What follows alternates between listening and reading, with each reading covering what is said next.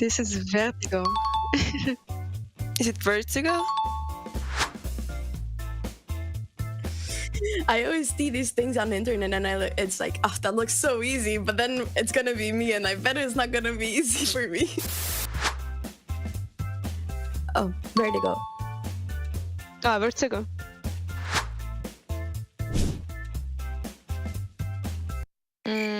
Okay, so I think it's vertigo. Oh, it's vertigo.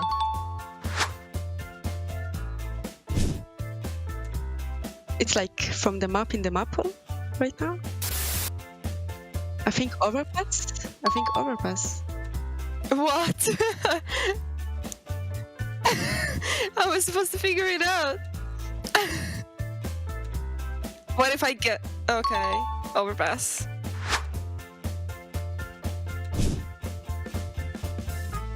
Nuke? Or maybe overpass. Oh, maybe... I don't know, it's gonna... I will say nuke. Oh, it looked like the toxic barrels. I'm actually not sure. What is this? This is hard. I don't... It's like I saw it, but... Ah, Mirage, okay, Mirage.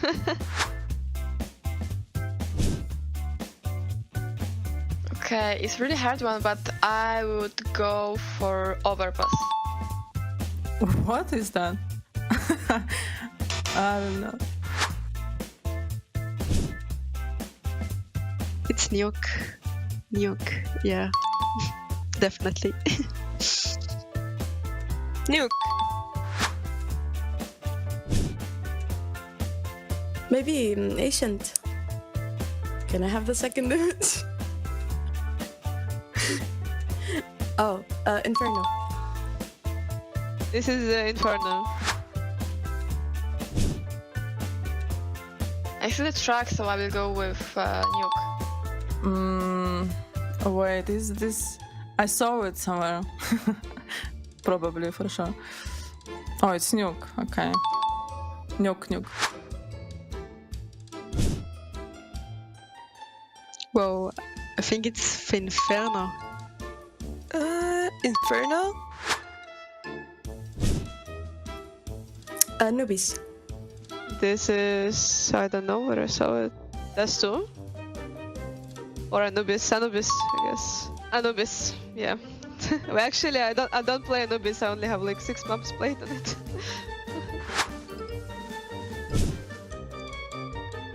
Okay, so it's Mirage. It's Inferno. Wait. It's maybe Mirage as well. It's Mirage, I guess. Maybe Enchant? No, Anubis. Yeah, the color. Okay, it's been Inferno, Vertigo, Ancient. Yeah, and Overpass. Oh, it's Anubis? Ancient. Oh, this is Ancient, of course. Okay, so it's Ancient. Ancient.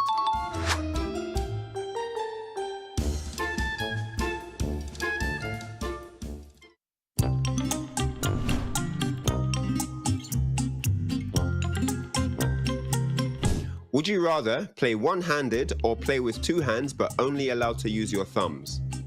One hand. One-handed. A. I would rather be one-handed. I think one-handed. Two hands. Would you rather have a broken economy but know how the opponent thinks, or have all the economy but no information? Broken economy, but no the opponent. No economy, but know how the opponent thinks. I would rather have all the economy but no information. All the economy, but no information. All the economy, but no information. In a 5 versus 4 handicap match, would you rather be on the 5-person team with no AWPer, or be on the 4-person team with an AWPer? 5-person team, no AWPer. If that AWPer is Sana, then 4-person team with AWPer. Now I think 5-person team with no op because OP right now is not the best. 4-man team with an upper. With four people with an upper. Would you rather have a toxic boyfriend who loves your CS career or a nice boyfriend who hates your CS career? Nice boyfriend. If he's a nice boyfriend, why would he hate my CS career? But that's toxic too, man. I had to find the nice boyfriend. Let's go. Oh, this is actually hard one. I guess nothing. For me, it's like, yeah. The second one is like not toxic. Like, you know, like for me it's really important to like for my boyfriend to support my hobby. So maybe I will change him, you know. Maybe I will change him. Would you rather be the smartest person on the server or have a 100% headshot ratio? The smartest. The smartest person on the server. The smartest. 100% headshot ratio. Smarter person. Would you rather go back in time and rectify mistakes in a match you lost or go forward in time to an upcoming match and see mistakes before they happen? Go forward. Forward and see mistakes. To go forward to upcoming matches and see mistakes that can happen.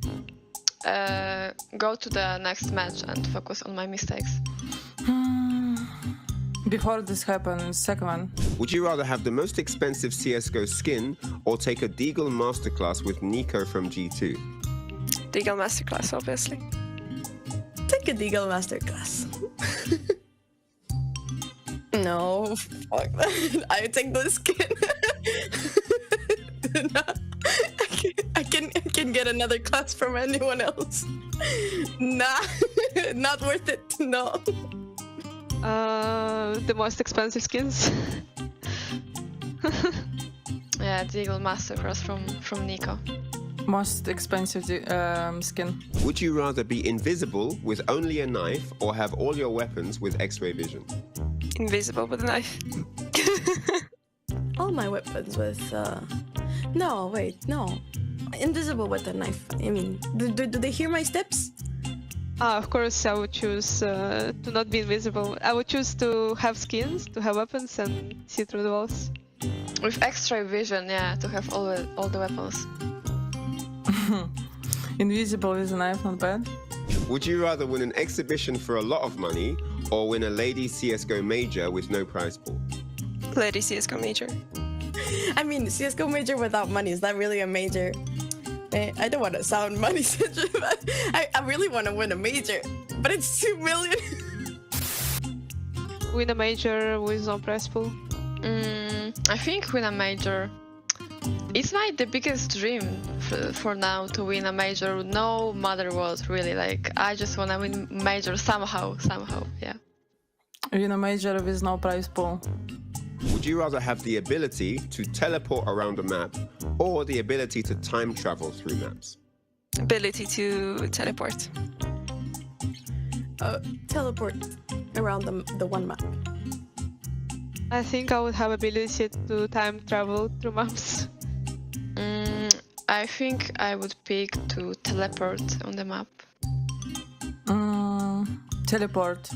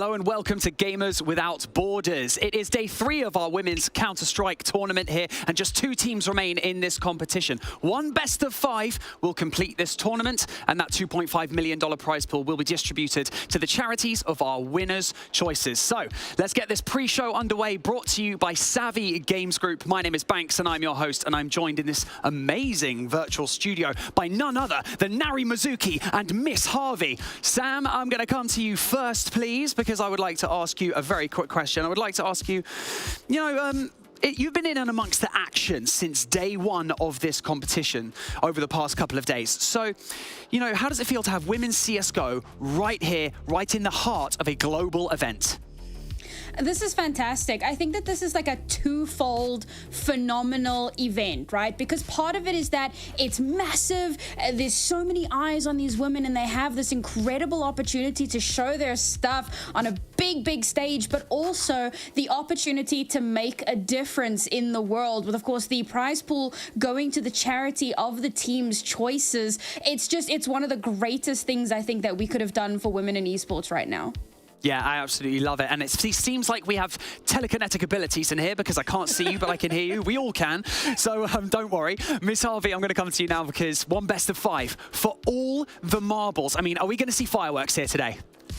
Yeah, it's actually very rare to be able to have a best of 5 in a women Counter-Strike tournament. So as you can see, we're playing for a lot of money, $1 million on the line for charity, and the second team today is still gonna go with $600,000, which is unbelievable. But a best of 5 is not that common, and it's interesting to see that in the best of 5, Nigma Galaxy is in there. If you joined us yesterday, you saw that they lost 2-0, not a 2-1, 2-0 versus Ninjas in Pyjamas in a convincing way on map number 2 after going on overtime on map number 1. So it was a pretty exciting semifinals.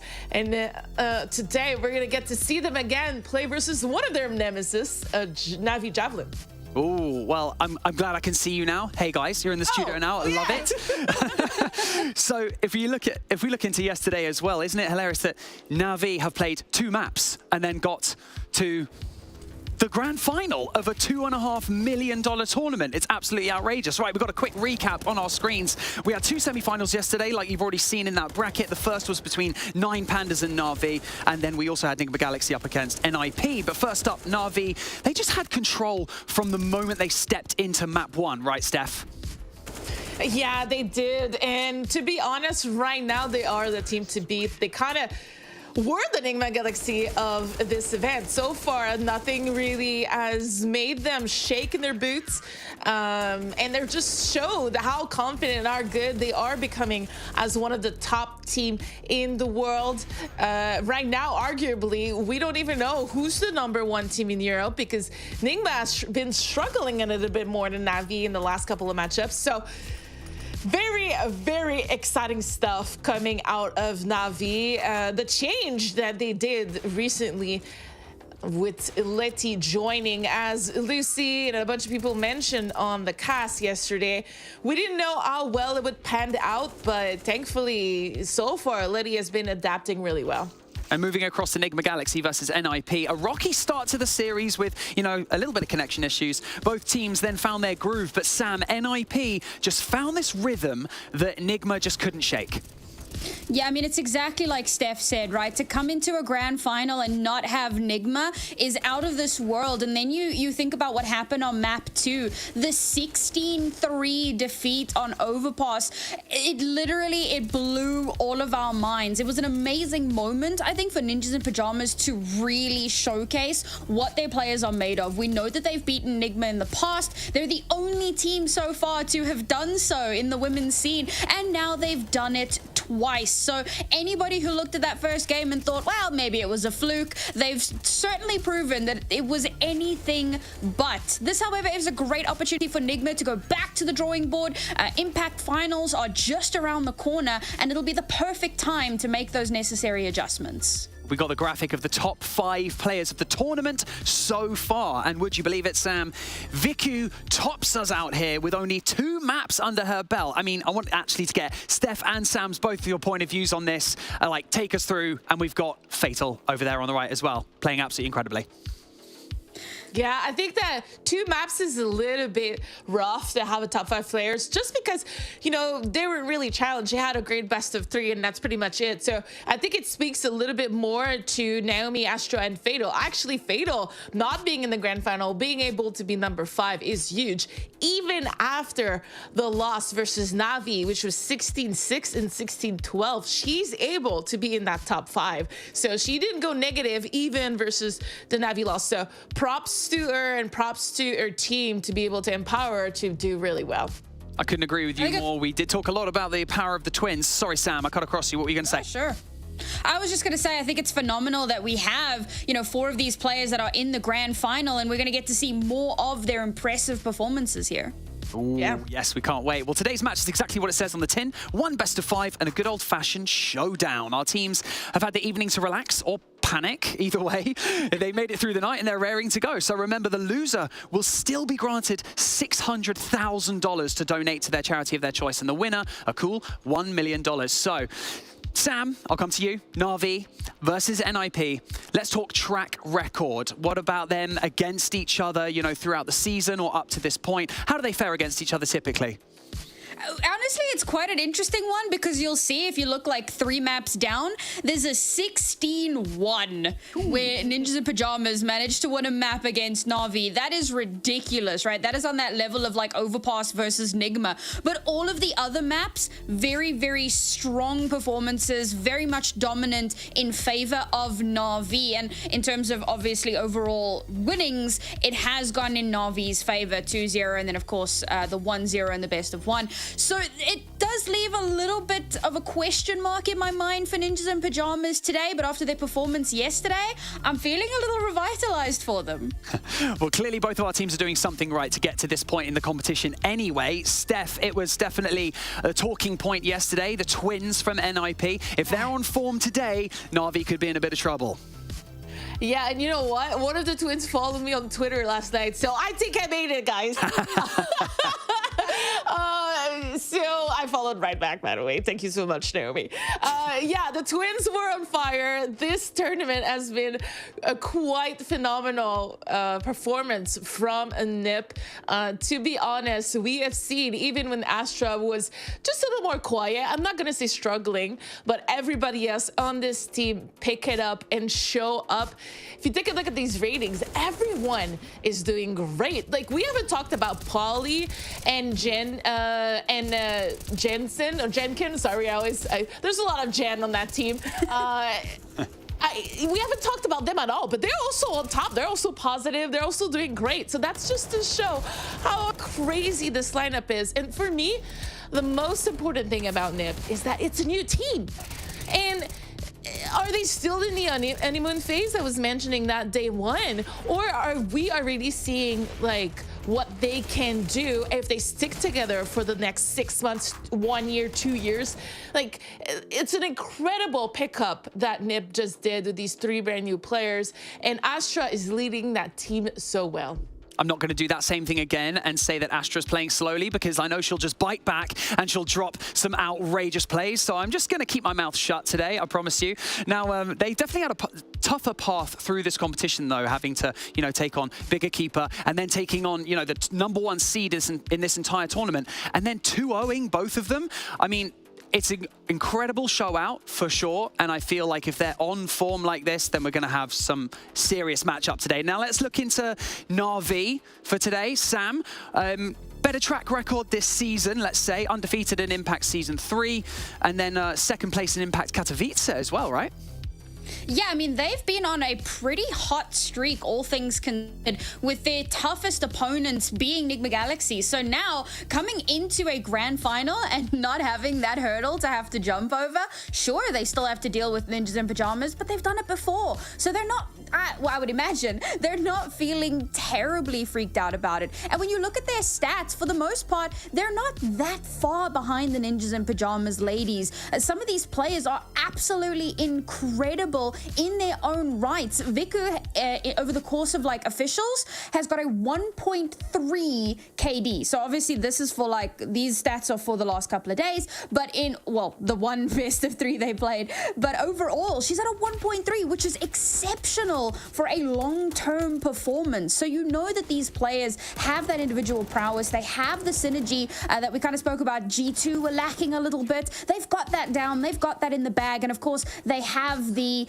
confidence of tried and tested, had it in the past, been there, done that. I don't think that they come into this series feeling terribly under pressure. You still take it seriously. It is still a grand final, but knowing that they've done it before, it's a huge boon for them. Yeah, I think that you've touched on something really important there, which is that they haven't been tested, especially obviously during this tournament itself, only having that one series, and they haven't had a true battle on their hands. They haven't gone to OT like NIP have. So do you think that having had those battles over the past 2 days, that could put NIP at, you know, some sort of psychological advantage? They're ready to get down, they're ready to go head to head, and they're ready for a war. Well, certainly knowing... Oh, sorry, it's Steph. Go ahead. No. Jump in. Your sentence was already started. No, I was just going to say, obviously, having had that experience definitely puts you in a good streak. You're in a good frame of mind overall. And even though you haven't beaten this team before, the performance you had against Nigma was so good that I'm sure, you know, you're feeling confident. Steph, go ahead. Yeah, no, I just wanted to pretty much say the same thing. But at the same time, if this was on land, I would say absolutely you need as much warm up as you can. NAVI hasn't been challenged, so they don't know how they're going to react. Unfortunately, they're in the comfort of their homes right now. And I think this matters a little bit less to have more games behind your belt, under your belt. So, and as we can see, the vetoes are coming out. I think I'm a little bit surprised, Sam, here. I'm surprised that NIP didn't pick Inferno first. Yeah, that was something that we'd been kind of talking about a little bit before the show started. Obviously, the bans make a lot of sense. That's pretty much par for the course. The overpass makes even more sense given what happened yesterday. But you're right? Inferno was the one map where Ninjas in Pyjamas took a 16-1 win over NAVI. Now, you've got to think to yourself, maybe they're feeling confident. Maybe they think they're good enough on Vertigo to, in case they lose the first map, kind of keep that floating, keep that going a little bit longer. But when you know that you can perform that well on a particular map against a particular team, it would make a lot more sense to bring that to the fore immediately to almost confirm that you can get to those next maps if necessary. Or maybe they're trying to do it in 3. We'll see. Yeah, Banks, for me, it's really bizarre. I don't see any reason why. What Sam explained is true. Maybe they feel like Vertigo is like Navi's second ban, so they kind of want to play versus Navi's weaknesses. But Inferno was already a pretty big weaknesses. You already proven that you can win it. Like, it might be a little bit of a mistake here. Ooh, well, I guess time will tell. Guys, I really want to quickly dive into your predictions before we jump into this match. Remember, it's a best of 5, so maybe a bit more tactical thinking before we jump into this one. But Sam, I'm going to come to you first. What is your prediction for this best of 5 grand final? I am a great lover of an underdog story, so I am going to throw it straight into Ninjas in Pyjamas' hands. I would love to see them come out of nowhere and absolutely smash in this best of 5. I'm going to go with a 4-1, keep it relatively safe. But yeah, I think this one's going to go their way. Okay, Steph, what about yourself? 4-1, you mean 3-1, right? Yeah. I'm like, 4-1. Never do maths on stream. Damn. 4-1. Steph, what about yourself? Okay, so I was gonna do exactly what Sam is gonna do. So now I have to do the Navi stand. I just think that it could go either way today. So I really want to also root for Navi because they've shown so much strength, like so much improvements, and just sticking together for so long. I'm gonna go with Navi, but also same score as Sam. I think 3-1. Let's go. It's just butting of heads. I like it. Well, the predictions are in and the scene is set. The grand final is here. $2.5 million for charity is on the line right now. Let's head over to Lucy and B-Dog to kick off this grand final. It's grand final time. Finally here. Best of 5 Brandon between two teams that are super exciting to watch. Give me your thoughts on this matchup. The Vito, what are you expecting? Yeah, it's interesting listening to the desk. I understand what they're saying about the Inferno pick for NIP, considering that the result, the 16-1, was just around the corner, right? It was just last week. But I think if you go into this best of 5, NAVI, if you're prepping, coming into this tournament, you're going to be looking at Inferno. What are the mistakes? Let's fix up. For NIP, you throw a little bit of a curveball in there. You rely on your Vertigo. It's been very good this entire ESL Impact season. So I think it actually makes a lot of sense. This team, they beat Nigma Galaxy on originally in that first week of season 3. I rate it. I'll be honest, I actually quite like the Veto. All right, well, it's going to be exciting. 5 maps to be played potentially between these two teams. And Brandon, I want to get your prediction immediately to jump into the pistol because we've heard from the desk. NIP. NIP. I knew it was going to be that. And you know, I'm calling Navi. So we've got a bit of a competition here going back and forth between us and the teams. But without further ado, let's kick off the best of 5, the pistol round on Ancient. Navi's first pick in this best of 5. Yeah, let's get right involved then. 3 players already starting over towards B, but take a look at Viku. So much space in towards red and has already knocked Astra off her perch. Resetting, actually getting Kiara straight in for support, not even needed. And now Jenkins getting aggressive as well. Yeah, maybe overstepping it a bit there, Viku. She had the space and the rest of the team wasn't really getting up to too much yet, so she was being held for, and now they're going onto the B bomb side. At least Angelica takes down Paulie. That's giving them space to get this bomb down. 3-on-4, a little bit tricky, particularly with Angelica so low. That player disadvantage. There isn't a kit that I can see on any of these players, though, despite the double dualies. And Angelica, she's managed to clothesline one. Asher gets one back, but now she's low, and that Glock is doing work. Before you know it, everybody falls. The fight towards ramp goes the way of NIP, and they will be picking up the pistol. Yeah, damn. I mean, what an insane retake from NIP. It felt like Navi Javelins thought that they'd all rotate from CT after Astra gets the initial find on towards Viku. So you want to take the space back beyond. If you try and secure ramp, you try and secure cave at the same time, you can swing on these players in tandem. But I think it was just the sheer quantity of players, especially with the player deficit coming in to kick off this after plant. But the trade spacing from NIP, absolutely superb. We've got a hero, well, not hero AK, but a dropped AK to Hanka from Letty. So setting up the second highest rated player on this Navi squad for this tournament and highest rated rifler. And when you got the AKs out on Angelica and Hanka, despite losing that pistol round, I'm almost favoring Navi into this, which can often be the case with the second rounds for T-sites.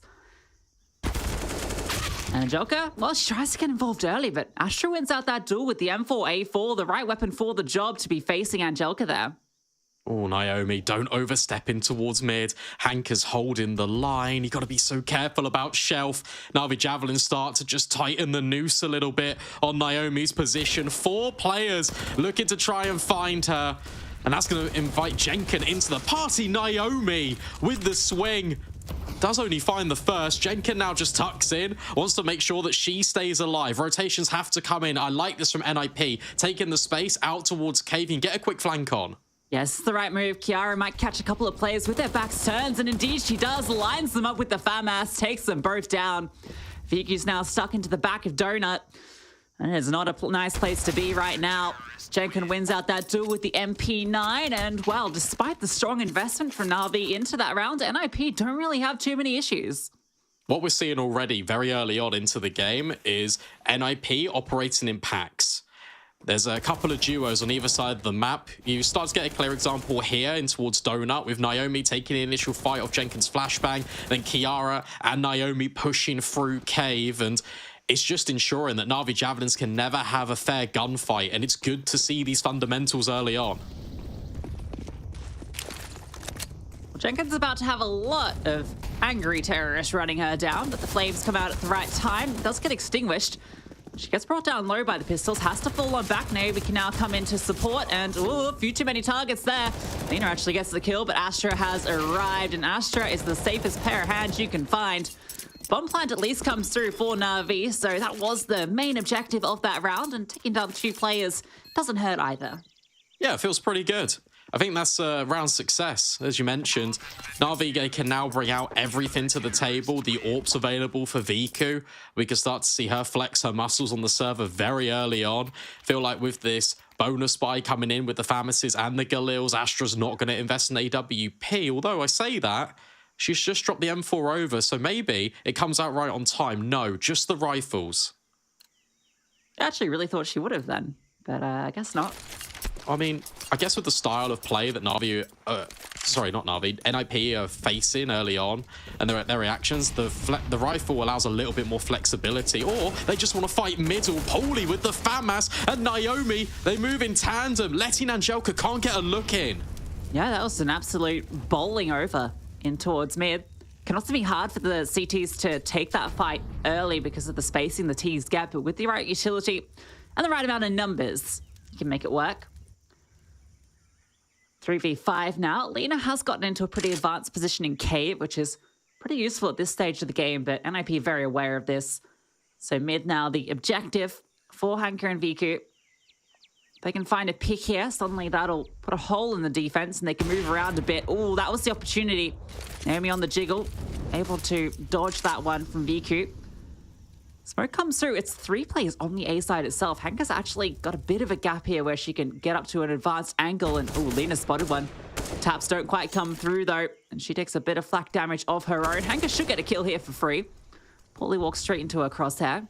So they've managed to get this one a little bit back. But as I say it, Lena falls. Yeah, just watching the positions of the CTs move in the map is really interesting. It's almost like they're just kind of on this arc where you've immediately got Astra picking up the slack. Naomi repositions, realizes that A-main could be compromised. Viku, another missed shot. So much limited angles being presented to Viku right now. NIP, they're just baiting and switching now on towards B. It's just Hanker remaining. Bomb needs to be picked up, but Kiara just nails her straight in the face. And there's that AWP collected as well. So Astra does get hers without needing to invest it. So maybe that was the objective all along. Get it off Viku when she falls. But a 4-0 star for NIP is going to feel very good. See how that one started out. The aggression in towards mid. See how tricky that is. Just how hard it is to spot any players behind the flames there at that sort of close range. But goes both ways. And great setup from NIP once they got the advantage as well. Didn't push the issue too much. Just sat back and let NAVI made the mistakes. Still want to get aggressive in towards middle, but it's actually not the swing. It's the utility raining on down, which is trying to disrupt Navi's attempts. Naomi just wants to have a head-on collision in towards Donut, and Jenkins here to support. Things get a little bit tricky when Angelka and Letty finally arrive, make their presence on the server, but take a look at this. Kiara with 1 and basically the second. Yeah, she found the second. I think this round gets very interesting, but now with Paulie going down to Viku, coming around that corner, that's a straight path into B for NAVI, and, well, Astra has to hold on to the AWP, so she'll be saving the next 30, 40 seconds. So that bomb goes down. That one was a little bit more explosive, Brandon, a bit more what we expect from NAVI. Yeah, that was them fighting on their terms. You see the swing out towards middle. NIP, even though they had 2 players in towards Donut, it was a little bit disjointed because Naomi is always peeking a wider angle than Jenkin. So in theory, NAVI were able just to isolate those gunfights. And then based on what they've learned from the first 4 rounds of play, you understand if you're Viku that the Paulie's potentially going to push cave. Just holding for that, stands on the slight off angle. Really nicely done. Red carpet then rolled out for the B bomb site, and we get 4-1. It's Sam's favorite score. Yeah. If only this was a best of 7. Can you believe it? That'd be crazy. All the maps. Every map. Best of 7, my God. Need a whole weekend for it. Make it a 2-parter. It's like when you sit down to watch Lord of the Rings extended trilogy. You know you're in for a marathon. Still need to watch that. Oh, dear. Well, NAVI getting on the board. First round of this series going their way. But of course, NIP, their economy's been kept a little bit honest here, right? It's actually now a breaking point. So chance for NAVI to really get this T side established. Good damage early, but control taken from NIP in mid. Letty can't contest this. She's just forced to lurk and poke and prod while the rest of the team makes their way over towards B. Good Good flashbang. Fantastic flash from Paulie. Whilst Jenkin falls on one side of the map, Naomi strikes immediately.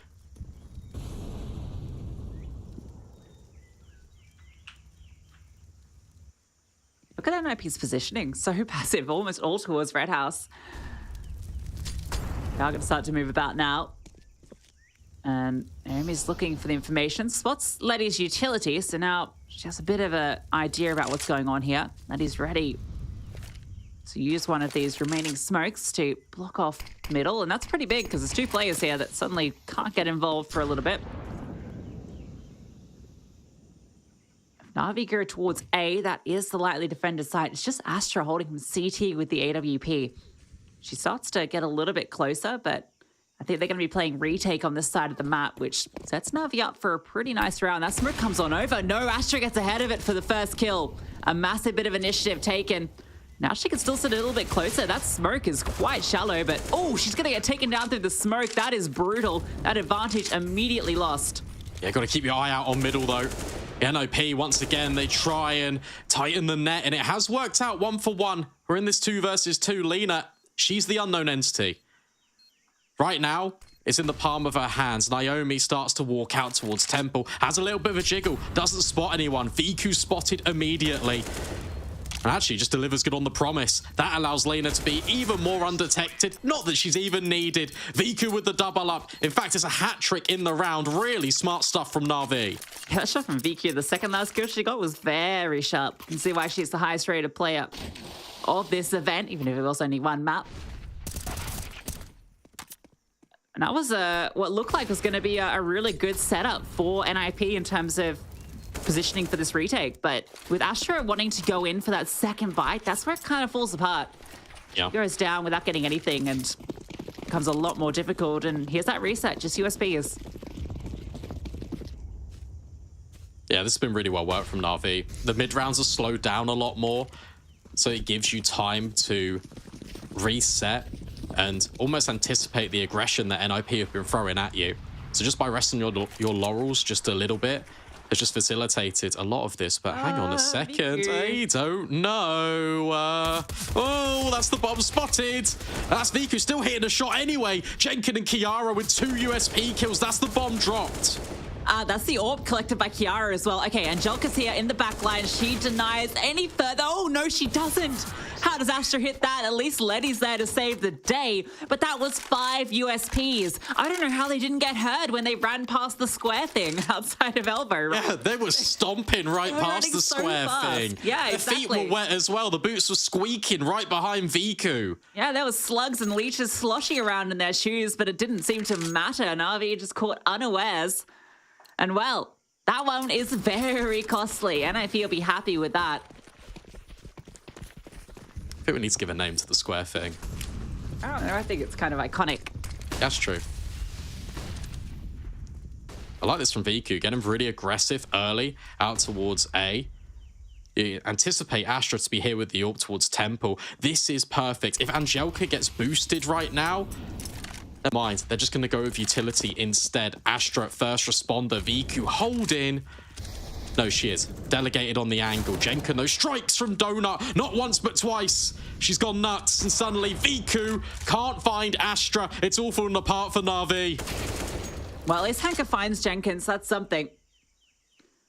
Lena's actually over towards mid, so they can still try and make this work. The bomb isn't fully committed, but Astra's holding this. And oh, okay, she's able to get out. Jumps on over. Now they managed to make their way all the way up to ledge, can go towards the B bomb side. It's just Kiara here, and she's holding passive currently. The rotations will come through.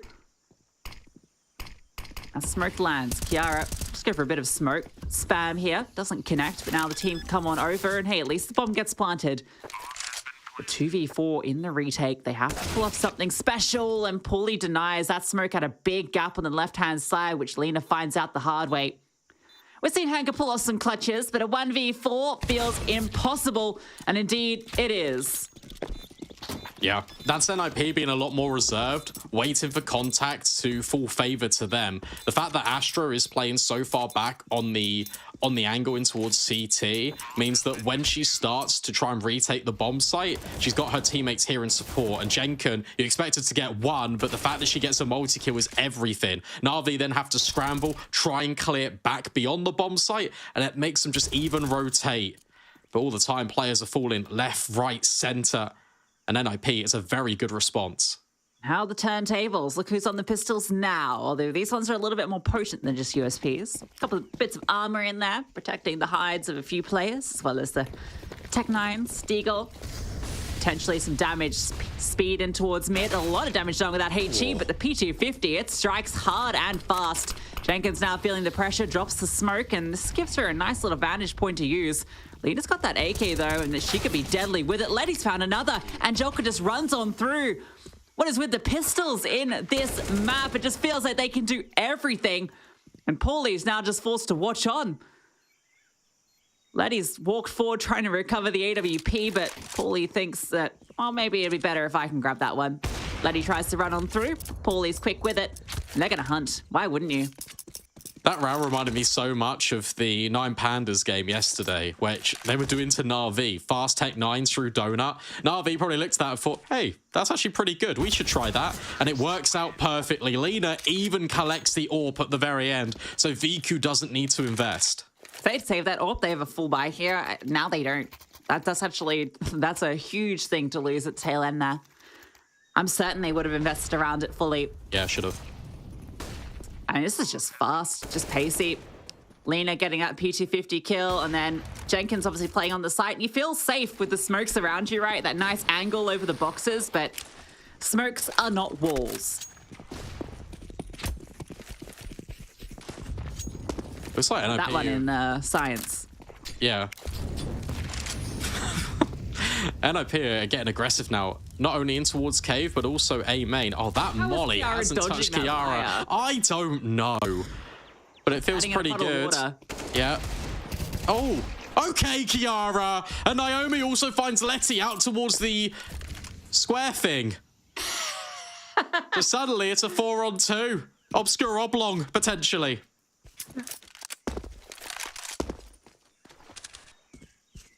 .2v4. These pistols, doesn't matter who's using them, they seem to just work. It's a shame it's not slanted, otherwise it'd be like a peculiar parallelogram. Peculiar parallelogram, what? This is gonna be a long best of 5. No, it's fine. It's only map 1, only round 10, guys. Strap in. We're here for the distance. Well, look, this is Stack from NIP, just to bring it back to the situation at hand. Shapes aside. Check out Naomi's position. She's incredibly low, so she's just tucked in to see if they push through mid. So they have left A completely open, and there's no kit in play. The retake utility is there. There's a smoke and a molly, so there's a little bit. Actually, there's no smoke. It's been thrown. They've been played. So they thought it was going to be B. Bomb gets planted, and they're all going to be streaming in from the same angle. Despite the 2-on-4, I kind of favor Na'Vi here. I don't mind it, yeah. I mean, the thing is, with Hanker tucked in, you can allow VQ to take all of this contact. And NIP, they're being loud about the approach. They just want to try and overwhelm Swarm. Hanker, did she get spotted? I don't think so, or maybe she did. And VQ, oh, what is that shot? A wall bang through, even finding everyone through walls. VQ. With the infrared sniper, there's no time left for Astra to get off the bomb. So Na'Vi Javelins, despite the pistols overwhelming and compromising the economy, they survive and tie up the scoreline. There's your VQ highlight moment early on in this series. You thought Hanker was going to be the hero of that round, and that position behind the big box set up to be able to swing and take down multiple with the M4. Gets taken down immediately by P250. But the AWP of VQ sings a sweet song, and it's the Serenade of Death for NIP. And that started with such amazing deagle shots as well. Kiara with that double up from a position that felt like she'd never been able to. 5 apiece. And Kiara. Oh, What? God. What? Hello? No. ESET calling. That one was illegal. All right, well.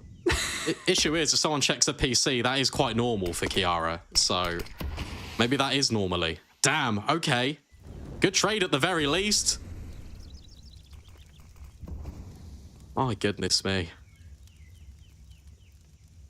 Pretty enjoying these kind of red little adventures that Navi are going on. But Naomi and just NIP in general have always been holding for these exact pushes. Letty, this is a crucial gunfight to try and win, but Naomi has it secured. It's such a better angle there for Naomi. Oh, Jenkins hearing. Jenkins? Oh, Jenkins? it's fine. It's all good. It's all good. No one was ever worried about that situation. Least of all us. I can't believe she hasn't budged there at all. That's crazy. All right, well. Lena's now going to try her turn. Viki's behind this smoke, and Jenkins doesn't have to. Oh, no, she's budged. Uh-oh. Oh, no. Lena's found one as well, and suddenly the advantage is gone. A 2-on-2, and it's VQ with the AWP again. Lena with the AK. And NIP are looking like they're going to be going through mid. This is going to be a bit of trouble for them because Lena's tucked on in there still. A great angle. Guaranteed at least one here for sure. Paulie's low as well. Here's them coming, ready for the fight, and there's Paulie swing on around. Lena adjusts the second as well. VQ not even needed. That is wild. That just felt like NIP got really discombobulated after that Jenkins kill. You see the timings here. We got to see it from both POVs. Jenkins, not this one, but turns away from the angle at VQ. Naomi looks the other way, worried about mid. That is wild. Timing's just fall in Navi Javelins' fortunes. All right, well, NIP have got the pistols out, Brandon, so this should be a good round for them. Yeah, it's true. They're favored coming into it. Look at the pace. Lena's out of that. She was the only one over here, and this time around they know that there's a stampeding group of ninjas, which I know that does sound like a bit of an oxymoron, and maybe they need to go back to ninja school because that's the opposite of the code of ninjas. You never stampede. That's like rule number 1, or at least in the top 3 rules, I think. Rule number 1 is never talk about ninjas. Know about it, yeah. Yeah, we already knew that. Well, you shouldn't know. We've already broken the rule. That's why we're not ninjas. No, we've broken the 4th wall. Hey guys, how you doing? Yes, you. Although, in the chat, watching. Specifically you. Yeah, you. See how NIP have rotated here? Well, check out Navi's reaction. You. They've actually gone all the way through middle, and now they're actually resetting B, and no one's there.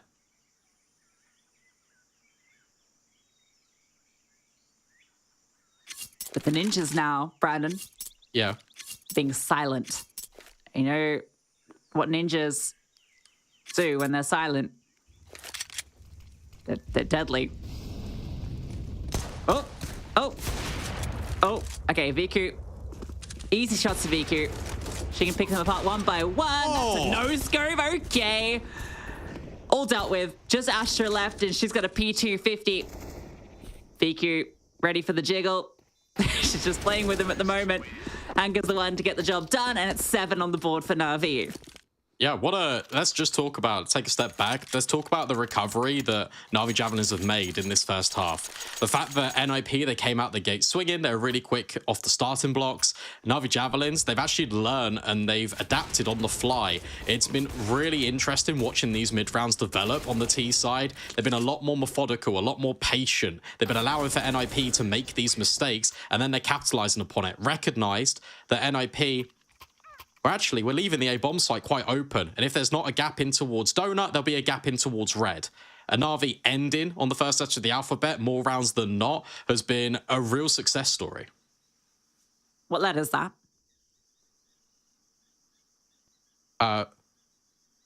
Yes. First time out of NIP comes through. Knowing this half is slipped away from them. Still a chance to fight back. All the rifles out. No AWP for Astra. Potentially going to contest mid. No, they're just going to throw that early utility, establish the control.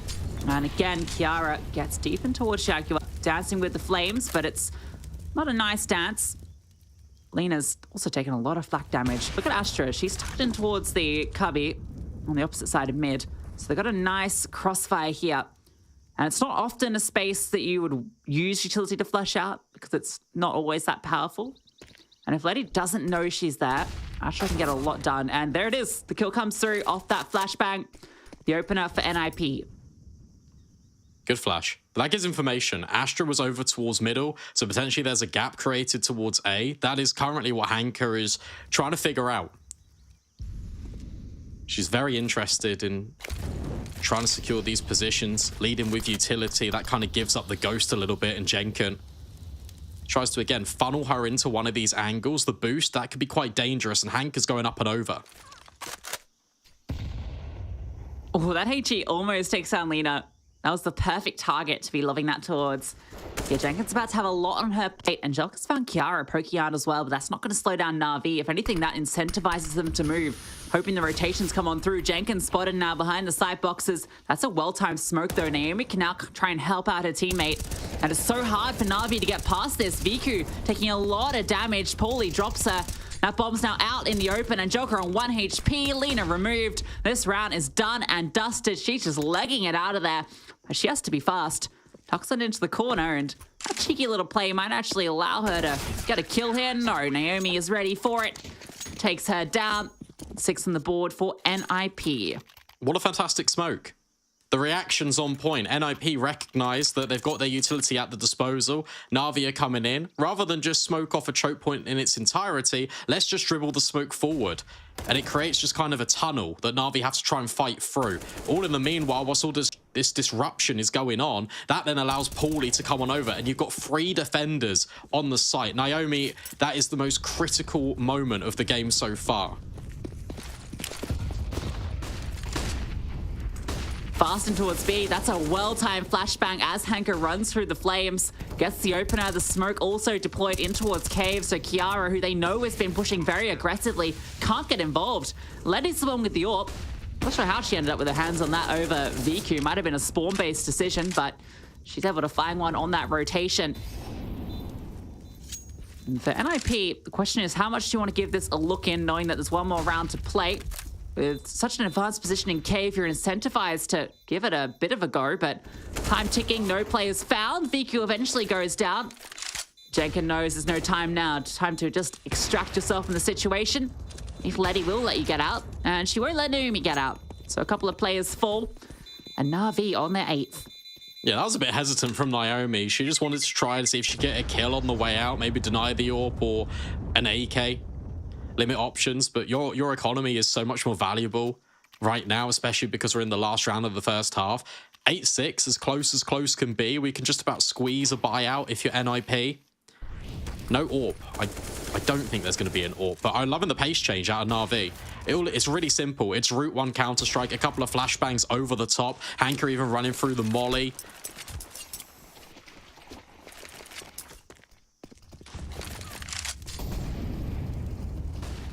A missed Molotov. Will that incentivize Letty to look a bit further forward? No. It's landed on the palm trees above. Kiara, she wants to go fast. And Joker, though, she's ready for both. Sprays onto their heads, and they are rolling. Viku's now far forward as well. Spots out Naomi, who's pushing forward in front of the flame. She falls as well, and Letty with a nice shot to finish it off. 9-6. Navi looking good on their first pick. Yeah, looking really good, especially when they adjusted their setup. NIP have been very aggressive to start off a lot of these rounds, so Navi have been punishing them. That round was a perfect showcase of it. 9-6 at the turn of the half. After what was a very good start for NIP, we've had everything, Lucy. We've had chaos with the pistols on both teams as well. What a way to kick off the best of 5.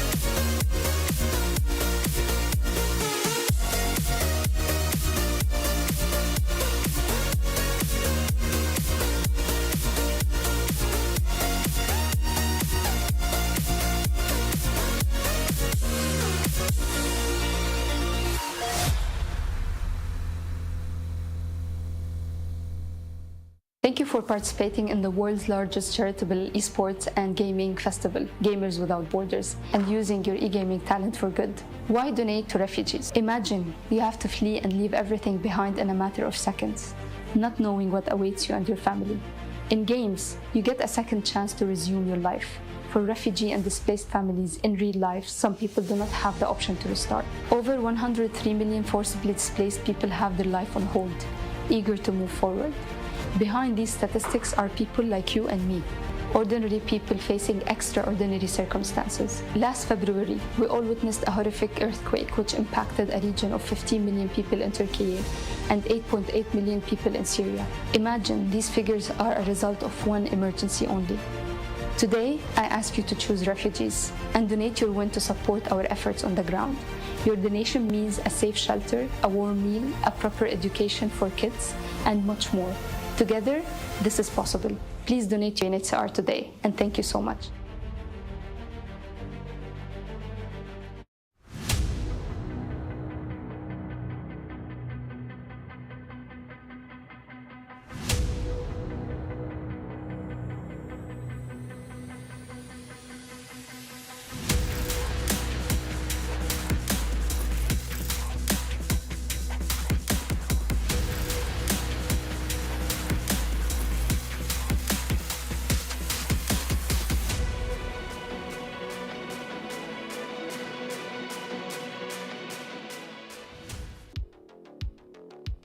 Well, a fun way to kick off this best of 5 grand finals. NAVI sitting 9-6 up at the half on Ancient Brandon.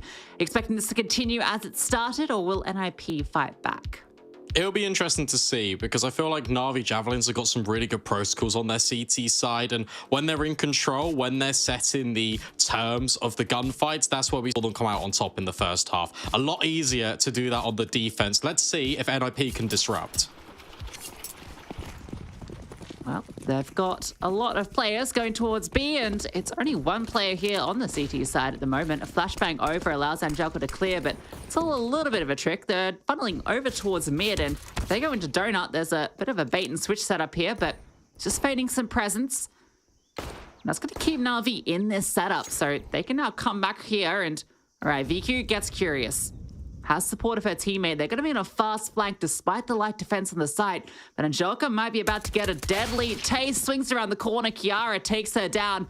Letty falls on back, waiting for the flank to come on through. Nice shot onto Kiara. Does even things up, but another one to follow up. Jumping away as well, bouncing like a rabbit through the alleyways of Ancient.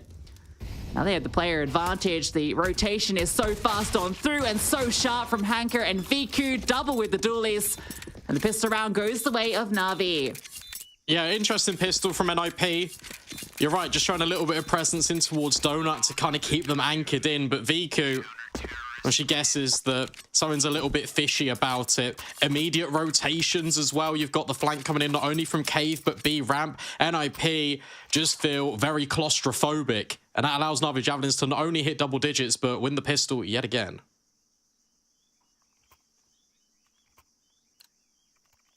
Actually, not yet again. I know, that's their first pistol of the series. No, my bad.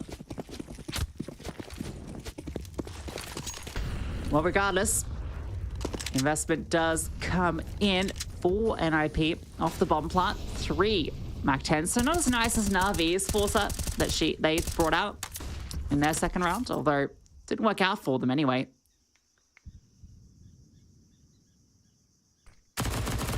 Got in a very advanced position on Paulie, and I think for NIP getting that space, they don't want to overcommit early. They've got a lot of really nice ground here.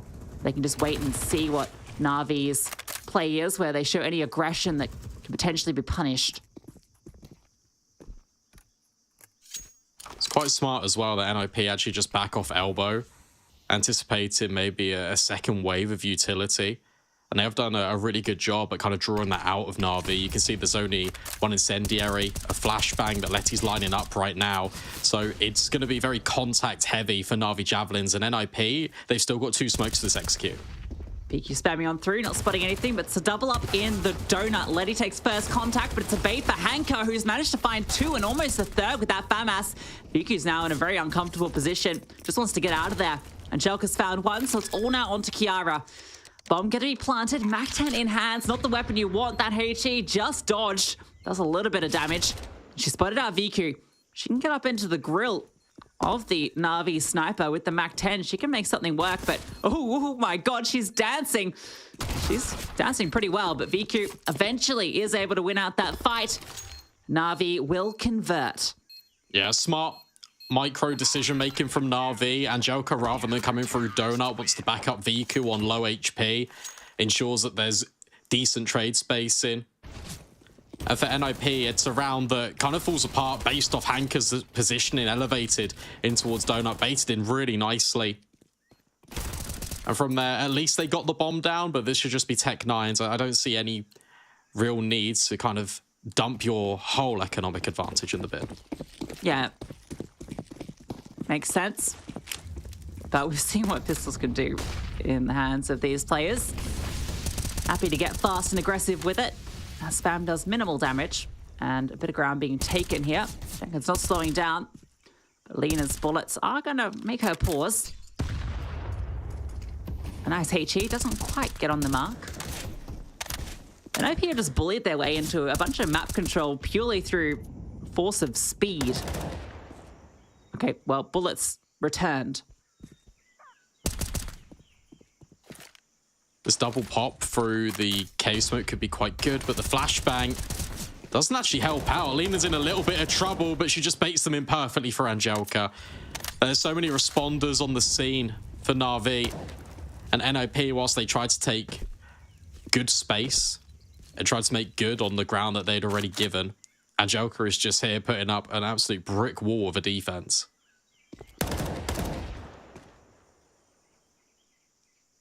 Should be pretty difficult for NIP to get too much done here. Naomi's somehow managing to stay alive this whole time. Kiara does hit a nice shot with Deagle. Her Deagle seems to hit diff, I will say that much. And Paulie's does as well, so a bit of damage done there. But Navi do pick up the round. And I think now's a good time to bring up that in the last almost 6 months, Navi have lost one best of 3 to a women's team. And that was Nigma Galaxy in the grand finals of ESL Impact Katowice. So this is a team that I think, I keep feeling like they fly under the radar in a lot of the conversations, but like, yeah, they just win. The only team that's beat them, in fact, in the last over 6 months is Nigma Galaxy. And they're not here. It's a grand final without them, but NIP are putting up a pretty good fight. Keep your eye on this, though, because Jenkins has walked all the way through red, and VQ surely has communicated this no. But she's still here in towards middle. This way things can get a little bit funky. Yeah, puts VQ into a powerful position, though, right? Where she's not known. So yeah, it's a little bit weird for her. She should be able to find Jenkins at least. Oh, no, the timing. Okay, she swings around. And now Jenkins in a bit of an uncomfortable position. VQ recovers for her, well, miscommunication or just complete lack of knowledge of Jenkins' positioning. But the issue is, that's given up this side of the map. Astra might be low, which is something for them to work with. Oh, Hanka spotted some feet. She's found Kiara. Now it looks a bit better for Navi on the retake. VQ's crawling on up, low HP on the relocation, but Astra is not expecting this. Needs a kill for her. Paulie is stuck between 2 positions. Smoke goes down onto the bomb and she starts to peek on through. She finds the full HP player of Hanka. Now it's VQ just defusing and Paulie doesn't let her do it. A 1v2 to get NIP their first T round. Yeah, really nice stuff from Paulie. Yet again, it's the flanks that are really costing NIP in these afterplants. Navi Javelins are getting a lot of free real estate. And obviously in that position where you've got two on two, it can get a little bit dicey. There's always angles that can go overlooked. But Navi Javelins have proven that round after round, they're more than happy to try and flank, especially in these retake scenarios.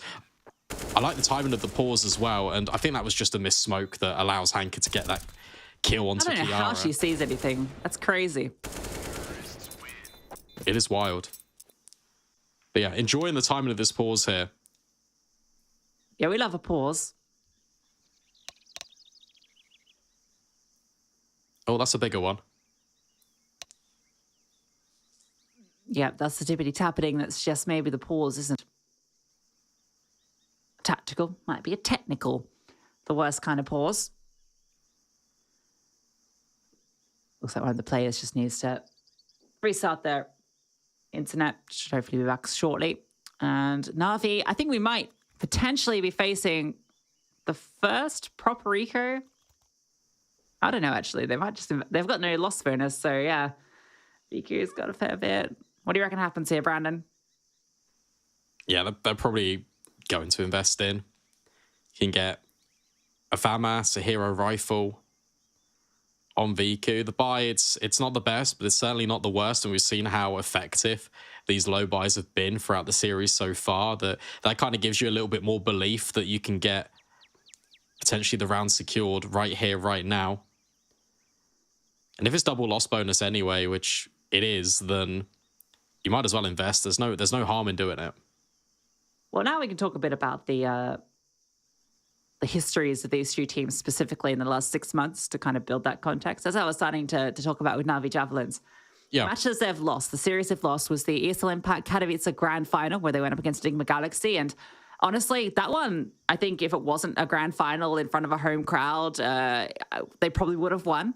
They kind of they choked a little bit, right, on Vertigo. Yeah, they should have won that map. They should have won that map, and I felt like that could have been a confident series for them. But obviously, a lot of pressure in that moment against a team that has been on the grand final stage time and time again and has the confidence of knowing that they can always win.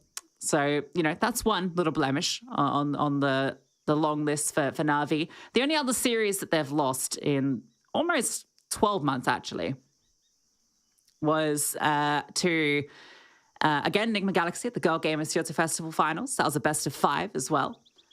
And to No Fear 5, who obviously are now 9 Pandas Fearless, and that was in the Season 2 VSL Impact, the decider match to see who would go to the LAN finals. So not many blemishes on a long list of matches within the women's circuit for NAVI Javelins, and only really 2 teams that they've had any kind of struggles against historically. For NIP, obviously it's been a rebuild of this roster, so we can only kind of look at the recent history. Yeah. And Brandon, you're a big NIP fan. I'll let you have the stage to talk about NIP. Yeah, so NIP were really dominant in ESL Impact Season 3. They won pretty much every single one of their games. They went 4-1 in the regular season. They beat Enigma Galaxy, as we've spoken about, as the desk highlighted already, but they lost their deciding game to make it to playoffs against Bigger Keeper. So they've exacted a little bit of revenge here in Gamers Without Borders. But for them, it's, look, a very young team that's got a lot of potential. We're seeing it here, obviously making it to a grand final, but they haven't been together all that long either. So the fact that they are achieving so much in a very short space of time is a really promising sign for this roster. And I'm really excited to see how they develop, not only just within this tournament, but just throughout the next calendar year or so, because they've got plenty of opportunities to prove why they belong in this conversation of some of the best women's teams we've got in the scene. And kind of thinking to NAVI Javelins, sometimes it kind of helps to compare teams. And I view NAVI Javelins the same way see if you agree with me, let's see. I kind of view them in like the same category as like Heroic, where we get very consistent results out of NAVI Javelins, but in the grand final, it's kind of a bit shaky. Yeah, no, I think that's a really good comparison. And I think, I guess Enigma Galaxy is, I would almost be putting them alongside something like a FaZe, where you have a lot of really strong individuals, and it's less about kind of the intricate teamwork of it all. So like when you have your stars popping off, like your Anna, your 23, your Tori, your Kat, there's so many on that team, right? It's a very similar story. All of them, yeah. Yeah, exactly. Yeah, Vilga as well, right? One of the highest rated players of last year. So it's very similar in that sort of comparison. So if you're not familiar with women's CS, I guess that's probably the best 2 comparisons there. And then NIP, they're kind of breaking now into that circuit towards the top. And I think in conversations to be one of the, well, I'd say they are in the conversation already to be one of the best teams in Europe. They're in the grand final, right? And obviously it'd be a statement victory to take down NAVI here. And it's something that probably would boost their confidence a lot, given how ESL Impact Season 3 has gone for them in terms of not making it through to the LAN finals. Yeah, I think it's also important to we're giving context of what the implications are for the teams in the game, but outside the game, what does it all mean? Well, all of this money that is being allocated is $2.5 million going to humanitarian aid. First place, it's $1 million, right? You get to choose which charity that goes to. Second place is $600,000. So it's all for a good cause here. That's why we've all come together here at the Gamers Without Borders, and it's just a fantastic thing to be a part of for all of these teams. Absolutely. It's fantastic, right? $1 million to a charity of your choice. What a great feeling to win and to be able to be part of that and to, you know, point that to the cause that matters most to you. I guess also, Lucy, now we've got a bit of time here. We're seeing how Ancient's playing out. Looking ahead towards Vertigo, Anubis, Inferno. I'm going to put you on the spot here a little bit. I don't want you to give me like scores, but in terms of like map wins, as we look down the list on the top right-hand side of the screen, like, where do you see this going? The only maps here... We'll go Vertigo, Anubis, Inferno, Mirage. All right. The only maps here that I think look pretty good for NIP to win if they bring their kind of A game that we've seen before are Vertigo and Inferno. When we cast them during the season, the online season, on Anubis versus Astralis, right? They were up 12-3, all right? 12 rounds on the T side, and they lost. They're 13-3. They won the pistol on the CT side, and they lost. Right, so I'm not confident in their Anubis at all. Their Vertigo I'm very confident in, and I don't mind the pick because I feel like maybe Navi were expecting Inferno. Exactly, yeah. We kind of already discussed that, but yeah, it has to be those two maps if they have any chance to take it to Mirage. And Mirage, I think they can win. All right. Well, let's see. Because thankfully, guys, sorry about that delay. We are back in with the action. Round number 20 in the books. 12-7, and it's an eco for Na'Vi, and they're getting aggressive straight through cave. It should be a pretty decent cleanup, and it is. All the kills fill the feed. Orange on blue, NIP with 8. It's a little scary there for a moment. Astra goes down to 2 HP. Naomi and Kiara are dinked as well by the pistols, but not enough to cause concern. We have got a buyout for Na'Vi. It's not the prettiest, but it's got all the utility for the most part. There's a MP9 and a FAMAS in the mix. Fiku's got the AWP, and that's uncontested as well. She looks like she's starting over towards A, which is interesting. It's interesting that they ecoed that as well and didn't force, because they're on 2-stage loss bonus now. We were talking about that before. If they lose this, they have to eco, yeah. Yeah. Well. That smoke's missed again. Yeah, that's being used for Hanker as a one-way, but it only sets her up for a 1. Letty also brought very low in that fray, so it's a bit of a double-edged sword. Double-edged javelin. I think that's a glaive, maybe, if it's got two ends. Could be wrong on that. Not an expert on medieval warfare by any measure. I love this position out of Lena. Astra, looked like she might have cleared it, but Lena wins out the gunfight. Actually doesn't elect to pick up the Galil, wants to remain with the SMG. Yeah, I don't mind it. The MP9 and towards cave is really potent, right? Just really close, play around the side pillar as well. And Jocko almost lines up 2, but Kiara, well, she does line up 2. 2 quick headshots. Letty's rotated at an off angle. She's caught Kiara. The bomb goes flying. Paulie now in the one-on-one. Guess that bomb. Viku's currently behind the smoke, and Paulie comes back around the corner. Another critical clutch from Paulie to get a 9th for NIP. Really impressed with NIP in the mid rounds. They're actually losing a player more often than not in the early engagements. It's these 4 versus 5s, which are often incredibly unfavorable, and yet they are pulling these rounds back from the brink on a very consistent basis. If they're not winning them, they're at least making them incredibly competitive. There's always a multi-kill potential in for one of these players for NIP. And Na'Vi, I feel like their game management needs to just sharpen up a little bit, because they are not throwing away these rounds, but there's so many opportunities for them to kind of have the lead and establish a bit more of a control on it. Now we get to see this eco. Kiara just holding for Viku. That's devastating. Yeah, Kiara is looking very good today. 22 for 14 at the moment. Fully clears Hank up easily enough. A lot of headshots in the server for NIP. I think their headshot to kill ratio is probably higher than most teams at this event, I feel. Particularly between the 2 twins. They have some of the sharpest aim out, but so does Lena. She's a very solid fragging caller. And at least gets herself an AK, which she'll look to save on over. But that means double digits for NIP and what looked like a pretty clear victory for NAVI when it was 12-6 is now looking much more competitive. Yeah, very impressive the way that NIP have built back into this T side. For NAVI Javelins, you're not going to be feeling the pressure of the situation just yet, but it's got to be a consideration. Like, guys, it's been quite a while since we won a round on this CT side. What can be the adjustment? What can be our change up here? And putting a lot of focus over towards Cave in the early stages of the round, and that has actually been coming out on top for NAVI.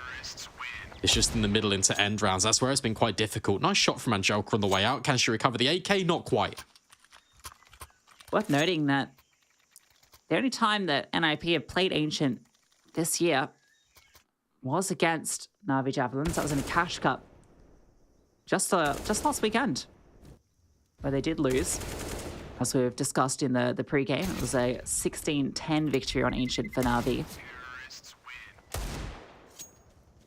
This is already looking like a much stronger NIP on Ancient than last weekend. Yeah, I think they just feel a lot more confident. Just the belief in the team. It's really evident. You see the gunfights that they're taking. Fantastic spam from Lena. Jenkin walking wounded, needs to get out of dodge. And yet again, it's this early map control being established by NAVI. Mid secured, good cave control, and look at this boost up towards A. Hanker does get cleared. Kiara has been phenomenal on these entries. VQ arrives. Kiara looking like she's going to jiggle around that corner. Why is waiting for the headshot? How does she hit every single one? She's cracked. I don't know what they're feeding these twins. I need to have some before I play matchmaking because that is outrageous. Astra's now looking for a kill. A flick onto Lena. It's the leg shot, but it's enough. Jenkins able to finish the job. It was the Naomi show on the first 2 days, but Kiara, she wants her time in the spotlight now, it feels. Yeah, I mean, I don't know. Maybe Naomi's playing on Kiara's setup. We'd never know, really. But yeah, regardless, I feel like Kiara has really been stepping up here. A number of these rounds, last 3 or 4, her entry success, it's got to be close to like 100%, or at least the trades, right? The second player in, recovering the rounds, it is always Kiara. She's always delivering. Yeah, if you don't know, if you're just tuning in for this grand final, Kiara and Naomi are twins, twin sisters, both here on NIP, which is super cool to be playing on the same team together. Yeah, it's cool. And they're both insane. I don't. It's crazy how they're both kind of at the same individual level. That's what a wild story. That was a wild variation in that round as well, because NIP, that was just pure contact. That was Kiara, go kill, and once you do, then we'll just use all our utility. And that really catches Hanker on the boost off guard, and then Viku is expecting to smoke, but no, it's just Kiara's bullets. And she sees 2 saved and 4th, and the Deagle, which does a bit of damage before Naomi steps up. A little bit jealous of all the chatter we've been giving to Kiara. She gets into the feed, but Letty's arrived. She's found one back, so that M4 doing some work. She needs to do a lot here, though. Needs to overperform, and that flashbang is perfect. Kiara sets up Naomi. Hanker, well, she's smoked off. May as well give it a bit of a poke. She's only got the Desert Eagle, no armor to save on over, so she might just try and get herself into a position where she can find a rifle somewhere. Yeah, there are options available. The difficulty is if you look at the crosses on the mini-map, one of them is being safeguarded by Paulie. Standing right on over. It's going to be very difficult for Hanker to try and recover a rifle. So next best guess is to tuck in on this corner. And maybe she gets an AWP. No, Paulie denies. We're all tied up, 12 each. Yeah, 6 in a row now for NIP on this T side. NAVI have been unable to do anything to slow them down. This will be the best opportunity to do so, and they acknowledge that, taking their first tactical pause of this match, and the perfect time to be doing it. Yeah, they've kind of been in a little bit of limbo with their economy. Feel like not investing on that round that we spoke about has kind of put it into a little bit of disarray. But now they can have 30 seconds. They've got the AWP out for Viku. You can take your time, make sure you're all on the same page, and try and disrupt this momentum and just the sheer force that NIP are bringing to the table.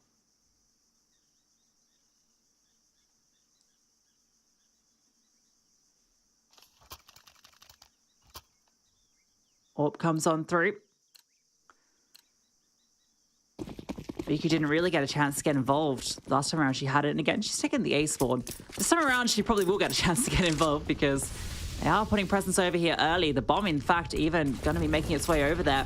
This is looking fast. Flames come down, smoked off. Viku, how did she see Naomi there? Strikes for one and fully blind another.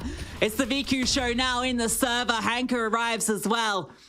And that fast play falls flat on its face. Lena almost takes down Kiara. Kiara wins that one out with a little bit of health left. Astra's tucked on in with the AWP in the corner. She's peering around, trying to find something back. And oh, that was the opportunity. Viku's dropped Kiara now, and Astra's pinned on in. Viku is just locking her in, looking for the opportunity. And that's a very fast shot from Astra. Good flick. She scrambles and repositions. Be careful you don't give her too many fights. You've got the bomb. And you want to keep this pretty comfortable. All three players here you want to keep alive. 50 seconds. This is going to be very tense. Oh, maybe not. Nade. Actually just goes a bit deeper.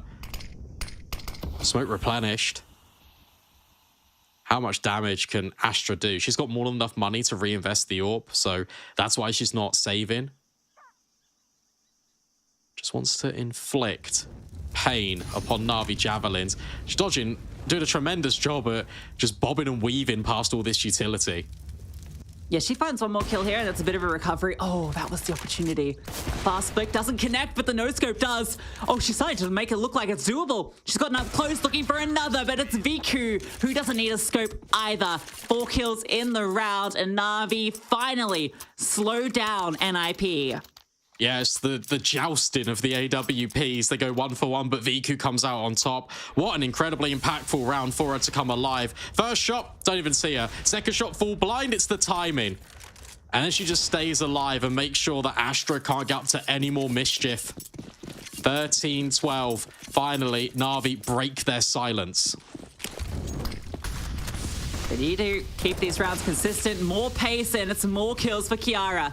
Letty at least finds her from beyond the grave with the flames. So 4v4 early and 2 players in donut. If you've just killed a player in mid, you might be thinking that there's only a sole defender there. So it could still be a good setup if NIP do push further, but they've decided they've found enough presence here. Even a smoke deployed, and that's actually a good counter to this setup. Astra can feign presence with the flashbangs, and Navi are left guessing. Ooh, Angelica, she finds one.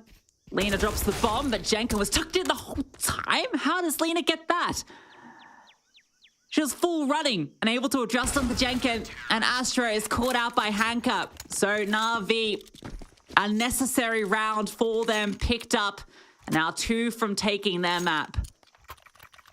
Yeah, and what you're seeing there is the immediate reaction to being smoked off at Donut. Flashbang comes in, Navi go, okay, well, we need map control somewhere else. Let's double up, push towards B ramp. If NIP come this way, we mow them down. If they don't, at least it's information, we can start to rotate more towards A, make sure that mid is plugged in the interim. It's just really good calling out Alina. Not sure how she gets killed to Jenkin, but it doesn't matter. 14-12, Angelica. Oh, jumping Tech 9. Lena fully blind. The Tech 9s are doing it, Lucy. Once again, the pistols with pace, getting it done. Flashbangs are perfect, and they are caught with their pants down. Letty's gotten deep in towards cave, so that's a powerful position, but smoked off currently. Hanka's just going to charge on through. Flashbang over the top, but Astra is ready for the fight. Ashley comes out through the smokes. There's just too much utility here to deal with. NIP, well, Rush B, sometimes it just works, and they've just shown it here. Letty and Viku have to save, and it's actually very painful for them. Viku is going to be okay. Paulie's going to be coming through here with the Mac 10, but Surely VQ should be good for this one, jumping around the corner, and that's a nice shot. So we'll get to hold on to the AWP. That bomb does so much damage towards Red House, but she survives. If I'm not mistaken, that's the second execute heavy approach we've got out of NIP from spawn. We've had the fast play out towards A where all the smokes landed over. That's where VQ found free. This round, you get the Tech 9s, you try and close the gap up towards B. The flashbangs were really exemplary because Lena's full blind. Angelka can't really get a look in, only finds the first. And the trades are just immediate. NIP swarm and corrupt the B bomb site. And suddenly, they're only one behind yet again. Closest can be on this opening map of this best of 5. Oh, Astra, an opportunity, and she wants more. Denied it. Neither of these AWPs wants to yield. Eventually, one does have to fall back or fall down. And Astra decides that's not a fight that she wants to give up her life to. So VQ can now reposition out in the open and has to be careful. The flashbangs have been so good for NIP on these executes, so she's going to fall on back.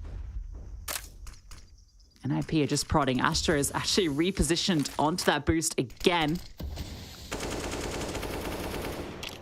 NAVI being quite proactive, rotating all the way around without really seeing anything from Nip.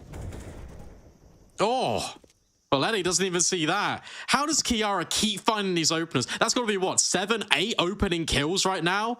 That is ridiculous. This double up in towards Cave has to go huge right now for Na'Vi. Lena and Angelka about to take point, but it's a stalemate. Who's going to blink first? Who's going to overstep and make the mistake? If I'm NIP, you wait. You don't go around this corner because you know that you've got the players that can come up towards the ramp. What a timing on that smoke. So NIP have just decided to ignore Cave. They're all going up through the ramp, and it's the right call. Hanker's out in the open. There isn't a smoke on towards Cave, so Lena's able to swing out for one. Paulie's finding that bomb, and she's able to get it down. Angelka trying to fight out as well. VQ can't really get involved just yet. There's a smoke over towards CT. And both these players, it's so difficult to get out of Cave. You're locked in. It's so hard to escape. So many angles to hold you down. And they're acknowledging it. VQ's actually arrived and has kind of got them interested, particularly with finding Astra. Time's ticking on down though, and while there are kits, there's little utility to set it up, so they're just going to concede, get away with these rifles, and give NIP that 14th.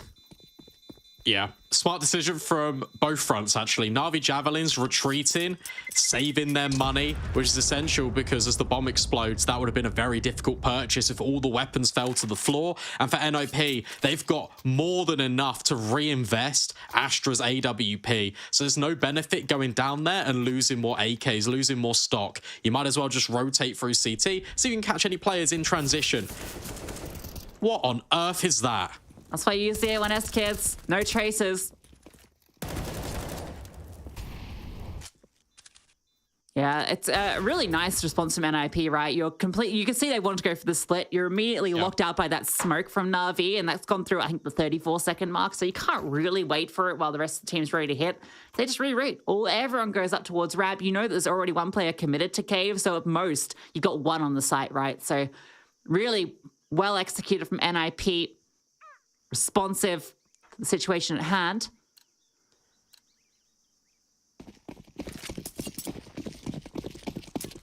This is a must-win round for Na'Vi Javelins. If they lose this, their money is going to be in a really difficult position. Essential that they convert. For NIP, they've got 2 chances of potentially closing out. Angelka going so aggressive. How has there been no kills coming in? Oh, it's just so much utility going back and forth. The Molotovs, the flashbangs. No one really got a good look of anybody there. A double setup in towards Jaguar. This is a difficult position to deal with if you're the T side. Lena's trying to bait them in so that Hanker can be activated. Feigns the runaway. And now Hanker tucked into the corner. Oh, 2 backs turn. They're set up for her. She gets them both. What a way to start out the round. Astra's limping as well from that fight with Angelka early.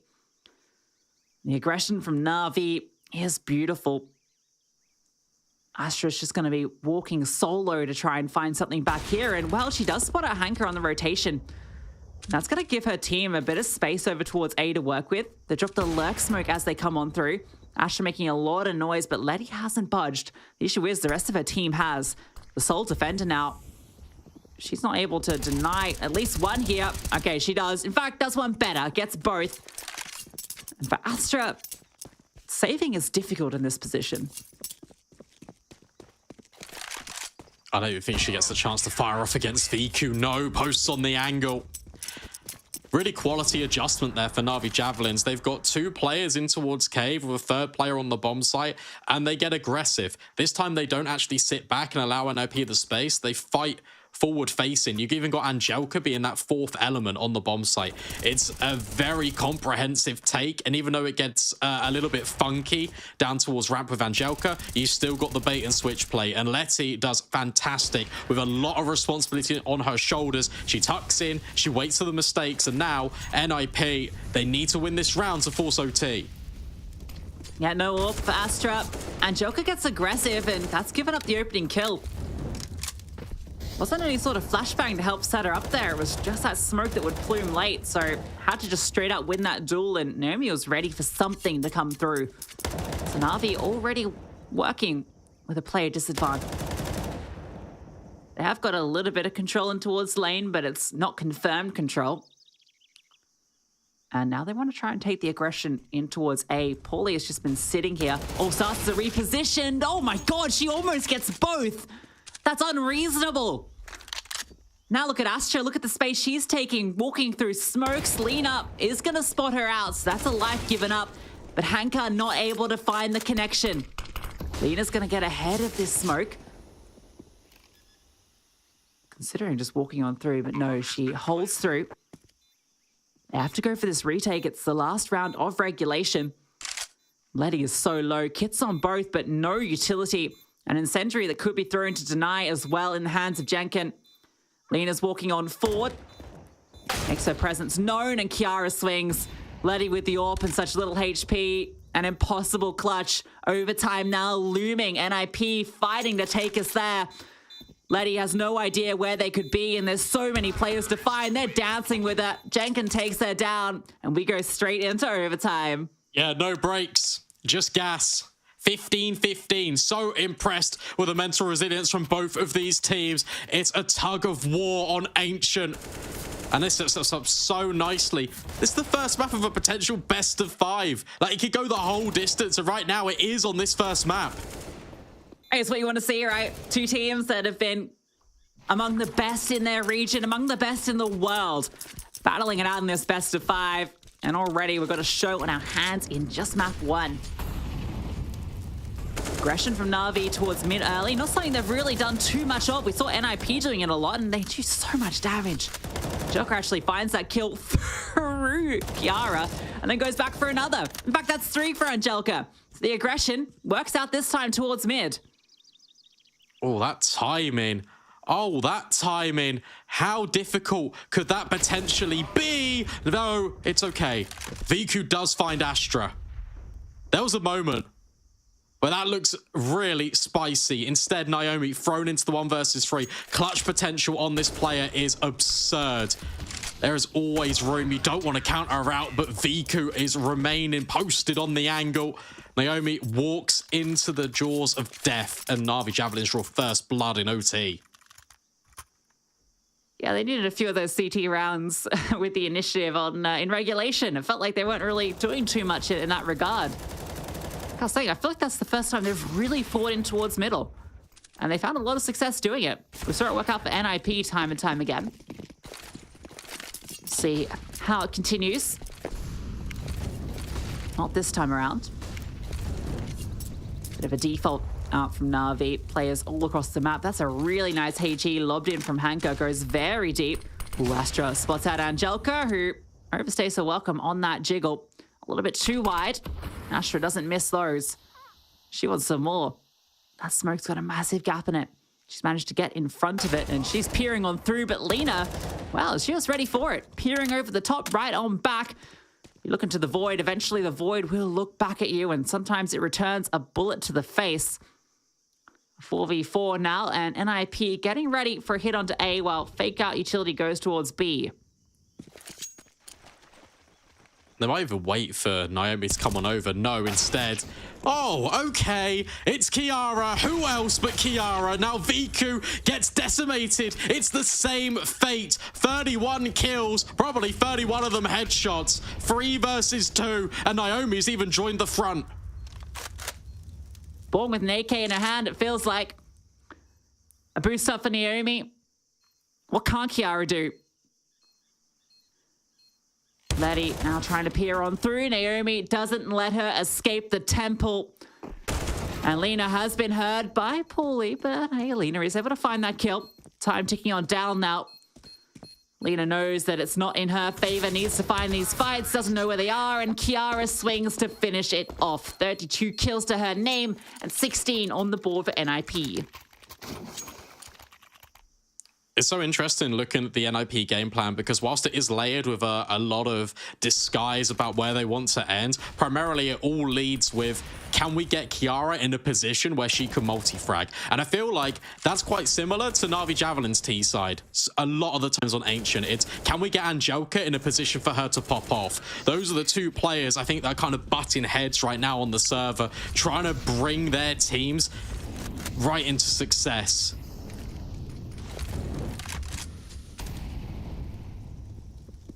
Flames filling Ancient, setting ablaze this temperate environment. Tropical environment, I guess. I'm not an expert. Lena flashed off. She is an expert in holding down cave. Drops the smoke, dodges the HE. Bobbing and weaving. Second HE also going to miss the mark. I've got this set up again. Letty's on the other side of it, tucked into that corner. Flashbang potentially to be setting her up, but VQ, spots one on the cross, and now she can support Letty with that flash. Comes over the top, and she catches it as she swings, but doesn't seem to matter. VQ tries to have her own bite, and that's kind of left Letty out to dry. That's the difficulty of that position.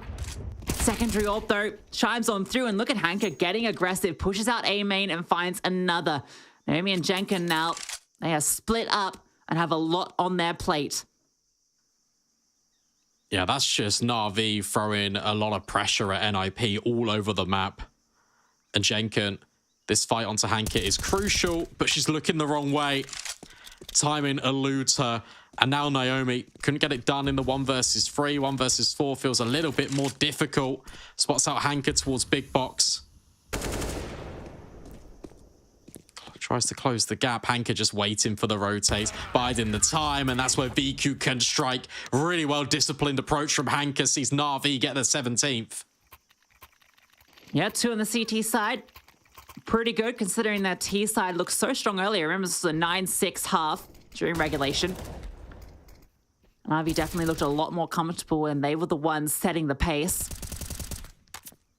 And that was kind of what they did in this round as well. Yep. Both their CT rounds they picked up in overtime where they were the ones setting up the engagements.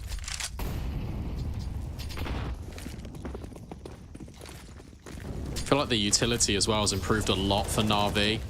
But Astra doesn't care. Just stands behind the fire and deals with Lena. Boost up over the top. Hanka, can she spot Jenkin? Yes, she can. 4 on 4. A difficult fight, but is able to win that one up. Felt like Jenkin might have had the angle at some point there, but didn't quite spot her above the smoke. Now they start to hit onto the A site. 3 players coming on through. That smoke has been dribbled out by the CTs, and look how strong it is. Astra can now come and support. Flames over the top. That's going to separate them. And oh, Angelka, that felt like her kill every day of the week. And off losing her, holding that rotation, they start to regroup. Because look where Letty's managed to get herself to. You just need to Letty her cook. She can do a lot here. Not going to spot out Astra, but Kiara revealed. And now she can be a thorn in the side. Can hold the rotations no matter which way she wants to work. I think it's so important for NIP not to over-rotate here. Naomi, if she overextends, that's going to be her demise. But just waits patiently, spots the shoulder, hits the timing, and that allows Paulie to understand the situation, but VQ is ready. Even drops the flames behind, and they know they have to come from the flank because Letty's taking the space out CT. Yes, it's huge. Hangar's in a really strong position here, out wide, able to deal with Naomi. Astra, no chance there. Clotheslined as she comes around the corner. And that's going to be map point for Na'Vi. That's insane from Letty, because she responds off the contact because the entire design of the round was to make NIP rotate into Angelka. And then Na'Vi can easily rotate up through B, but that doesn't happen. Paulie clotheslines Angelka, which means another hero has to step up for the Javelins. And this time it was Letty finding that pocket of space. Yeah, I love the reset, the reposition, letting her do her work. Iku taking an aggressive peek, not ready for Astra to be that wide across, but Astra wasn't quite ready for the up to wide swing like that, so everybody kind of gets away from that situation. Pretty much even. A little bit messy, bit of damage done onto 3 players, which I'm definitely happy to have done. Astra still wants to tuck around to Tango. Kiara's by her side, so a good player to have supporting you. Flames do push her back. This battle towards Jaguar feels like the most intense that we've had so far. Neither team wanting to yield this position. Smoke has given Astra a bit of time to work with. Angelka's just waiting to see if something commits, but it's just another smoke. This round all hinges on Hankra when she decides to activate, because they're going to split through middle right now. That should be the distraction to allow the A main player to walk out. Jenkins definitely aware of this possibility with the smoke phase. Crosshair on the position, but will be not favored in this engagement. Here it comes through. Letty wins that one out, but Astra, she took that time to get aggressive. Lena is at least able to trade, but she's found 2 kills, and that's allowed Kiara to swing on through. Naomi's still on the site as well, and she drops the bomb, and Angelka. Hanker on the quick trade, but now she's the one in the clutch. 2 players to fight and not ready for them to be that aggressive. Kiara swings on through, and again, saving the day for NIP. 18-17. If NIP win this round, we run it right back. Another best of 6. We can't split these 2 teams, Lucy. What's going to give? And this is our first of potentially 5 maps. Yeah. So strap yourselves in.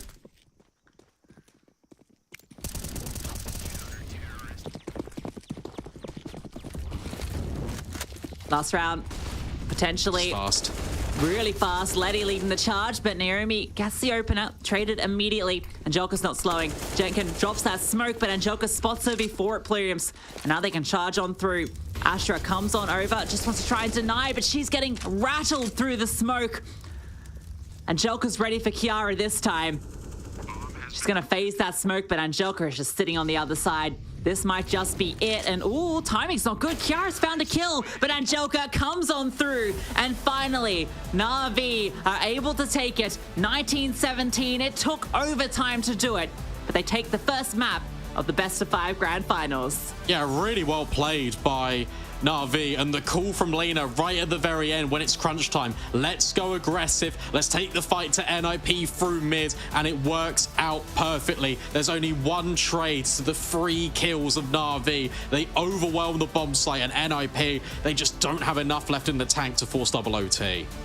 I'll tell you what, I started to believe, I thought we were going to be going OT after OT, and what a way to kick off this series, right? We've got a best of 5 here between these 2 teams. The first map goes all the way to overtime.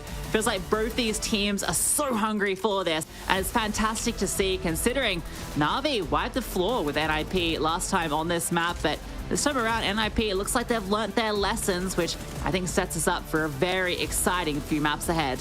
Yeah, exactly. Vertigo coming up next as well, and that's a map that NIP feel really at home on. So they've already done their homework for Na'Vi Javelins. They've improved on Ancient. That means Vertigo is an even more dangerous prospect for the Na'Vi Javelin side. Yeah, we talked about Vertigo kind of being a must-win, at least in my opinion, for NIP. Although I'm a little bit more convinced now that I've seen that Ancient that maybe they could take it to them on Anubis. I'm sure they could bring back from it. But for now, we're going to jump to a quick break. When we come back, the desk will break down all the action from map 1.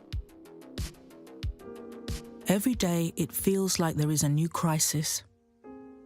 Families displaced by violent earthquakes and wars. Warm hearts sleeping under cold blankets of stars. lives destroyed and washed away. Families fleeing into the unknown. But look closer. See the hope everywhere. See the ones running towards disasters to help. Compassion exists all around the world. Kindness is healing wounds, bringing hope for a brighter tomorrow. Look closer and see the many families like Layla's who've lived through unimaginable hardships and yet haven't given up. Please don't give up on those forced to flee. Donate now.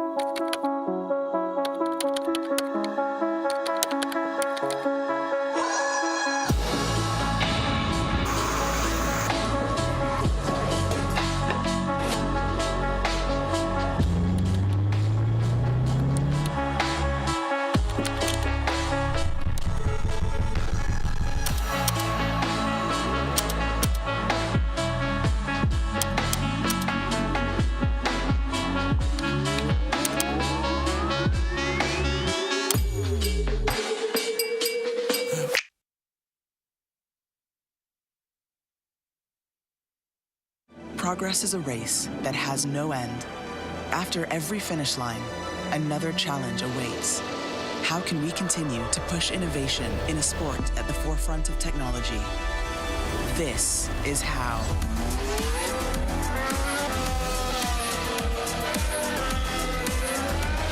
Discover how Aramco and the Aston Martin Formula One team aim to meet Formula One's sustainable fuel targets. Aramco, powered by how.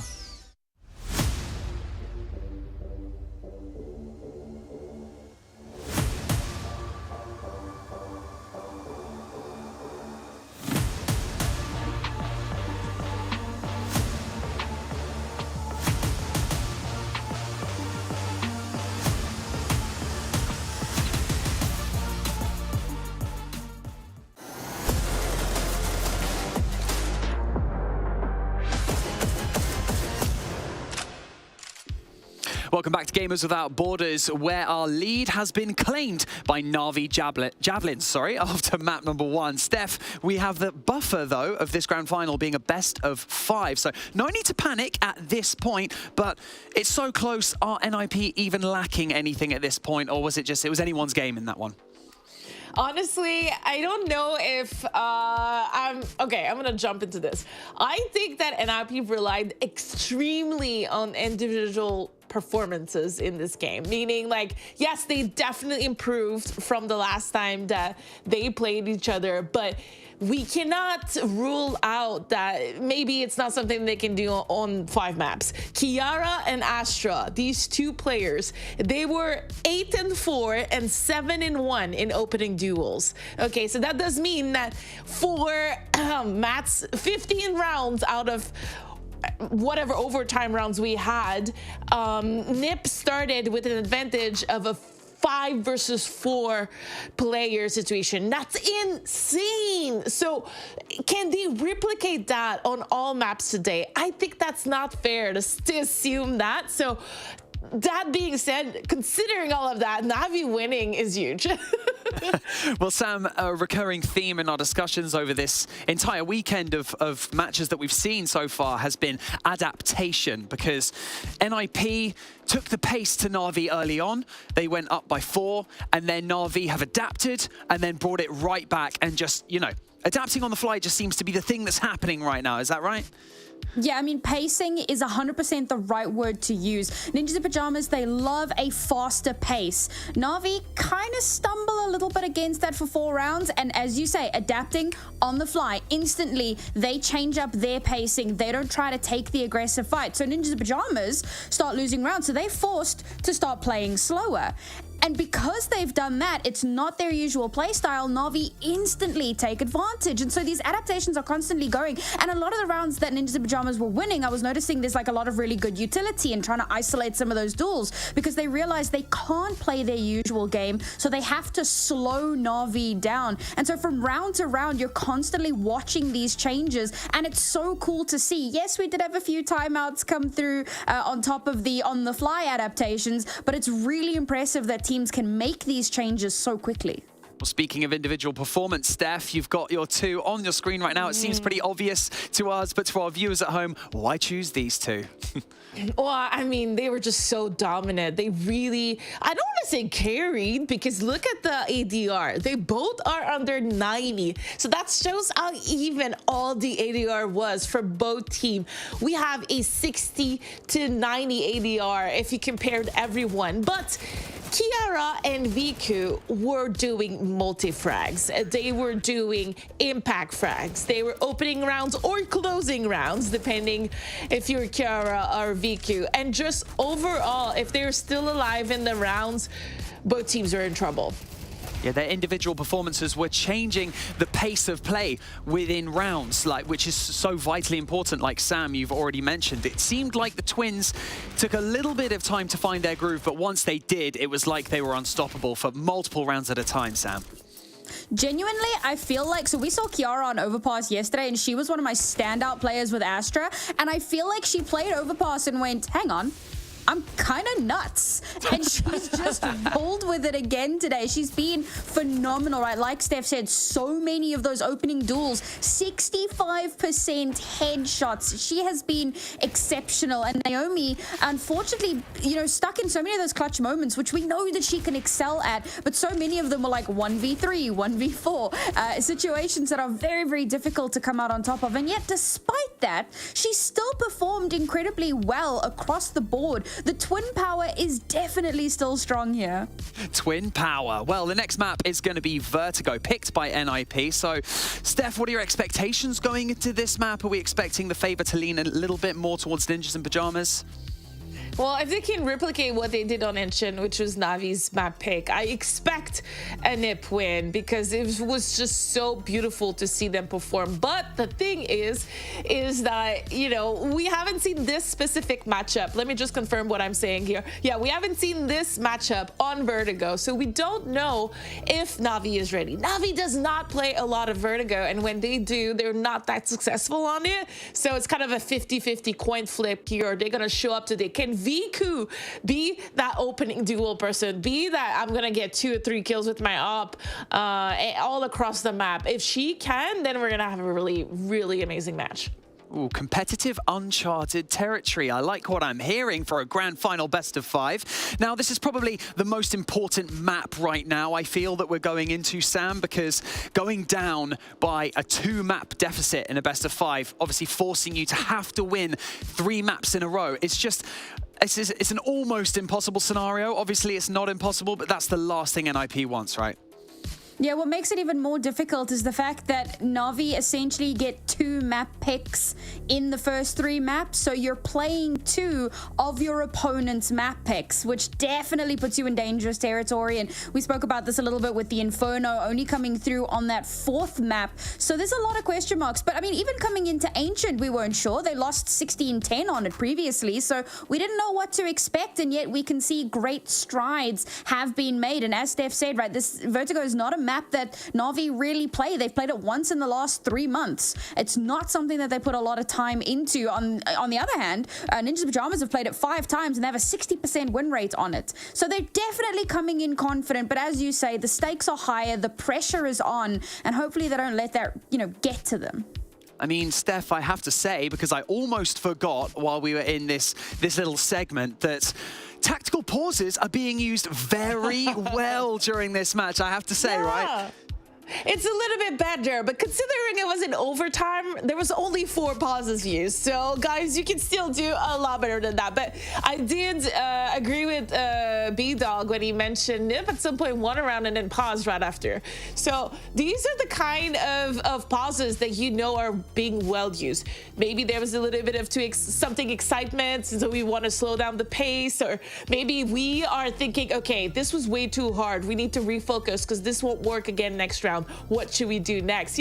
So it's really, really good usage of pauses to your advantage that we can see in this game. So I really like NIP's uses of pauses at the moment. Well, NIP need to dig deep right now. It is time to head into our next map of our best of 5 grand final. Can they do it, or are they going to go into a 2-map deficit? Time will tell. Let's go over to Lucy and B-Dog to bring us into map number 2.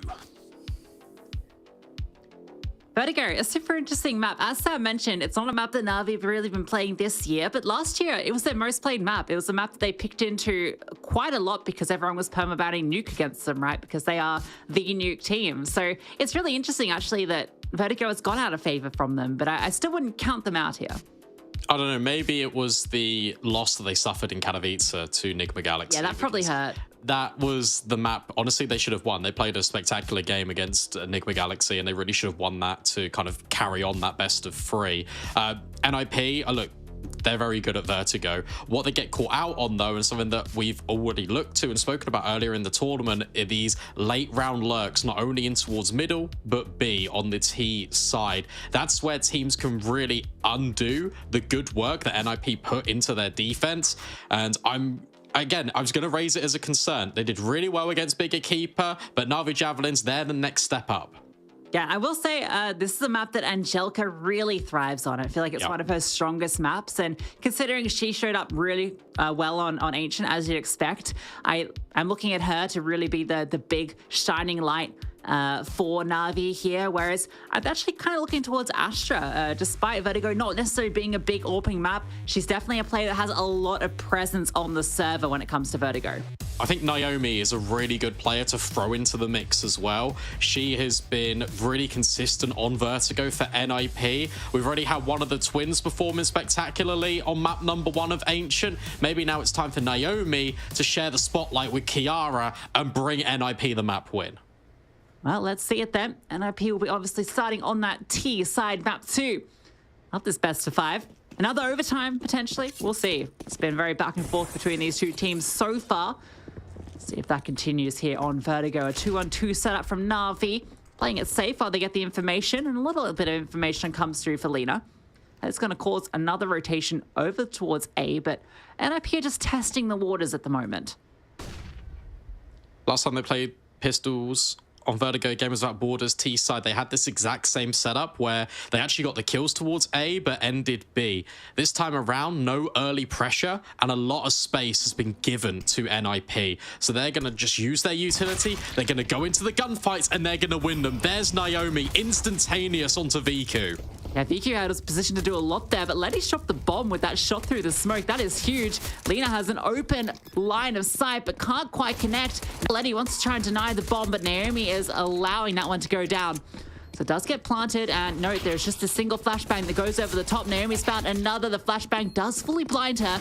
Now they continue to accelerate. Letty's collecting kills, and Astra's just out in the open. Wants these fights with the dual Berettas, but can't hit the shots. Letty's found 4. Might even find the 5th here. Paulie's the only one remaining. Swings on up, and it's Letty with the ace. Yeah, huge. It's a full house for Letty. Does everything to get Navi Javelins the pistol over the line. Paulie is so good from that ramp position in isolating the gunfights. And Hanker and Letty swing together, ensure that that pistol is always going in favor of the Javelins. Yeah, and with such a big kill to open it up, Viku with the dual Berettas, that's a position that we see a lot of star players really take with the dualies. Zaiwu in particular, I've seen a lot, always seems to get multis from that position. So yeah. I like setting up Viku from there. She goes down to Naomi. It gets a little scary. Letty throws Chaos into the mix and, well, finds everyone. She's got herself an M4A4 as her reward for her heroics in that round. See if she can get a few kills with it. Smoke goes down early. NIP have forced, given they did get that bomb plant. The triple Mac-10 double Galil setup. No AK is out on the board for these tiers. This is a very long smoke that I think lands on top of the sandbag. Test my nade knowledge. No, in actual fact, it drops all the way down in towards CT. Okay. Very deep. But it does secure the control. Angelka now wanting to fight in towards mid. Utility is very light for the CTs, and there's no kit. They have to win out their fights. Joka might get the opportunity to take one early. Oh, that's perfectly timed. She does so much damage, but all the players live. Hank is now ready for them to come on over, though, and they are so lightly HP'd. She's able to collect them all. Kiara is now coming on through with that Mac-10. Does get one back up, but she's jumping through smokes, flying through the skies. But Lena's able to pluck her out. A kill comes back through for Jenkin, though. 1v2 commences, but VQ on the flank is there. Denies any shenanigans. Yeah, nice try, but that was really well handled by Angelka. Knows in that position she can just fight to the death, and as much damage as she can provide just ensures that Hanker's position is a little bit safer. Rooted on behind default. Good to see this again. It's such an easy cleanup. Does the hard part of getting Paulie, who's on high HP, and then can just collect. A double down already for the Javelins, and eco now for NIP. Should be a flawless start here, but, you know, those pistols, they can be quite potent. One way deployed. How does that... Okay, no. The X-ray made it look like she was right where that landed, but no. Way ahead of it. Single flashbang on Astra. Just to set up any sort of cool peek here. Jekin's gonna try to peek on out, but VQ had that line. No issues at all. So they're going to try their hand over towards B. This is where the flashbang can do a lot of work, because you can throw a bit of a god flash that will blind everyone on the site. Difficulty is you've still got to get past 2 players with rifles here through such a narrow choke point. Swarm has to come through. Part of that is enabled by this boost. Kiara can get up behind the wood. Oh, Hanker spots her through it. That's unfortunate for Kiara. Now she spotted a couple more as well. That flashbang comes on over. Angelka dodges it. Hanker does go down, but now Angelka can step up like a turret and takes them all down. Yeah, well handled yet again. You've got Hanker playing this very close line to hold for the boost. You've got Angelka in close proximity, and Letty's on a quick rotate and even locking down mid. A late lurk potential, not even elected to go for by NIP, but all bases covered by this CT side. Here comes the investment. No AWP notably for NIP. Astra won't be wielding that one. T-side Vertigo, it's a little bit tricky to kind of wield the AWP effectively, in my opinion. So AK's They'll do just fine.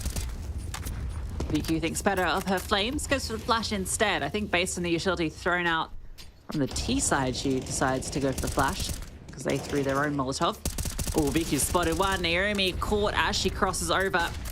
VQ playing with that gap in the smoke. Gets an opener for NAVI. Jenkins now slipped on through. Nina making noise, but VQ tucked the back here is going to throw that one-way forward. Not a flash, Jenkins. Just the smoke. Now the flames go down. Oh, she's hearing this. She's heard Jenkins run on through. Jenkins just tucked on in. VQ's looking for it, knows that she has to be close here, and there she is spotted, but Jenkins gets the line as well. Headshot comes through and evens things up. And that potentially is going to be the reset. But for the large majority of the round, NAVI have actually had 2 players just delegated towards B. It's strength in numbers. And once Lena gets this information towards Gap that no one's there, the rotations can come right back through towards this bomb site. Hanka in a perfect position. Angelika can even sell her the idea of it, her not being there even further. Good start, but here comes Hanka, and they've completely overlooked her. No way! Paulie actually recovers, turns around on the swivel. Hanka doesn't find anything from her spot. All right, well, Letty's able to get one back, so that's something. And Paulie's stuck behind side boxes, but look at this position from Jenkins. Oh, not even needed. Ash just doubled up with the AK. NIP win that one. Didn't feel like they should have. They're able to make it work.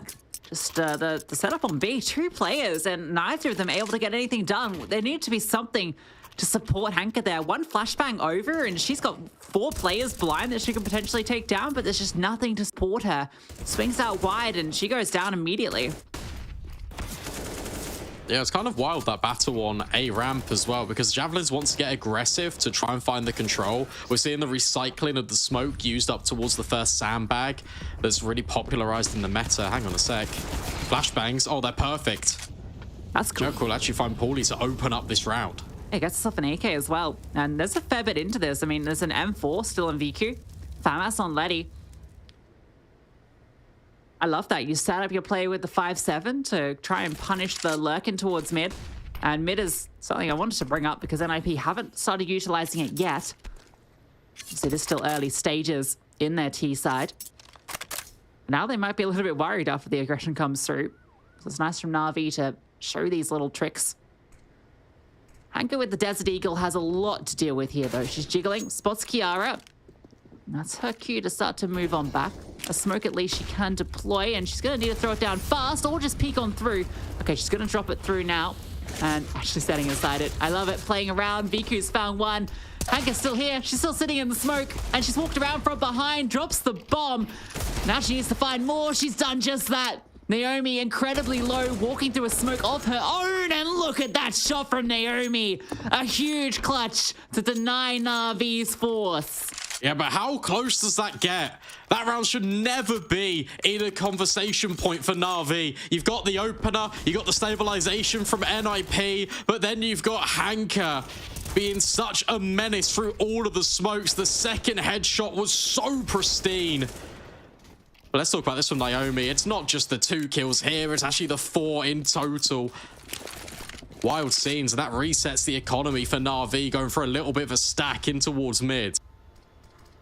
To me, it's crazy that NIP lose track of Hanka in all of that, Yeah, to be honest. Because they knew she was there. She just drove all the smoke forward. A little bit chaotic on the comms, perhaps.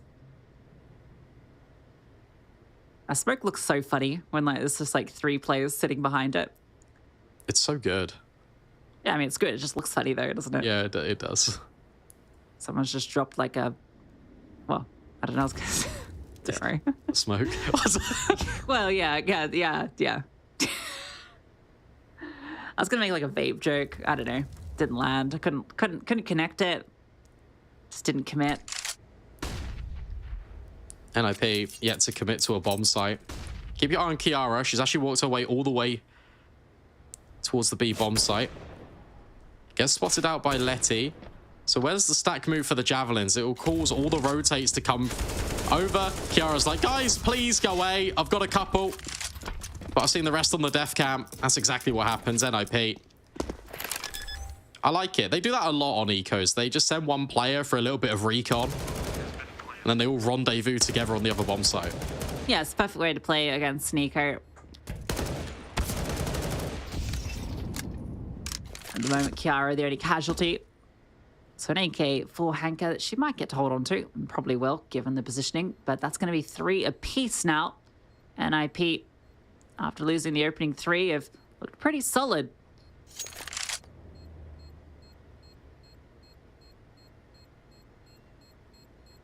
You are right, though. There's a glaring oversight right now for NIP, and that's the utilization of middle. And that's something that in the ESL Impact Online season, Bigger Keeper were really exploiting. There were many times where Ida or Jenny R, nice spray from Hanka, were able just to flank down ladder and get into really advanced positions, and NIP would overlook this, and they'd be backstabbed round after round. And it's important that they learn from their lessons here.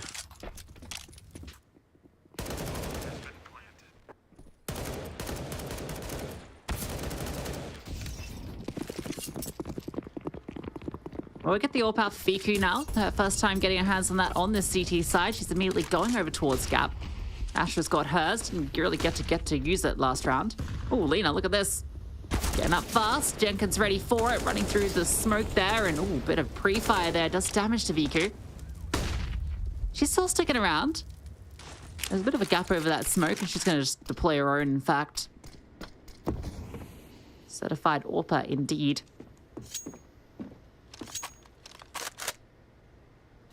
NIP are happy. They found an opener over towards A. They know that that does mean that if NAVI want to hold ramp itself, they have to normally commit a couple of players to this, so they could start to work elsewhere. Ooh, Jenkin. Careful on that jump. VQ is pretty fast on it. Speaking of, Astra is just walking on through. She's taking points solo over towards B. Does have support on the stairs itself. That flashbang actually is dodged. Astra's tucked on through. They have to be so careful. There she is. Strikes with the AWP. And Hanka's looking to do it again. She's in the smoke bandit. But no, banditry denied. Arrested by the sheriff. Kiara locks her up and locks in the round. That's the site for free. Yeah, I feel like, honestly, Hanka got probably a little bit incentivized by the fact that she found 2 kills on that Deagle round. I feel like that was a real overstep. Needs to be the hero for NAVI that they didn't really need at that moment in time. If she was just staying tucked a little bit back, waiting for the reinforcements, then potentially you can get a couple of kills before they make it onto the bomb site. Although, look, it's a 3 versus 5, or on the other side of the coin, you kind of want to try and do something a little bit insane to kind of break the backs of NIP, reduce it into more of an even playing field. So I can understand the attempt. It just doesn't quite work out.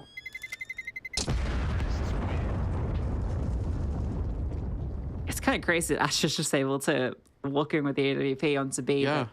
I think just because NAVI had only just managed to get the investment out and their utility was a little lacking, I kind of feel like there's a bit more space that can be taken on that T side. I think particularly after you found that kill over towards A, right? So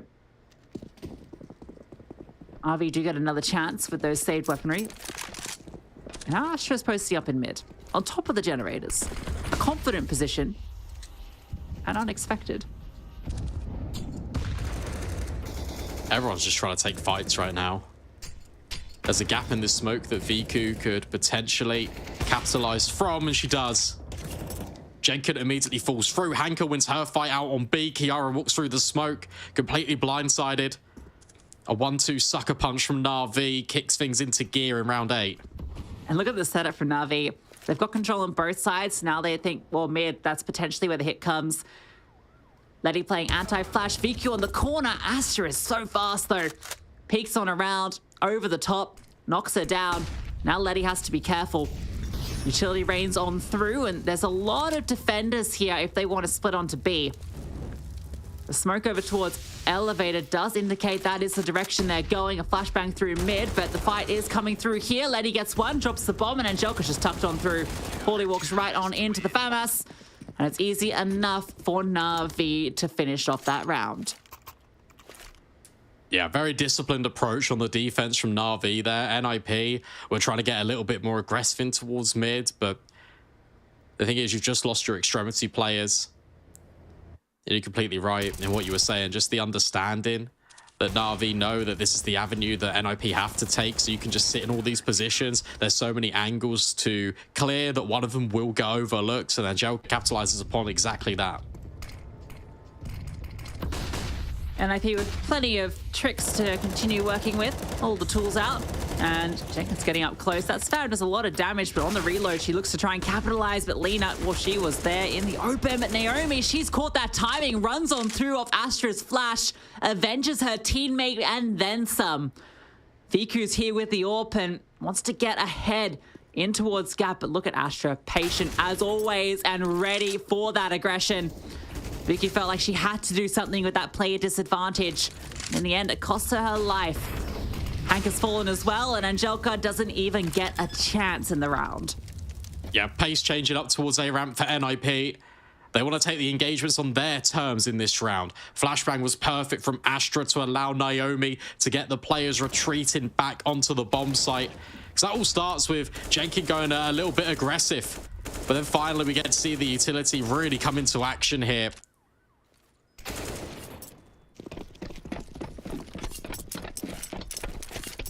Pistols for Navi.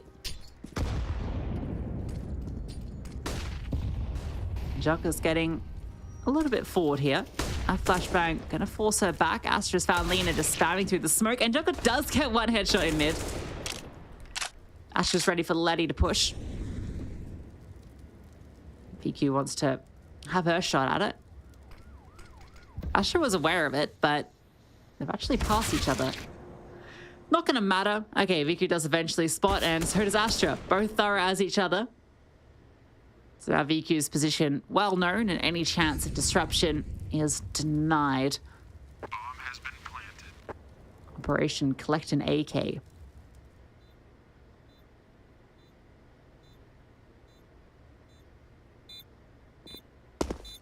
Yeah, feels pretty improbable. Although, if Kiara does drop, and that's where VQ can strike. But no, instead they all just reset. They want to go through CT. That's already been gutted out as well by Astra. And VQ, you can't defuse this, time's too low. Just to try and bring players back in or even hunt. It feels very unlikely. Yeah, to get a kill.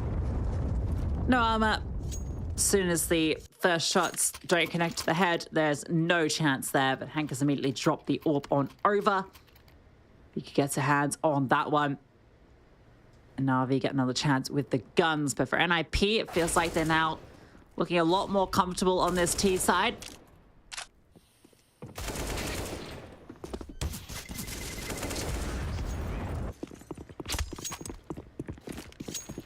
Yeah, we're seeing similar trends for NIP. Now they are actually playing a little bit more together.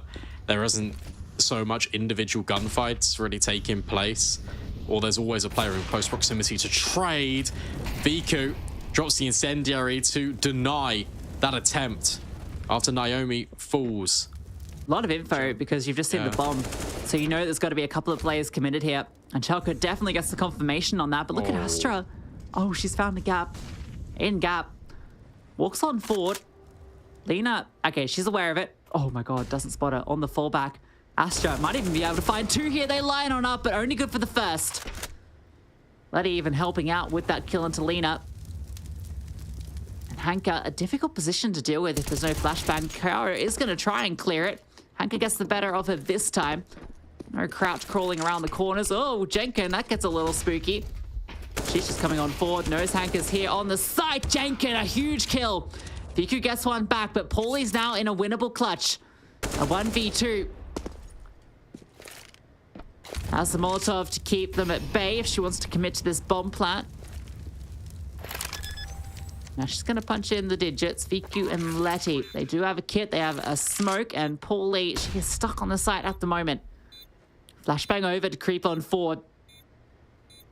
Those ones got the AWP, so that does set you up for a pretty favorable fight here. If you can fight your way through, well, that's one way to do it, but not ready for Letty to be right there behind her.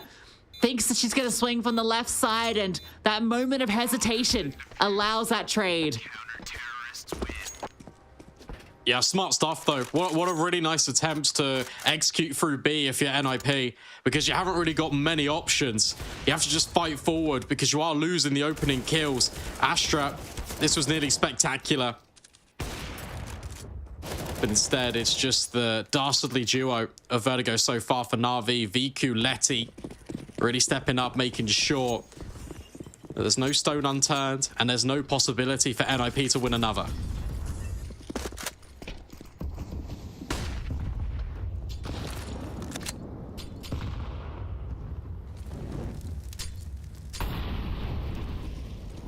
Creepy on forward again. This time Letty's over towards sandbags. In fact, it's a double up. VQ goes for the first shot and it's to bait out. Letty's not there, but it's not really even needed, that setup. And now Letty spots the head of Naomi as she jumps on through. Has the time to reposition for that headshot. Jelka gets one on the lurk from that off angle. This one's looking a bit more clean from Na'Vi after some scrappy rounds before it. Wouldn't count Paulie and Astra out of anything. Now grouped up together here. The Molotov to flush forward anyone into Paulie's position, but nobody there at the moment. Na'Vi have the numbers advantage and they know they don't have to play forward. Letty's even been boosted up for a nice angle. The scope to bait in Paulie. Astra does get a kill back in response, and that could have been an opportunity, but needed to find VQ. VQ delivers 6 apiece now for these two teams. Yeah, Na'Vi are adding a lot more variation to the start of their rounds, which is really just undoing the plan of NIP.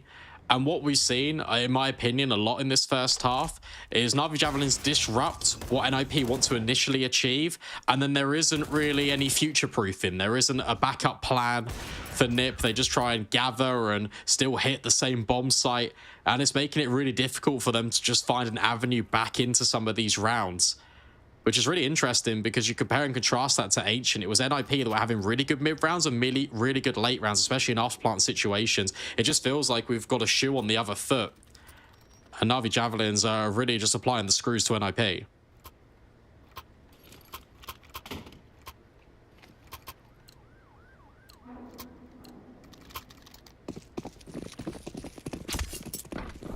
feel like we very rarely get any kind of pauses in the action between these two teams. Rarely is the economy broken on either side for long. This 2B setup's really interesting from Na'Vi, right? I guess they've been given a lot of space over towards A, and it's not been a strong contest from NIP a lot of the times. It's very slow-paced in terms of, except for that one round where Jacob went down and Naomi was able to trade for the double. Most of the time, it's been a pretty slow approach, so it's kind of allowed them to run this 2-on-2 setup. That makes B a lot harder to hit than it normally would be, but we did see them fluster in the same position last time. They don't budge off that contact at ramp. Yeah, the execute's about to rain in though. Hanka just dropping the smoke. Angelka can just stand her ground. And I was going to say, now it's the ambiguity of whether Hanka is here, but she gives up an audio cue, and Kiara just takes her head straight off the shoulders, but Viku is hitting every single AWP shot. Astra thrown into the clutch. It gets really difficult. Bomb on her back. So there is potential to fake out the audio to entice Na'Vi into a little bit of a peek. Instead, it's going to be the contact-heavy approach. Astra waiting for someone to get inquisitive. Yeah, she can just sit on here. Someone peeks and suddenly it looks pretty interesting, but she's the one that peeks. Vicky was holding with the AWP. Letty looking between two different angles, and that's let Astra get in position. Look for a second like she was going to find that second, and then we've got a clutch talking, but not going to be the case. Letty's able to recover for letting VQ go down. And VQ, another heroic moment. 3 in the round there. Now it's with a little bit of an uncomfortable position for Hanko, where it felt like she was really set up to find a few. We even had the supportive utility coming in that time. The flashbangs came on over, but she wasn't really able to find the right timing to swing on out, and she did eventually get one. It felt like she could have got more.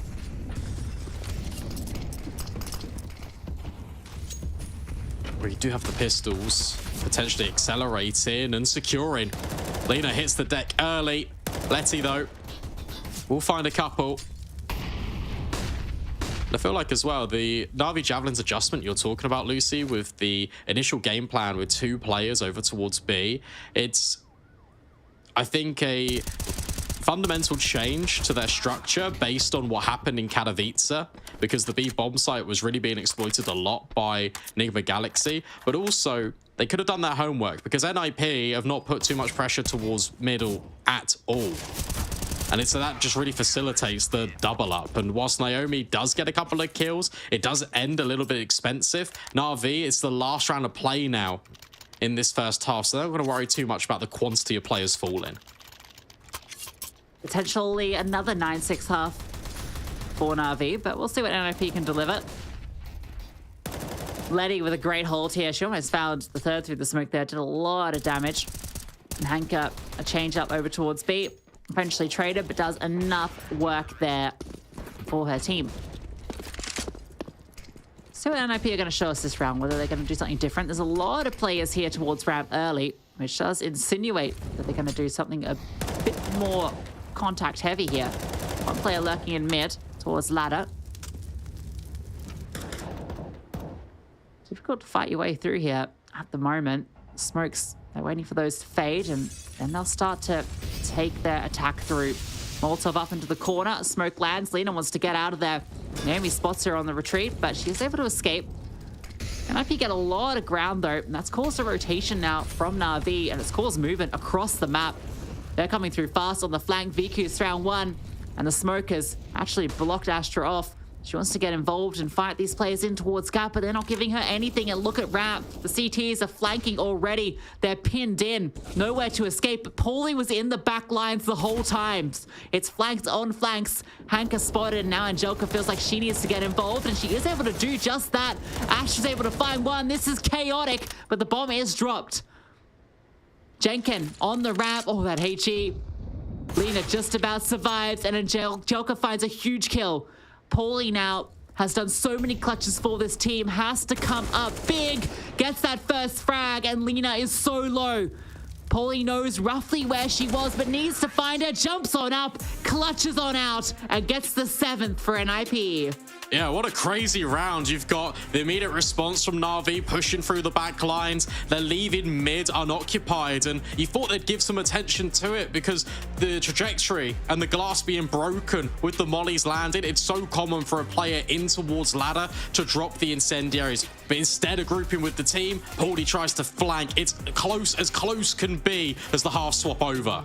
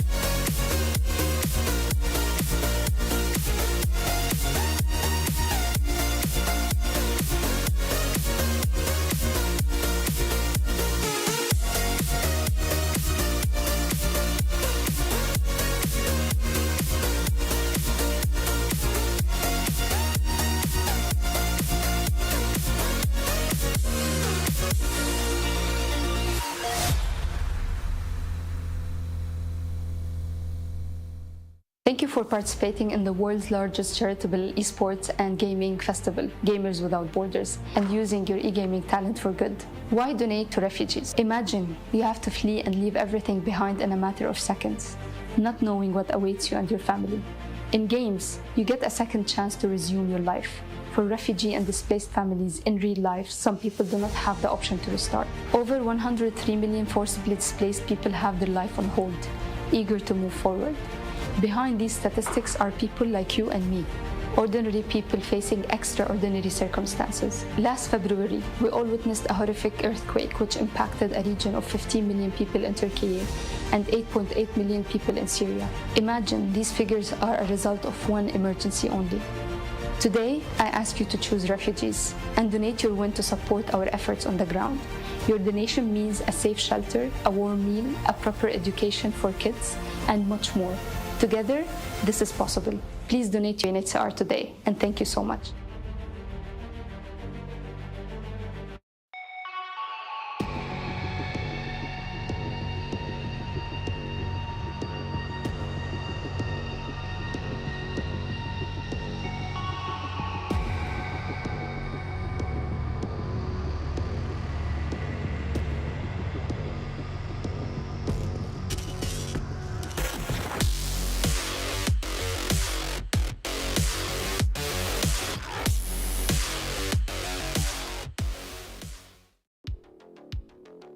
Close affair here on Vertigo, the pick of NIP 8-7.5. And again, it feels like the story of this series has been, it's been so hard to separate these two teams. Yeah, it's wild because you think NAVI Javelins are starting to pull away with it a little bit because I'll be honest, for the large majority of this first half, it felt like they were always in control of a lot of these situations of just let them slip.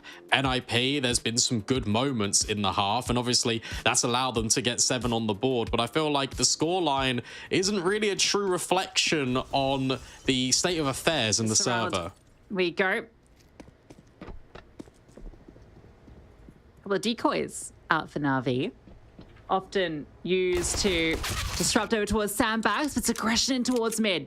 Naomi and Angelica go 1 for 1, and it kind of favors the CTs in that kind of engagement.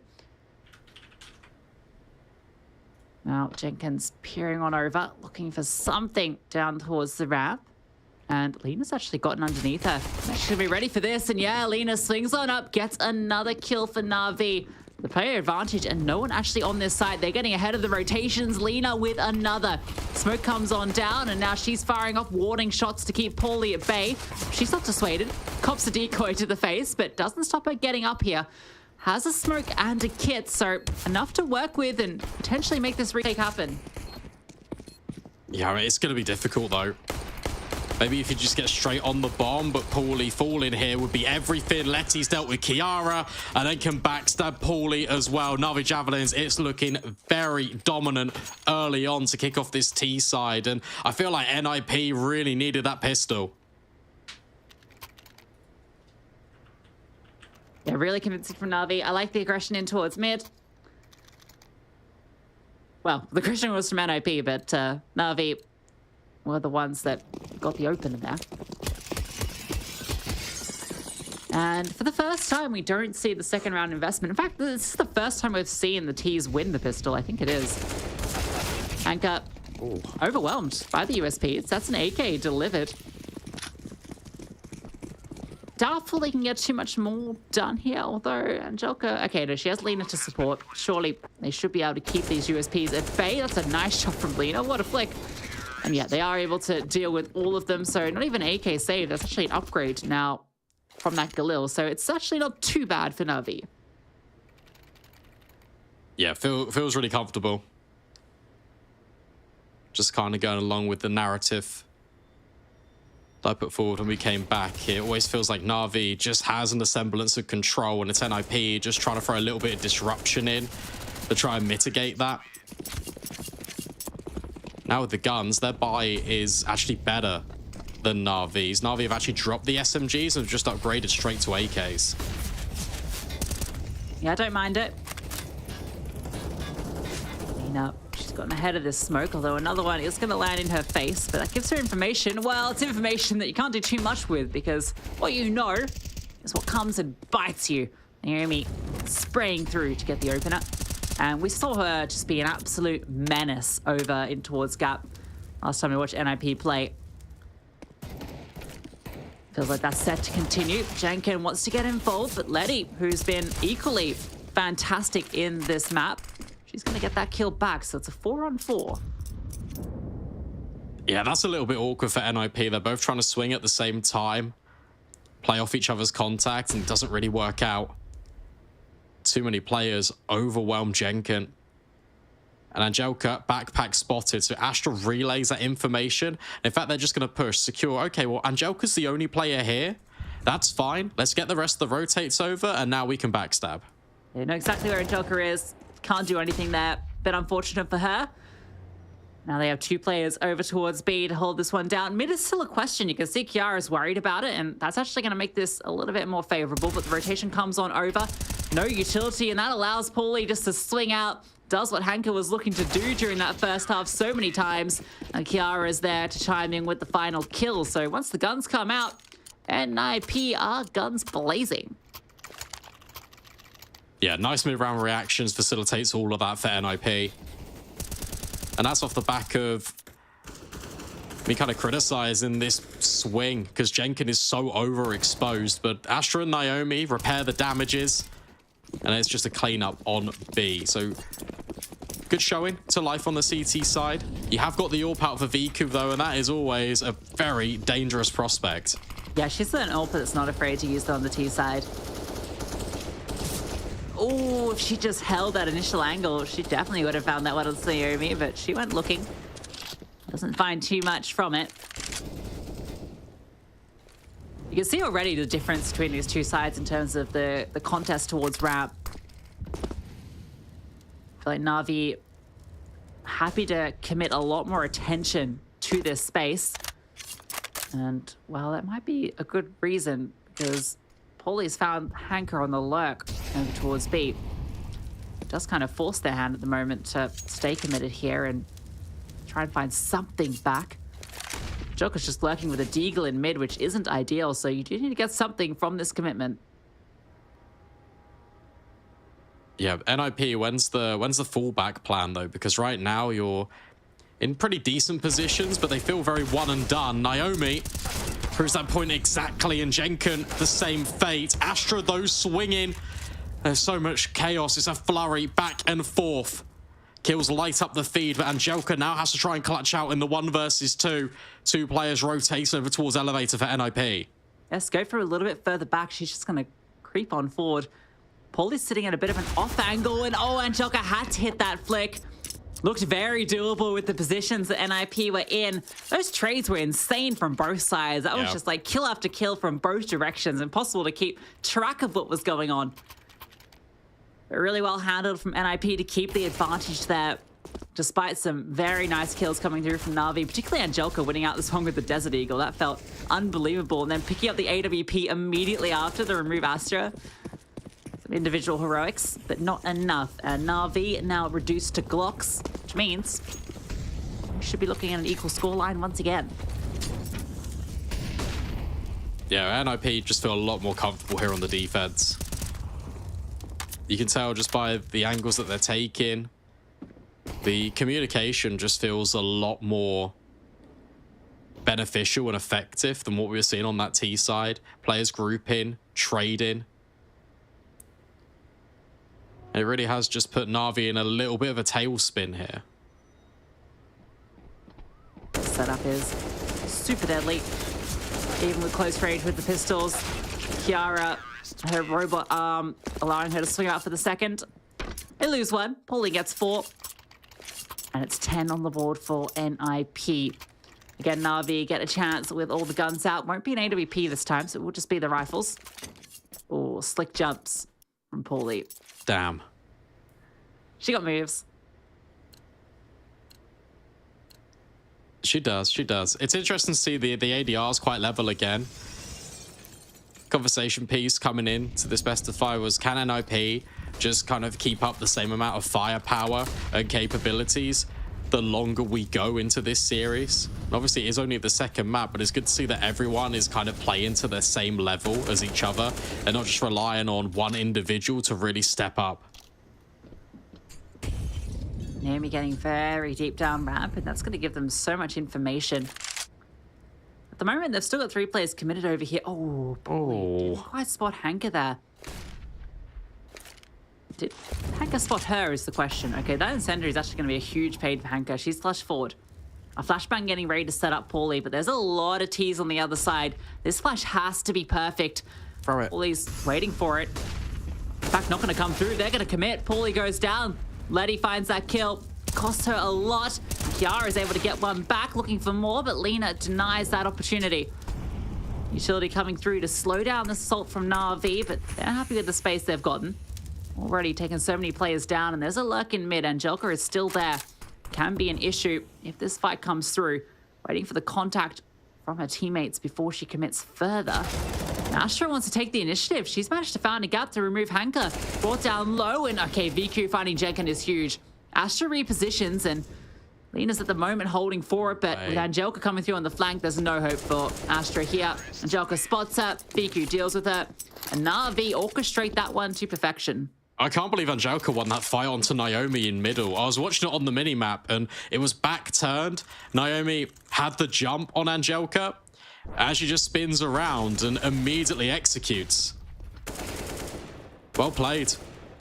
And I like the initiatives being taken by NIP, because you're in that situation where you either wait for the mid player to come in late, or if you're NAVI, you hope that she can actually take the first piece of contact. So NIP, they just fight forward. They want to take the ground. They want to make sure that NAVI just don't have an opportunity to get the jump on them. Yeah, it still comes out in favor of the Javelins. I can see the virtue of how close these rounds have been. NIP, despite having quite a strong CT side so far, gonna have a bit of a tight buy. They use their pause to discuss how they're gonna implement it. But yeah, utility gonna be lacking here. And no kit either. Not that there's been too many post-fight scenarios, really, so can't fault them for that.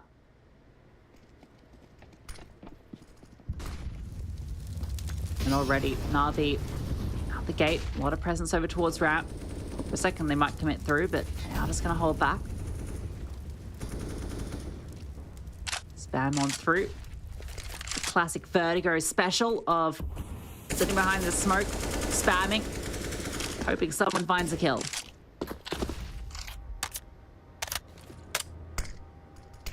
Yeah, no casualties yet.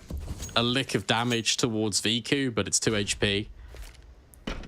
So despite all the bullets, not too much of an effect. Double setup, Paulie going to bait and switch Kiara in with the MP9. And it's at close quarters where the SMG can become the most deadliest. And for NAVI, they're going to walk straight into this. Yeah, it's not super uncommon. Okay, she's repositioning. This one is common. And NAVI should be aware that this positioning has come through. NIP's decision is to take aggression over towards ramp. Has to be a timer on this, and Kiara out in the open. Too many targets as she relocates. That's when NAVI strike. Paulie is still here. She was holding in towards mid. Oh, Astra. Knife out. She's going to come around the corner. Okay, pulls out her gun at the right time. Able to get one. Oh, this is messy. A fight in the connector. Blood spraying all over the walls. But it's Angelica that finds the kill into Jenkin to come out ahead. No utility for NIP. It's a foot race right now to the bomb site, and they're playing retake. Understanding that strength is in numbers. And whilst the advantage still is with NAVI, maybe, the spam can't quite deny the bomb. But maybe the exit routes for NAVI will provide opportunity instead. They reset just behind the smokes. Angelica up really close, looking to be a pain. Hey, you got to question whether you even want to go for this retake.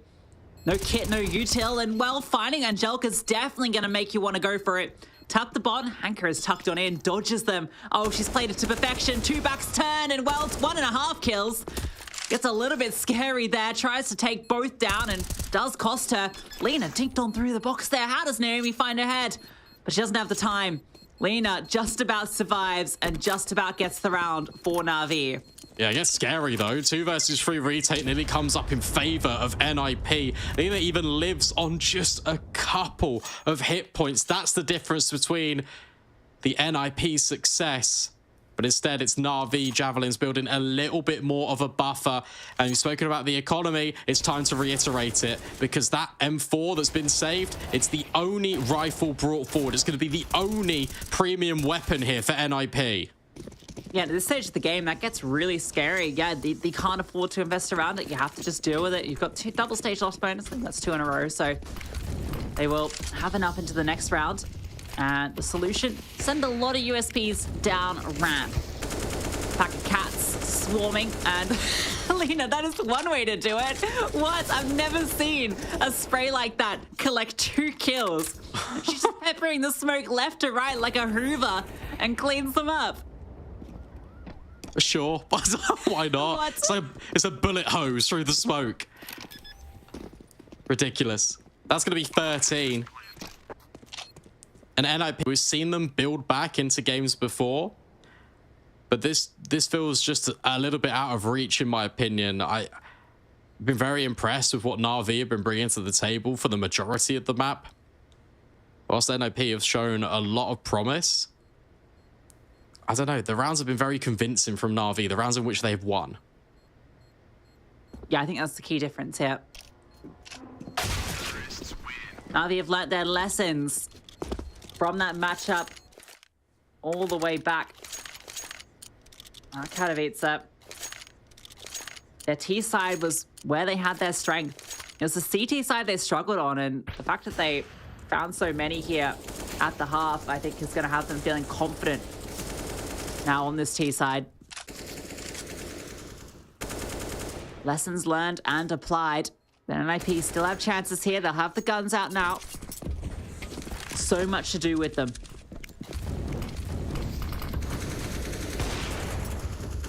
Timing shot not connecting for VQ this time. Vision obscured. And NIP, they're actually not being aggressive in taking this space. They're more than willing to allow NAVI to come up the ramp and kind of fight into their crossfires. Hanker on Paulie, this could be quite a pivotal engagement, but keep your eye on mid. You just see the silhouettes from Hanker's POV. Astra and Kiara looking to take space.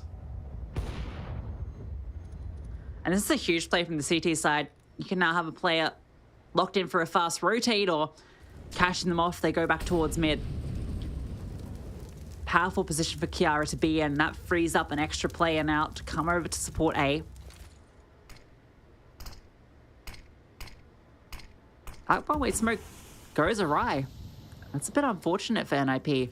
Spindle on top of the sandbags to give you a lot to work with. Oh, Naomi, her head spotted out. Lena removes it. Kiara does start to get active on this push through. Shortly in the back of your heads, you know that this was open. No one was ever mid, and okay, well, they're not considering it. Kiara's able to come on through, deal with VQ. Lena has found one on the side, and that's given them a lot of space, but there's more rotations here, and Kiara is so fast on this flank, taking every single player down that she runs across. Hanker's on a flank of her own, but with 20 seconds left, this should favor the T's. The CT, sorry, and with the bomb dropped, that is likely gonna be it. Unless Hanker can find the second kill, Kiara out in the open, commits to the fight and wins it out. A huge round from Kiara. I just don't know why she's pulled out her knife there. Just keep your weapon out in that scenario. You know the time is low, sure, but there's plenty of opportunity to still make it onto the site and plant. And that's with Lena finding these openers. Yet again, it's similar shades to round number 15. It's flanks on flanks. But Kiara's in the open. I don't know, that's really unfortunate for Hanker.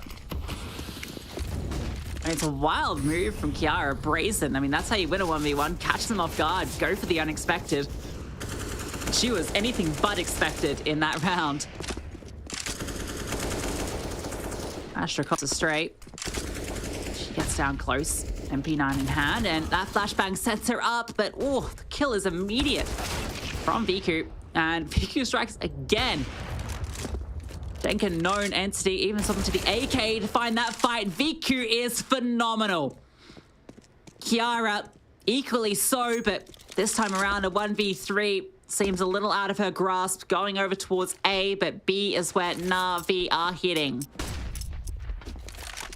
It's just really brawly, messy Counter-Strike. This entire map of Vertigo has just been so chaotic. There's been individual gunfights being taken on so many different occasions. And NAVI Javelins, they're thriving in the environment. We've seen how sharp NIP's individuals can be, but they're just losing out these gunfights. There's a lot more possibility, especially at the mouth of A ramp, where you can just have 3 or 4 Na'Vi players just isolate kills onto NIP round after round, and that has really been the game plan, and it's been working to perfection. Yeah, it's stark contrast compared to Ancient, right, which felt like a lot more structured from both teams. Even when there was some chaos, it was very controlled. This is just a scrap in the high rise. Na'Vi, the ones coming out ahead. They thrive in that sort of environment, even if it's not always to their own creation. And what a moment to be reset for NIP. Good to see how that round unfolded. They're looking forward to the next one. Okay, hold up. No, VQ was just insane, by the way. This is just a nutty. Swapping to the AK for that final kill. You love to see it. But they've just got this AK on Kiara. That's it. They are conceding map point, and at least it's a best of 5, but it's not a position you want to be in. No, definitely not. Spoke about on the desk how important this map is for NIP after bringing it so close on Ancient. Really need to start converting, especially on your map pick, but this feels very difficult. It's one step at a time, of course. Anything's possible in Counter-Strike. And in round 26, Kiara needs to find really good purchase on this saved AK.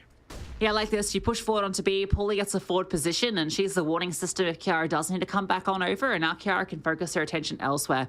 You still got this boost up and towards Gap, and it's a little bit off. I mean, it's not an uncommon boost, but it is one that you might not be expecting, particularly as she jumps up and down, but oh, Lena does spot it out. That's an awkward spam there through the metal grating. Lena is eventually able to deal with it. Now Kiara is in the right place, fires off her AK, lets them know she's here. At the moment, that's not scaring them.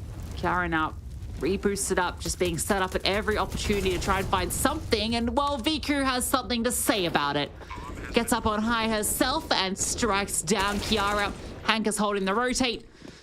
And while that AK has been juggled over to Jenkin, it's a save mission now. Just want to hold on to it for the next. Yeah, this is Na'Vi really in cruise control. And now you start to worry about the longevity of this series for NIP. As you mentioned, Lucy, Anubis, a map that NIP have shown frailties on, shown to struggle when in the face of pressure, in the face of resistance. And that's all Na'Vi are applying to them round after round. We're starting to see the experience just really pile in and drive home for Na'Vi. Yeah, CT side was where they really struggled on Anubis, and well, this isn't inspiring a lot of confidence towards their CT side. A few nice rounds in the mix, but overall, Na'Vi have really felt a lot more in control this half. NIP use one of their last timeouts now, and well, no better time to use it. Guns, come on out. Hard hats on. Working out how they're going to put this one together.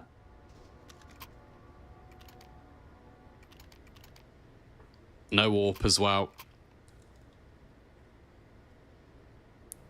VQ's been lightning fast on these engagements. The fact that you haven't really got anything to contest her with is quite scary. I'd like to see NIP just be a little bit more dynamic in towards mid and over towards B. We've seen a couple of players go there to get into extended positions, but why not push the issue a little bit more? Na'Vi, their focus is primarily over towards A ramp. There's definitely pockets of space, as we've seen previously, NIP can try and exploit. Yeah, they found that push towards mid themselves. The hero round that Kiara won was when they went for that double push and got all that ground. They are putting this 3-player lean over towards A to take the fight to Na'Vi. And it's been a difficult one for them. That HE is pretty decent. Bit of damage being done. Na'Vi a little hesitant about a flank, and well, Hank is dealt with. Paulie wins out a very difficult engagement through the stairs onto Hanker. That's a good start to things. You do commit 2 players over towards B to find this, and that does put a few questions in Navi's mind as to where these gaps could be. With no presence towards ramp, they start to move up. NIP playing very passive.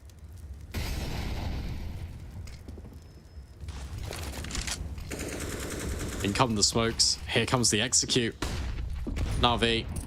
Oh, get pelted by grenades. Smashed to smithereens are Angelica and Letty's health bars. But response in kind, it's a wall of smokes. It's the utility forcing NIP back off these angles. Bomb can be punched in. 5 versus 4. Still the advantage for NIP, but pressure's on. Clock applied. Yeah, this is going to be an absolute brawl. A lot of flashbangs to set up NIP here, but it's equally the same on the Navi side. Lena's playing anti-flash. Kiara able to take her down as she runs through. Tracking not great, but Letty is able to find one back, and Astra's doing a lot of work here, and it has to be Letty. Can't quite get it done. Astra comes on through, and oh, I'd be getting Jenkin on that bomb. Yeah, but, I would as well. I think there's time. I think we're good. Yeah, everything's okay. Astra is calculated. No mistakes here. And they do get the round. Please just let Jenkin defuse, though. Like, yeah. It's such a unnecessary added little bit of anticipation that NIP desperately don't need on their minds. What a shot by Paulie to open things up, by the way. That is wild on towards Hanker. And finally, they're using a lot of the map. We get flanks coming in, which provides success, or at least a little bit of misdirection to allow NIP to creep on further forward, to allow the retake. Been able to squeak a bye together, but the utility, as was the last round, very light.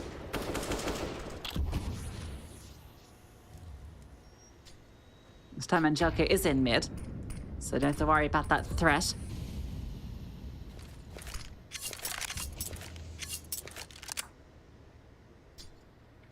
So much slower, yeah. It just feels like they're not interested in contesting ramp at all, and I wonder how long NIP keep this 3-player commitment. Last time around, and in most of these rounds where the presence has been there, they've been happy to keep the contest going, but without anything being shown from Navi, that's going to free up a rotation. I think this time around, wise to pull these tricks. Indeed, mid is Navi's destination. The path not oft travelled. The one they're putting their feet down, and ooh, Astra seems convinced that something might be going over here. She rotates back through. That timing, she is lucky.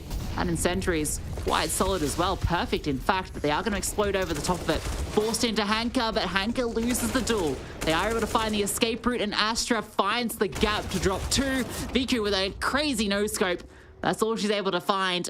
Mina was on the flank through A the whole time, but her flank is now rendered, well, a lot less powerful. No time here, but a few kills would be nice to find, but none allowed. Yeah, again, we finally get to see it now. There's some good reactions from NIP. Recognize that they're losing mid-control. Astra's well-timed Incendiary, thrown on towards the boxes, but you've also got then 2 players fighting forward to take space back beyond the bomb site. So they've got multiple angles to try and crunch in this position. So it always feels like Na'Vi, whilst they are gathering space, are also losing it at the same time.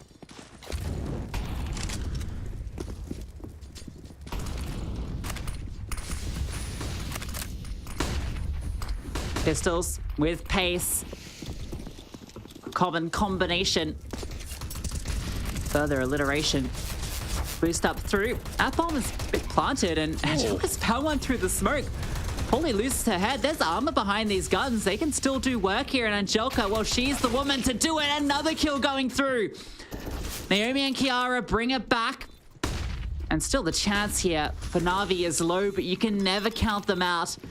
Naomi gets onto the bomb, and it's not being denied just yet. Hank has found one, and well, it comes down to the 1v1, but Naomi stuck the defuse the whole damn time. Holy moly, that one was close. We go the full 30 again. Of course we do. NIP battle back. I thought this one was going to be one step too far, but they proved me wrong. I'm really impressed by the resolve of NIP. Feels like they are finding a lot more fluidity in their rotations and also just their setups. Communication seems to be very much in tune with each other. Synergy really starting to display. BQ has got the AWP once again. Astra electing for the rifle. Jenkin spots a number of players. It's danger at the bottom of A ramp. Yeah, NIP looking a lot more assertive this time around. Feels like they've got their confidence back here on the CT side. And again, Navi just don't feel confident fighting a ramp. It's surprising because of how much success they found here on this T side, but these last couple of rounds, it feels like they want to go for a bit of a change up. Again in towards mid. And again, Astra is here. Although as she moves over, oh, that HE, that's going to be really nice. Look at that. That is juicy. Lena's accelerating over, and Astra again in the prime position to mow down at least one, although the kills are pretty good here for the T's. Paulie with a critical couple, though. That is everything. And that might just be OT on map 2 at the hands of Paulie. Hanka has to do it all. That's one. Time to reposition. Tucks in behind the wood. You get cheeky with it. Oh, that Molotov, actually, she's able to sit behind it. It's not quite spread to her. Oh, it does at the last second. That is brutal. And she almost falls to her death. Lucky to be standing. Feet on fire. Ankles broken. 2 players. 30 seconds left. Surely now chances have completely gone. And she's swung on by Jenkin. So again, overtime in this best of 5. Yeah, let's get it. We know the deal by now. First to 19 will be the difference between these two teams. And NIP, again, it's the rotation based on the information they gather towards A. You've got the swings coming in from Jenkin. She's occupied all that space. Navi concede the control. Astra rotates towards middle. That allows Kiara to go and help out Paulie. Not that she even needs it. Paulie has been phenomenal all map long. And it reminds me of a time where she first joined NIP. It was Vertigo, a map that she was absolutely farming on. And it provided a lot of promise to her prospects. I feel like it was in her debut that she really shone, right? That's it. Qualifier for Kato, I think it was. Got a lot of eyes on her, but, well, she's forced to watch on from the grave. Hanko is the one that wins out that one, using that one-way deployed on top of the piece of wood. It's so cool watching the Vertigo meta change over time with the way smokes are used on both sides. Speaking of one-ways, another in play. Ooh, Viku. Jenkin doesn't want another opportunity there for that AWP. Naomi is really cutting it fine here. Viku definitely interested in this, and every time the opportunity is there, Viku just looks away, timing eluding her again and again. With the player advantage, they now group up towards A. Yeah, Naomi should have communicated this to her team. You can see the rotations are starting to move through. Tucking in on headshot. There is a Molotov for this box. It's going to be thrown out right now. Naomi just wants to kind of stand her ground a little bit, try and inflict some pain, but doesn't quite work out. Instead, the damage goes the other way. Navi with the 1-player advantage have the slight edge in this afterplant scenario. Now, Astra's got so much utility, and Kiara's got a fair bit as well.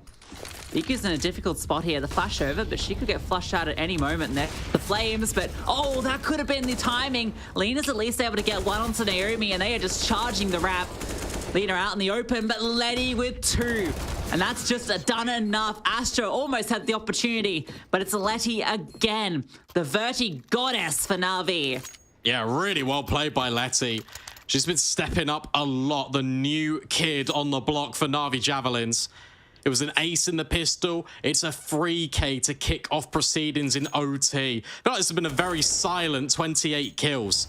I feel like we have overlooked it, but she's just been a staple in the Navi success, the main ingredient. Providing the damages in the afterplant. NIP, plenty of money. They can still rebuy back in, of course. Deep nade from Jenkin. Could find the mark, but in actual fact, it's nades that land onto NIP. Yeah, if she'd just thrown hers, it would have done so much damage, but instead she waits and, well, she cops one. Viku does get brought down incredibly low.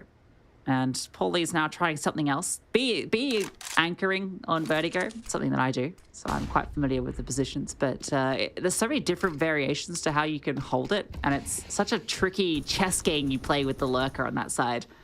That Paulie Hanker back and forth has been quite interesting to watch.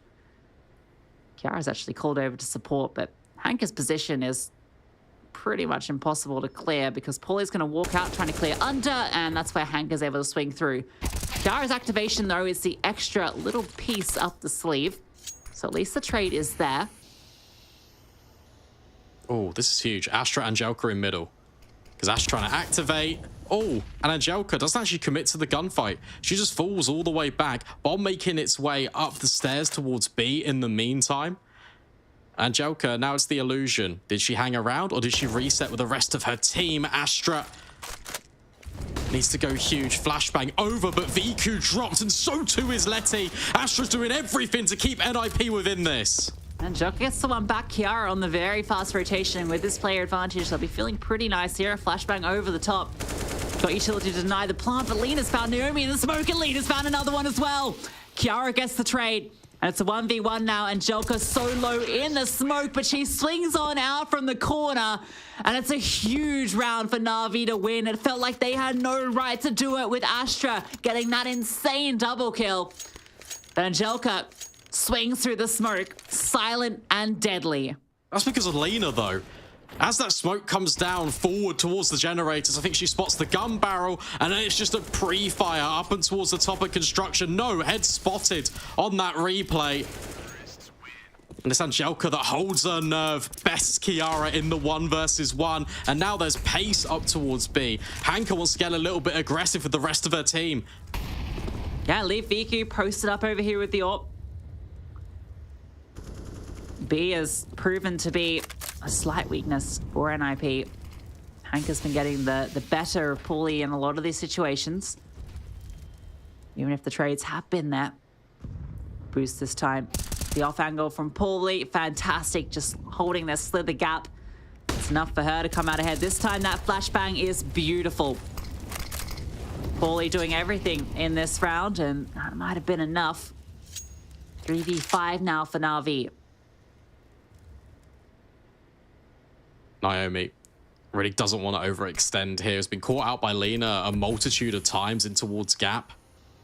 But this time wants to play it much more passively. You've got the 2-player advantage. You don't want to give an inch to NAVI because they will take a mile, and VQ was nearly allowed an opportunity. Oh, even spamming Paulie. Oh, puts her on notice, not once but twice. Yeah, AWP spamming not quite as effective when you've only got 5 bullets in the chamber, but it has made her very low. But the rotation comes through. Gen smokes come on out, but that flashbang's going to set up Kiara if she wants to swing, but the counter flash comes on through. They are committing through here. VQ's found one. Paulie is still low, but she's still holding this angle, and it's working out for her. Astra as well. Good on the rotate. Flashbang is fantastic. VQ is hitting shots, though, but she can't dodge everything. The HE takes her down, and NIP get 1 round on that CT side. Will it be enough? If you're NIP, you need to use slice middle here. That's been the consistent lack from the T side, from the ninjas, that really could be the undoing of NAVI. We saw how effective it was at number 15 with Paulie walking after dropping all of the nades to help facilitate the control up towards A. And if you're NAVI, maybe you get a little bit aggressive. VQ does exactly that and deals with Jenkin. Yeah, Hanker also with a bit of aggression, the flashbang to set her up, and NAVI, they want this map.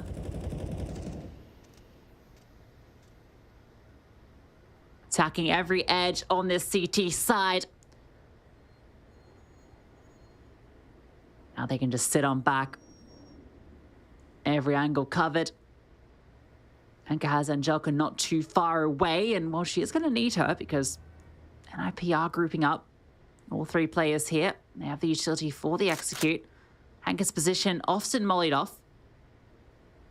Angelka comes onto the site itself. Utility rating on out. Letty will have to be fast on the rotate too, and they start to come on through. Hanker not mollied this time around, and that's given her the opportunity to find one. The trade is there from Naomi. Angelka now, her turn to step up, gets on forward for this white box angle and ready for that fight. Paulie with 4 players to find. Very difficult task ahead of her. Everyone here from NAVI, so no way really onto this site at all. She has to give it a go. No reason not to in this overtime. So has to come on forward. Letty on the corner. Too easy for her to take her down. And Na'Vi up to 18. Yeah, 2 chances to close out the map. NIP's first pick of this best of 5. And I'll be fair, Na'Vi, they've looked pretty decent overall in this series, but this game has been a very interesting watch, if nothing short of entertaining, but tactics, I think, flew out the window very early on. Yeah, we've seen some different nice moves. I mean, Na'Vi with some really nice coordinated aggression last round, for instance. Really nice HE as well. Joka sitting out. Bit of an off angle. It's going to fall on back. Has Lady to support as well. She can reinforce B. And this is that 2-on-2 setup that Na'Vi were running so often during regulation. Still in play. Astra is on a lurk up towards A. But the real contact comes in mid. VQ is here with the AWP. The timing shot doesn't quite connect. And with Astra finding the kill on A, this gets very scary for Na'Vi. She's going to start making her way up. VQ has to be worried about this flank coming on through at any moment. Astra hasn't budged yet. She's got gap and she's happy with this. She's worried about that rotation that hasn't actually come yet. VQ is still here. She's just going to hold onto the corner. With Astra's position, NIP are coming this way.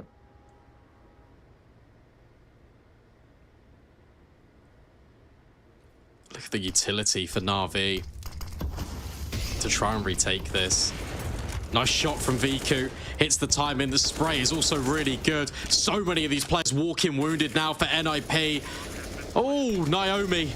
Lucky to be alive. The spam doesn't quite facilitate her death, but Viku deals with Paulie in middle.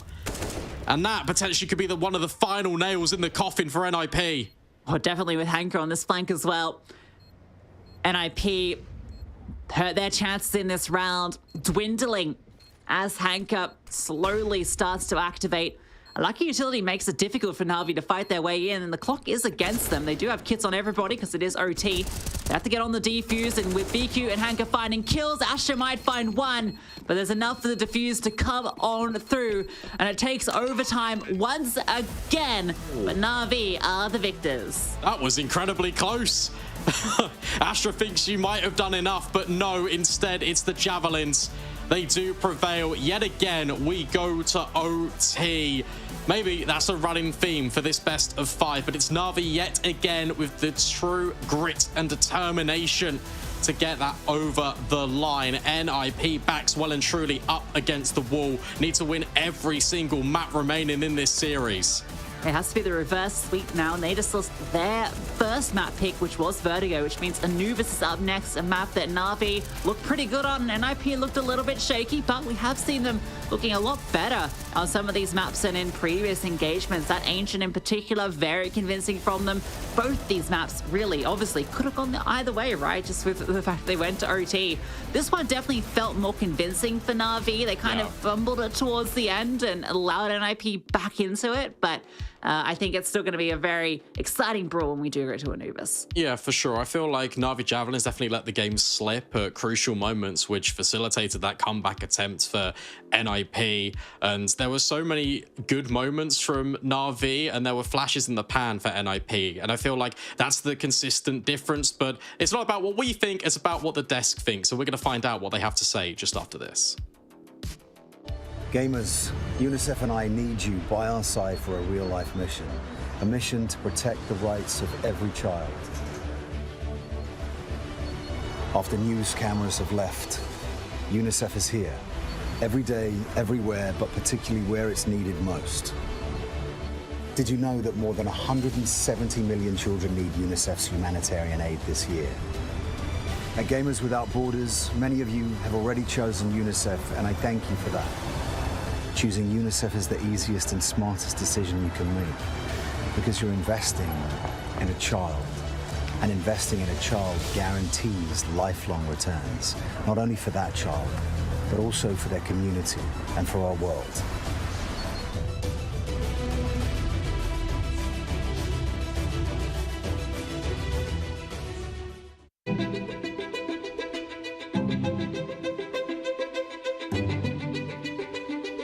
The divisions in the world are stark.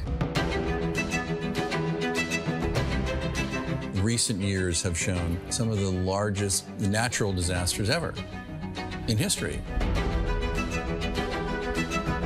And that really hits hardest the people who had the least to begin with. These people need help. It would be a real tragedy if all these advances in science and health and technology only benefit people in a position to pay for them. There should be no lesser standard if you happen to be poor. These problems can be overcome.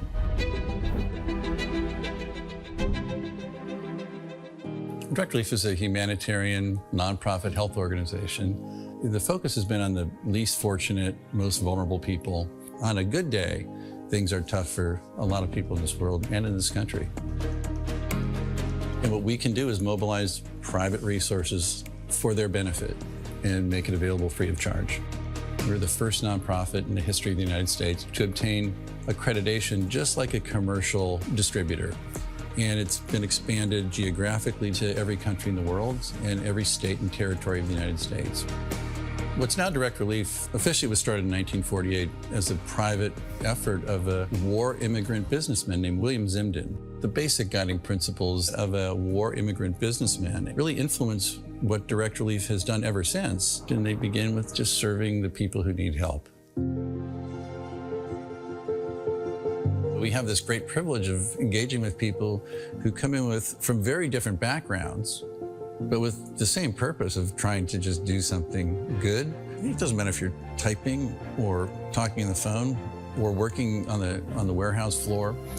They're all part of an effort that means something bigger, and that is the fuel that kind of keeps you going. It gives you some sense that there is a way to make meaningful progress, even for a little organization that started at a kitchen table, but that's what provides motivation in life.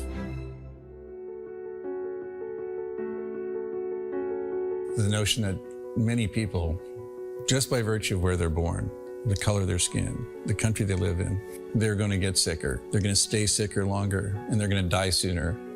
That's pretty good motivation.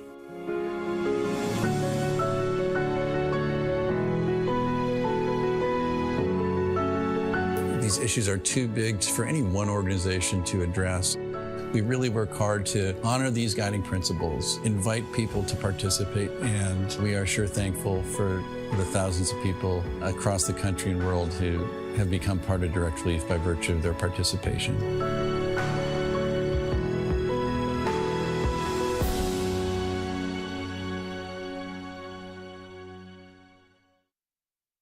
Progress is a race that has no end. After every finish line, another challenge awaits. How can we continue to push innovation in a sport at the forefront of technology? This is how.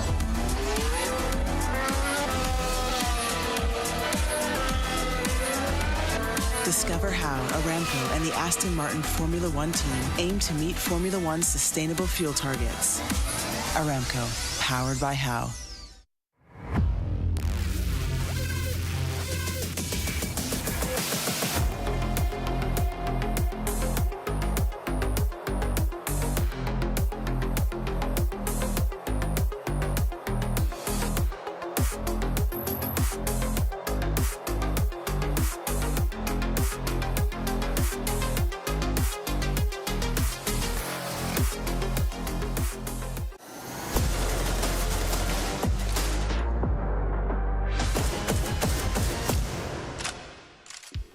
Welcome back to Gamers Without Borders. Another map down, and the score stands at 2-0 to NAVI Javelins in this best of 5. You know, Sam, NAVI especially seem to be very good at closing down NIP, forcing tactical decisions by NIP that they didn't really want to make. So therefore, NIP were closed off. Map control seemed to be an extremely important or vital part of that map too, right?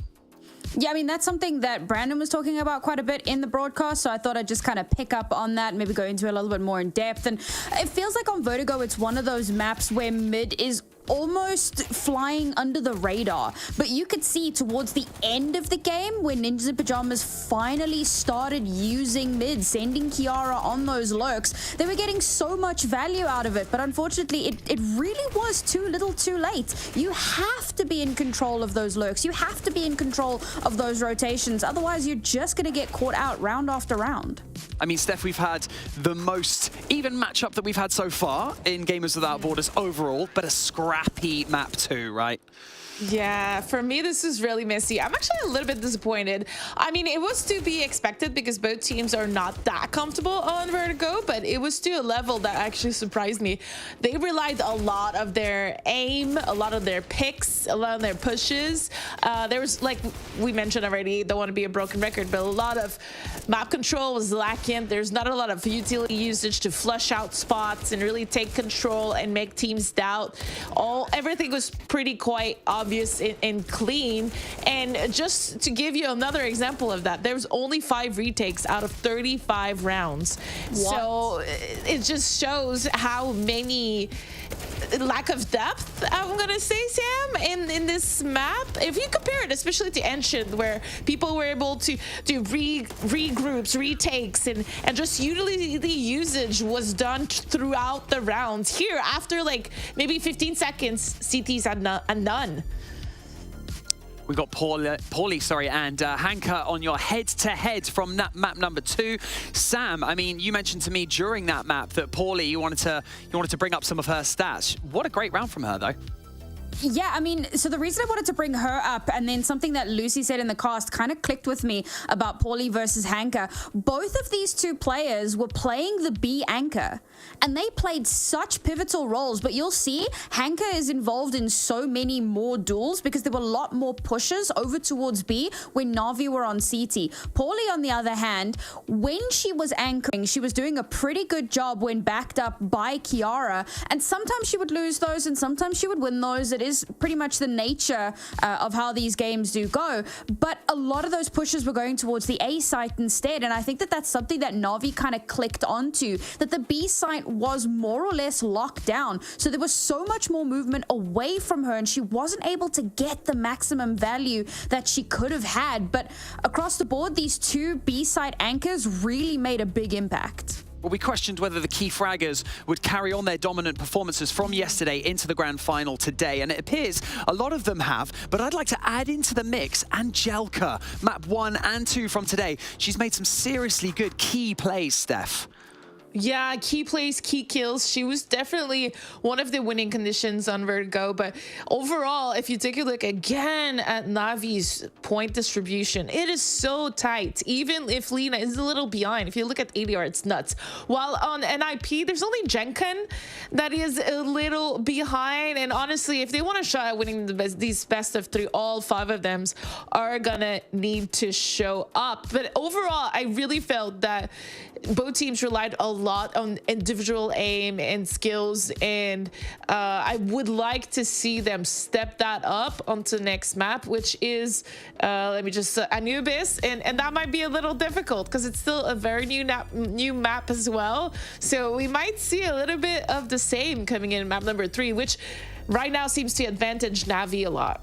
I really just want to interject for a second on the Jenkin thing, because something else that I picked up on, she was involved in a lot more of the opening duels than Kiara was, and she was not getting the same kind of value. And that's one of the reasons that her ADR is so low, because she doesn't play a initial contact, tip of the spear type role. But because of the way the map was being played and because of the positioning from the NIP players, she was constantly getting shut down, and it really lowered her effectiveness level.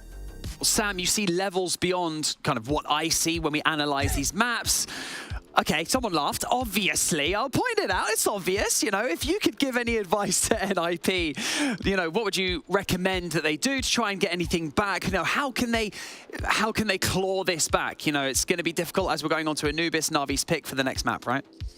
That is the major concern, with it being Navi's second map pick, with it being a map that, yes, they've only played it twice, but they've won it 100% of the time that they have played it. Ninjas in Pyjamas, they've played it 3 times. They're on like a 30% win rate, so they're very hit or miss on this map. It could go either way, and it's one of those maps we've already seen great strides from this team, but as Steph said, that previous map felt very shallow in terms of strategic planning, and that's going to be a key point here, right? Taking those timeouts, making sure that you're slowing down the pacing. I don't think we had a timeout in that last map, now that I think about it.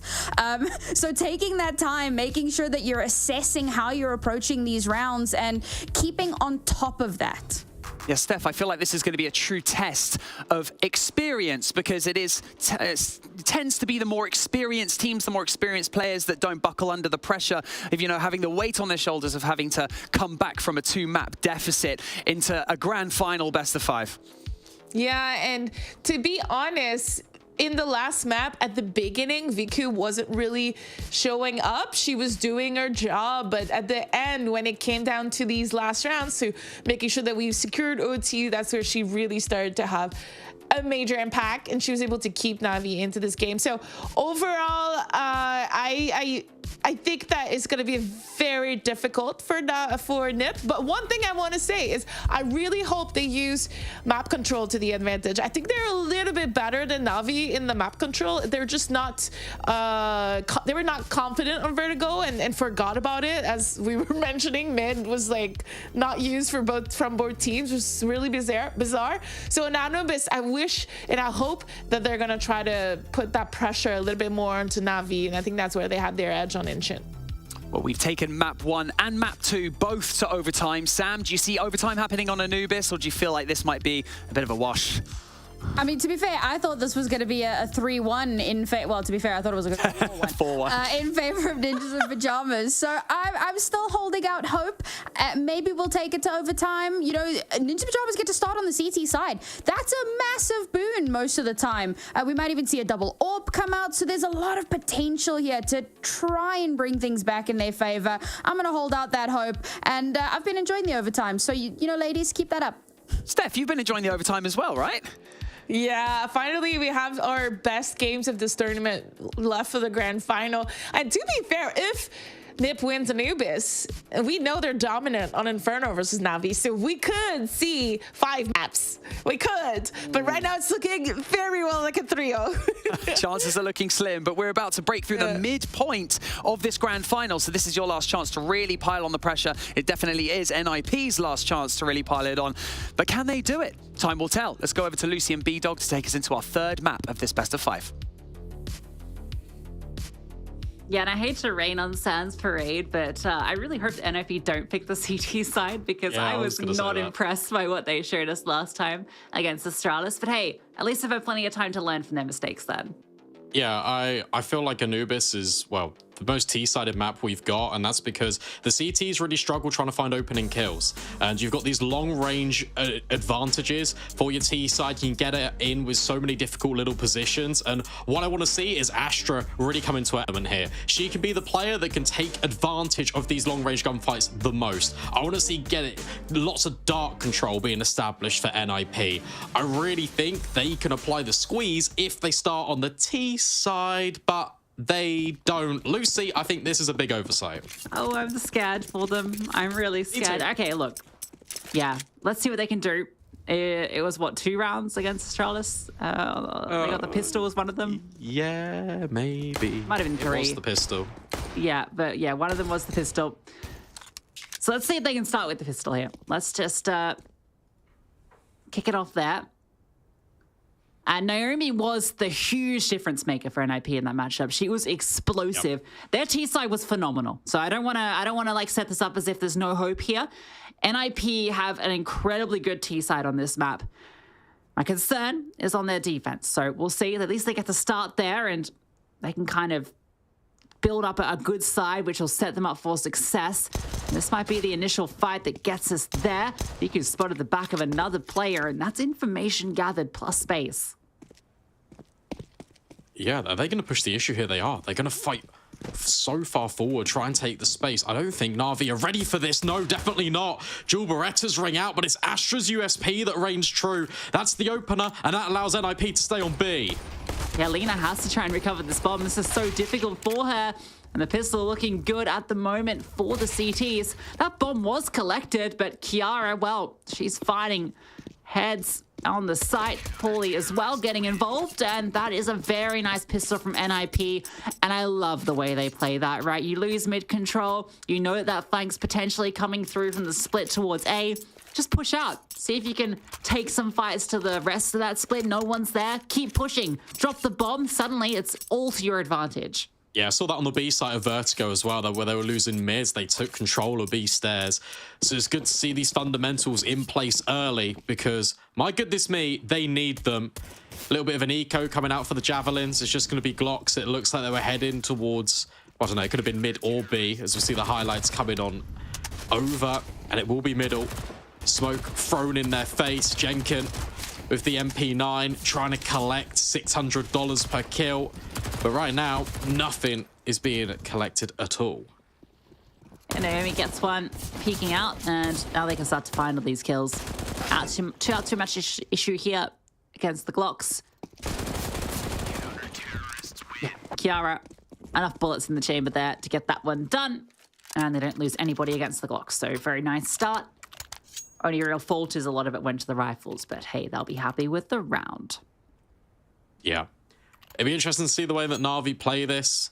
They like to just really spread themselves out, kind of fan across the map, and wait to see if NIP are probably going to get aggressive. I think the A bomb site is a lot easier to execute upon because there's such narrow choke points through B, even though you've got that pivot point that's split through dark.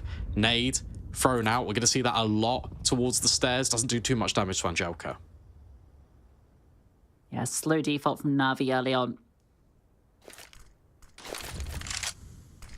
Not uncommon for CT sides to get aggressive when they go up against the rifles for the first time, especially when you've got the weaker weaponry like the MP9s. But they are just playing it passive. Paulie, yeah, throw that smoke down. Does cost her quite a bit of health. Lina's hearing the aggression, gets that first kill, but Astra wide swings out, able to get that trait immediately. But oversteps her mark, and Letty's there for another. Now Kiara feels like she's the one that needs to take space, and VQ is sharp. So I'm looking quite good for Na'Vi. Paulie low from earlier as well. And they're still not going to be overcommitting yet, just waiting for the kills to come to them. Anka gets hers. Naomi with her FAMAS in hand. Sparkly NIP sticker and all. Not able to get anything done with it. Yeah, see, this is where I feel like the trouble, and we can kind of just paint a broader picture, because Na'Vi Javelins were one of the first teams in the women's scene to really adopt Anubis. They were playing it quite a lot when it first came out. We spoke to them when the map first came out as well, Lucy, and they were like, okay, we'll have to play this and see how it fits into our play style. And I think it really works out well. Used to play Dust 2, right, a lot, so it kind of had to replace it for them. Exactly. And what they do really well is in the mid rounds, they lead with utility to the point where NIP can't really retake and recover space. And you're going to see a lot of trades back and forth with the flashbangs, with the smokes, which will always be in Na'Vi's favor. Although saying that, it's aggression.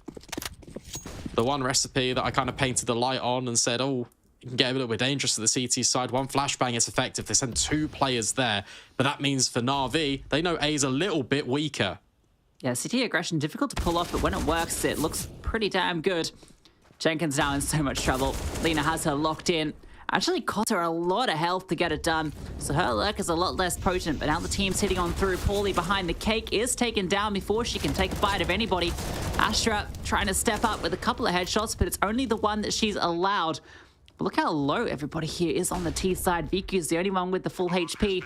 A lot of utility, and they're waiting for Lina. Everybody from the CT side focused on dealing with her lurk, and they do find her. Costs them a little bit of time, but well worth the investment. VQ now comes on over. Oh, that smoke is great, but the spray isn't good. And Naomi dealing with Hanka means that VQ has an impossible task. Naomi doubling up. And a successful retake comes through for NIP. Yeah, good target selection from NIP. Know that there's a player out towards mid, deals with them, and then they can attack on all fronts together. It's Naomi with 4 kills in the round as well to facilitate it. All starts with this opener on B. There's just fights everywhere for Naomi as she cleans up the Javelins after what was a pretty easy stroll in towards the A bomb site, right? Paulie doesn't find anything, and that could be a little bit of an issue further down the line if your anchor player isn't getting at least 1.5.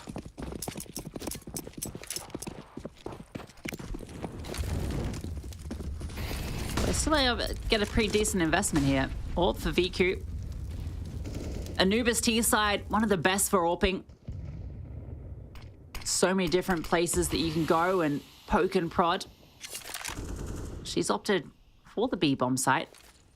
And a boost coming through. You can see Naomi was ready for it, but on the reposition, that was the moment that VQ got boosted on up. So the opening comes on through for her.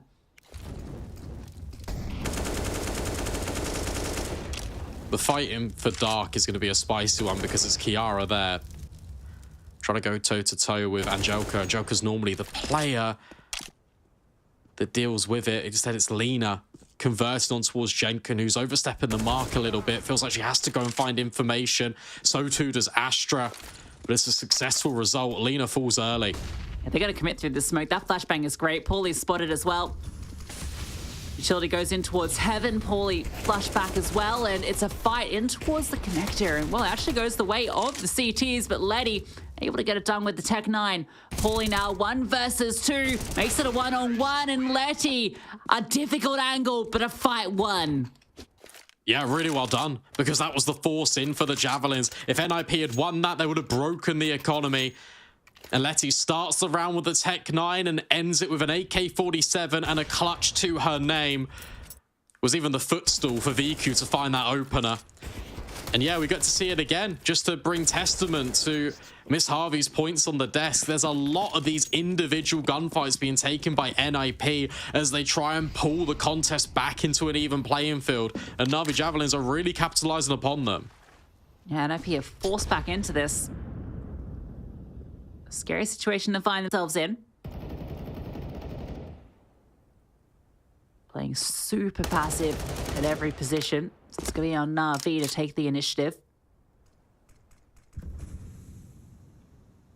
Joker's just standing out in the open, waiting for this timing. That's the smoke deploy is a bit of a one-way, but it lands a little bit deeper than they'd hoped, and that's a pretty cool spray from Angelica to find the head that deep into it.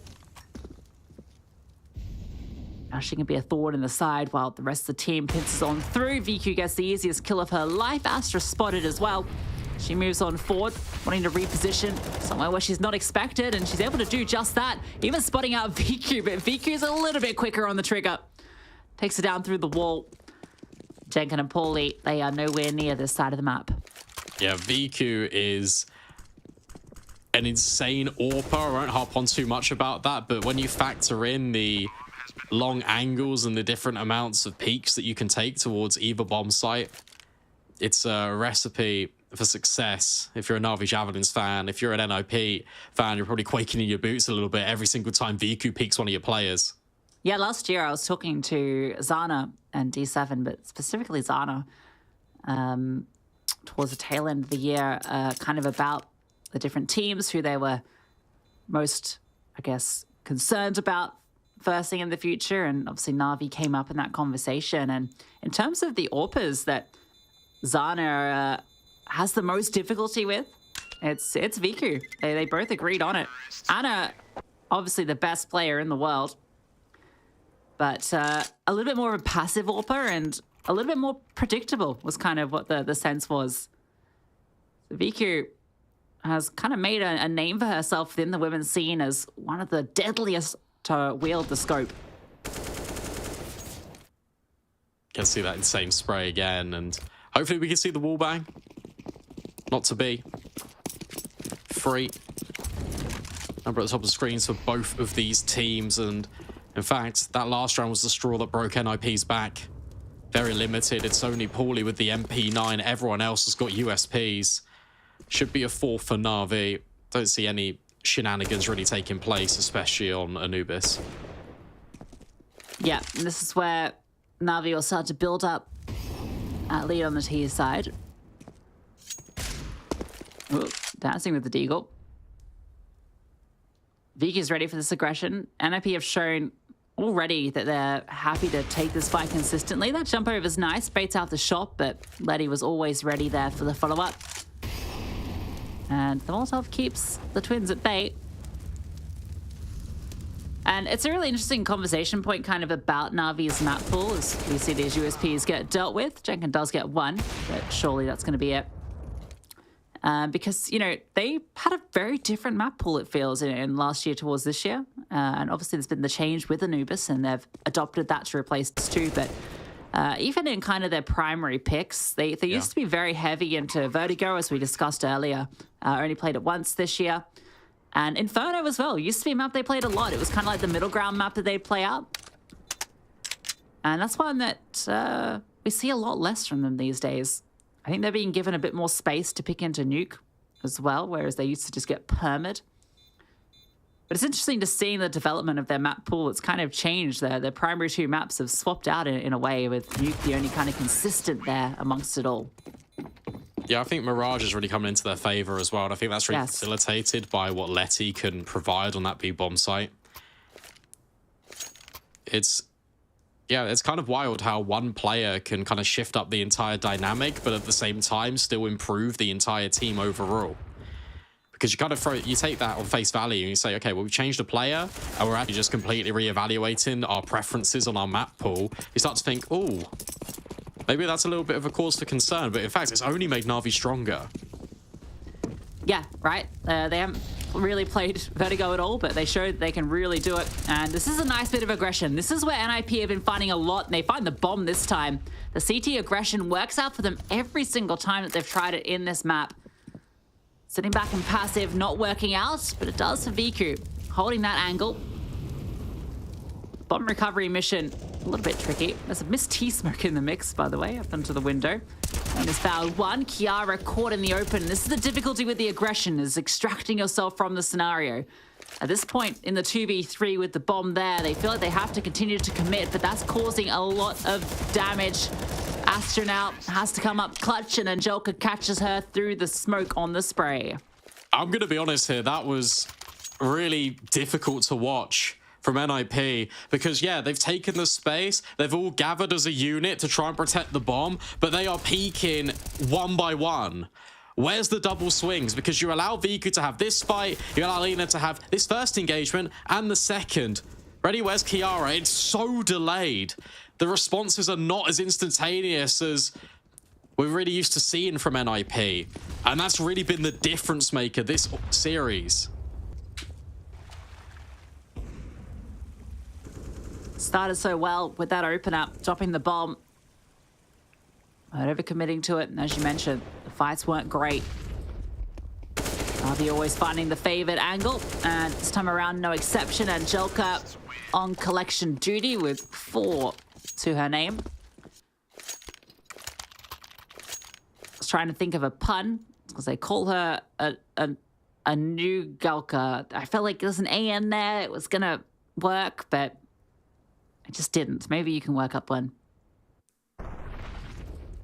I'm still trying to process what you just said. I'm trying to combine it with Anubis. Anubis? Yeah. Angelbis? Yeah. Kind of loses the... It's all right. We'll think about it. We'll bring it forwards. Yeah. Kiara trying to workshop her way into an entry. Doesn't quite work out. Not yet seen this dark fight. Exciting that we get to see it 10 rounds deep. I thought this would be a much more highly contested battle. But in actual fact, Kiara is slightly overwhelmed. Drops the incendiary, but there's just too many players. Might not even matter. Angelka falls by Hanka's hand.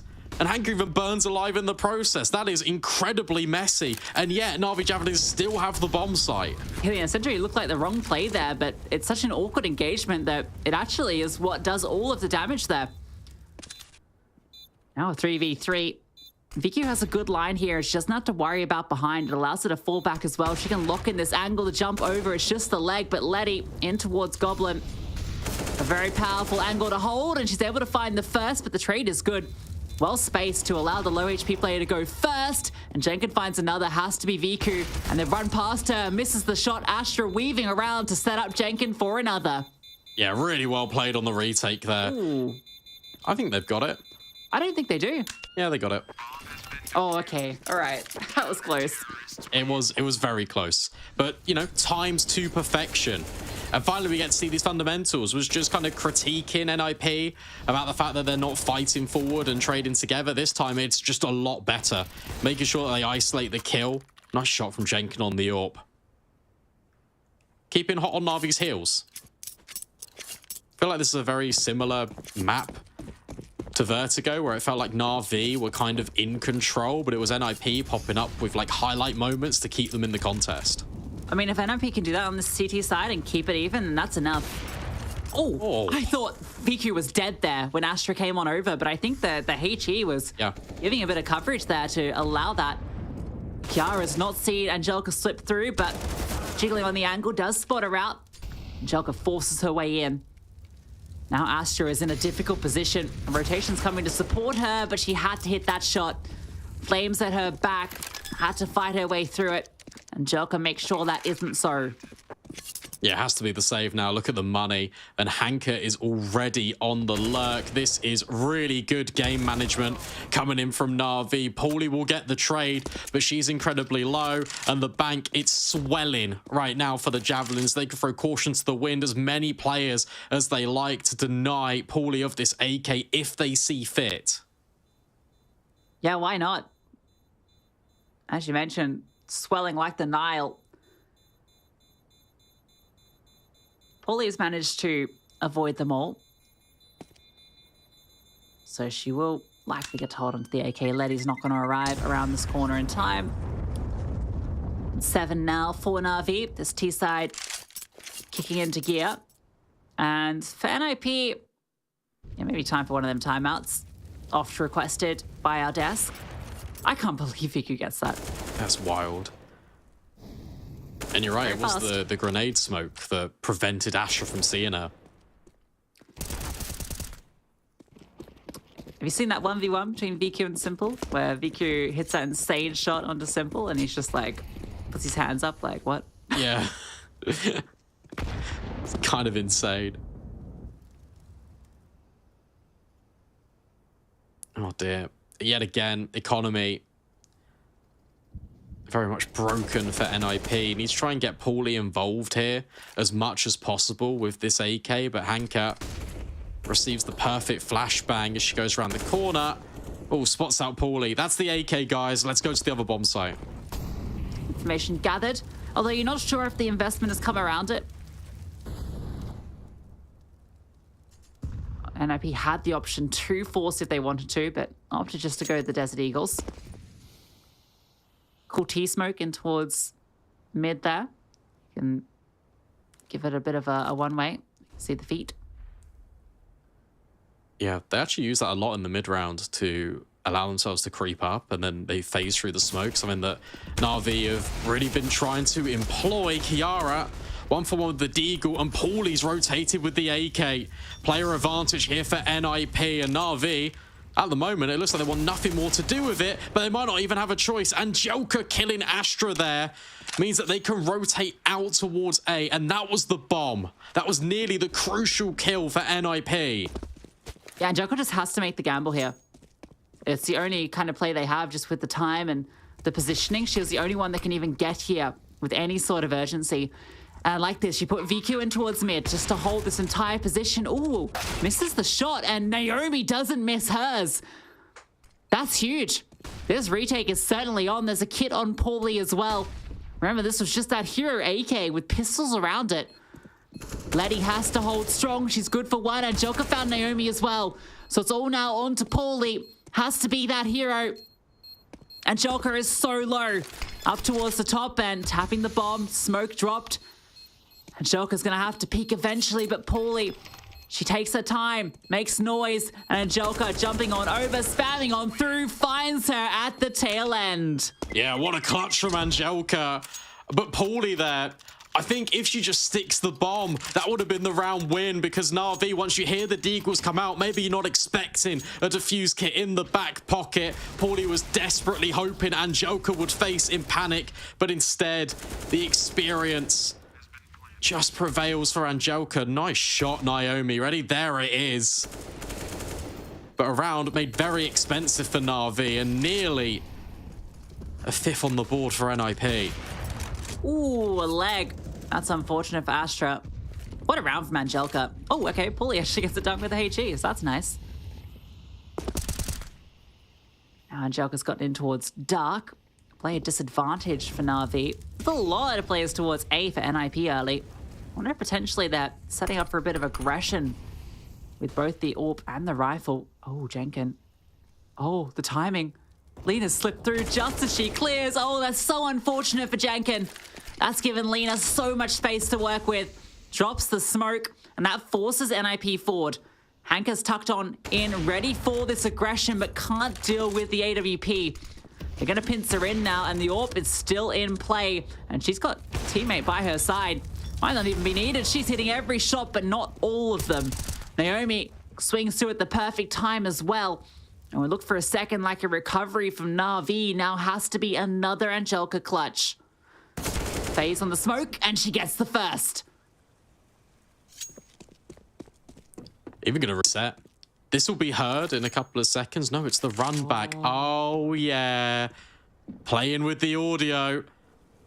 Kiara, Naomi, twins sent scrambling. And for Angelka, oh yeah, she's played this one to perfection. Now, where's this after plant? She's planting towards CT. Wouldn't surprise me if she goes up and over in towards heaven. Will she throw out that smoke? Wouldn't have minded it over towards the connector there. Ooh, I think she's heard a sound cue, decides not to, slips on back in. Was she spotted on that cross? Yeah, it looks like it. Yeah, look at all the utility rating on through. That's so unfortunate on the timing there. Smoke comes on down, she runs on through. Oh, she's found the first, but Naomi lives. A bullet grazed her, but the committal on the defuse comes on through. Yeah, that's a huge NT in the chat for Angelka. The timing, she gets spotted, and speaking of timing, well, that's a round to really showcase it. Again, we get to see the aggression coming out of NIP when they lose ground into one area of the map. Extremity needs to push. And yeah, Angelka always makes every situation winnable. 17-6 right now. Looking fantastic here. Consistent threat throughout. VQ has been a bit of a threat over towards B main with this AWP. Kiara's stuck in that corner, and VQ knows now with that flashbang coming on over. Smoke comes on through. I like this. Just jump. Wait for Kiara to swing. It's likely getting hurt. And, well, maybe she'll take the flushing into her own hands. Oh, doesn't quite land how she wanted it. This is given a bit of a distraction to allow Angelka to walk out, but the angle from Naomi towards the shrub is good. Wins out that fight, and the commitment's coming on through. Hanka was behind her. Takes down Kiara. Jenkins spotted running through the smoke, and she was blinded by Lena. Wanted to take the ground, and it cost her life. Lena on the spray finds another, and then a smoke in the face of the rotation. These two players are low, but damage is a little bit unconfirmed here. NIP wants to give it a go anyway. Fantastic from Astra. And Paulie's not yet revealed herself. A double up in towards Dark could be damaging, but instead, it's just more utility thrown back in their face, and they have to retreat, have to get out of dodge, and that gives Na'Vi a 9th.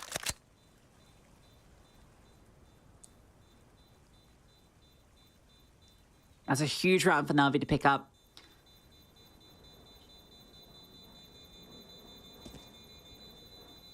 It was such a messy scrap over towards B to kind of kick things up. It really felt like NIP found some good fights early, but then just fell apart, trying to push through smokes and everything. Yeah. That was the pivotal piece right there, because you got Hanka in here, and she gets the first. This was really unnecessary. That's the overextension that throws the whole round into turbulence for NIP. You try and recover, your rotations are too far away. We get a pause. It comes at quite an inopportune moment, really, because although it is the last round of the first half, you're going to be buying no matter what. Take a look at the investment behind it. It's not pretty.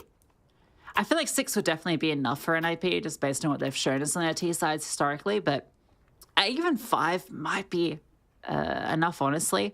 I don't know, my mind casts us back so much, Lucy, to the B4 game that NAVI Javelins played in Katowice, where they were very dynamic on the CT side, and yeah, I was so impressed. That's my concern. Even though the T side is good for NIP, NAVI are very solid on their defense. VQ in particular, who hasn't really been needed so much here on the T side. Check this out from Angelica. About to be ready for this fight onto Astra, who's pushed on through. Oh, I thought maybe she had it there. The trade not quite there. The pistol will get it done. It's a 1-for-1 towards Dark. Paulie, nice angle onto Hanker. NIP have the advantage. And they've taken a lot of ground as well. This is impressive, but the one position I might overlook as a caveat would be middle. And Lena, with this smoke, potentially looking to push through. Viku misses the opportunity to punish Paulie. Now Lena's position, it's not only just being held by Naomi, it's also Jenkin. As soon as I say that, rotated away, but Naomi picks up the pieces. 4-on-2. We're going to get a third 9-6 half, Lucy. Yeah, I think it's guaranteed at this point. VQ's on 19 HP. B side is open, but that's intentional by design. Kiara is out the front. Has a nice line of sight if they decide to walk her direction. There's a fair bit of utility here for Na'Vi at the very least, so they can maybe make it look a little bit competitive. And those rotations will be a little bit late here. Kiara might just decide to end it all here. If she gives up her life, though, that's where it gets scary. She doesn't actually spot out that bomb getting planted, so Letty is able to get that one down.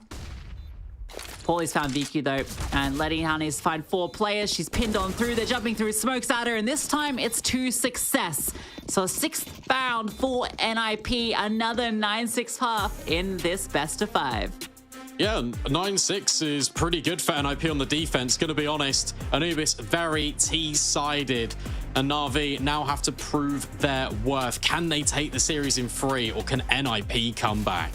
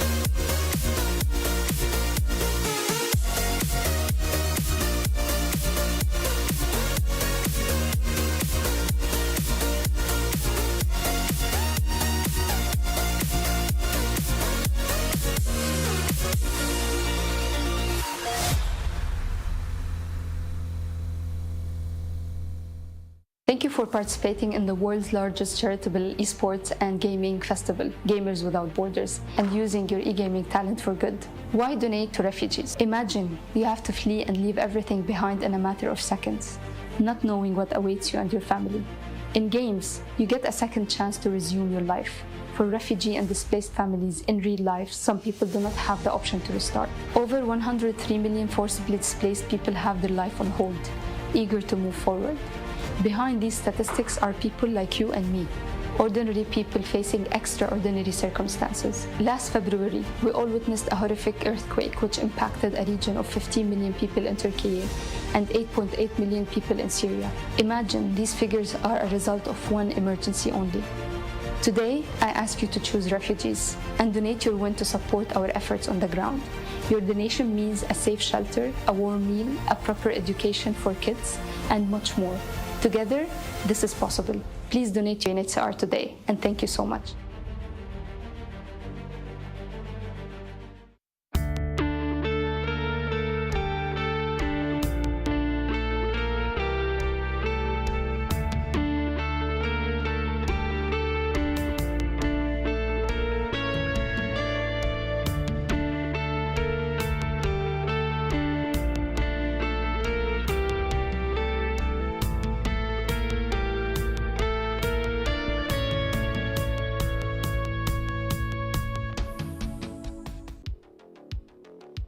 Well, another 9-6 half round. You know what that means? It's got to be overtime, surely.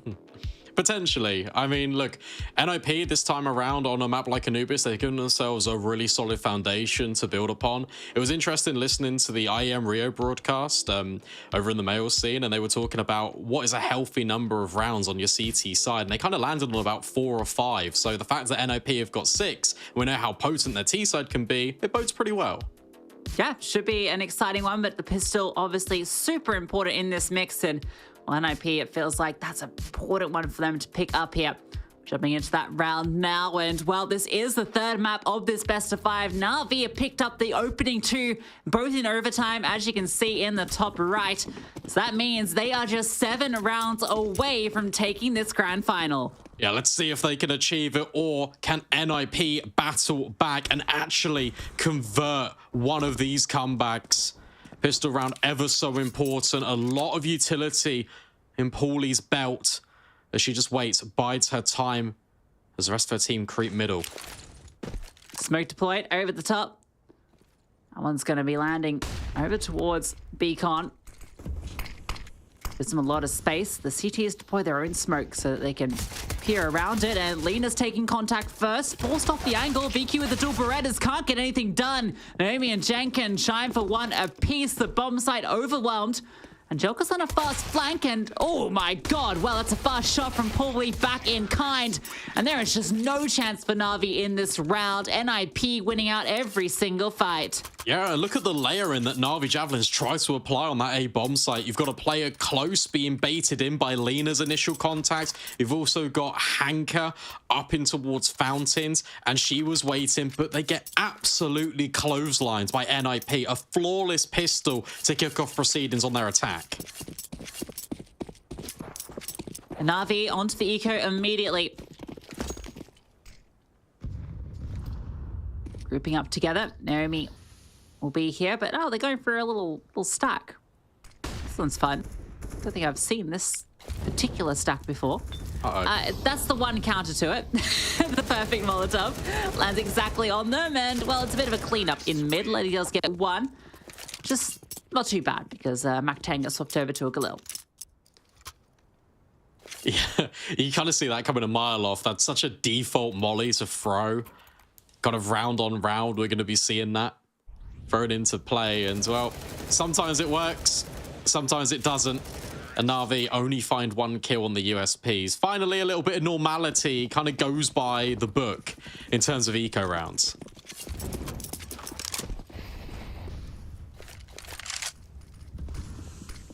Now to the true fray of it all. See Navi's CT side with the rifles out. Because been brought down low early, and it's a double up in mid. NIP were running a sole mid player consistently throughout their CT side. Navi going for the 2-2-1 setup, not uncommon on the CT side. Flashbang caught by Angelica, and that's allowed Paulie to get quite deep into dark. Yeah, but Letty standing, but only for the first. Angelica now needs to go huge, and Kiara, of course. It's her opening that facilitates success.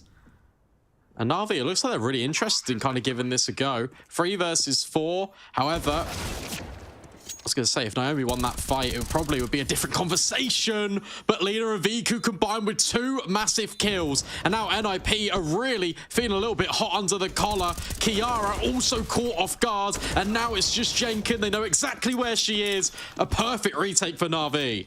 I thought that retake was never going to happen. That looked like Lena was going to go down for sure in towards Dark. Naomi had her dead to rights, but slowly jiggling the angle, perfectly connected.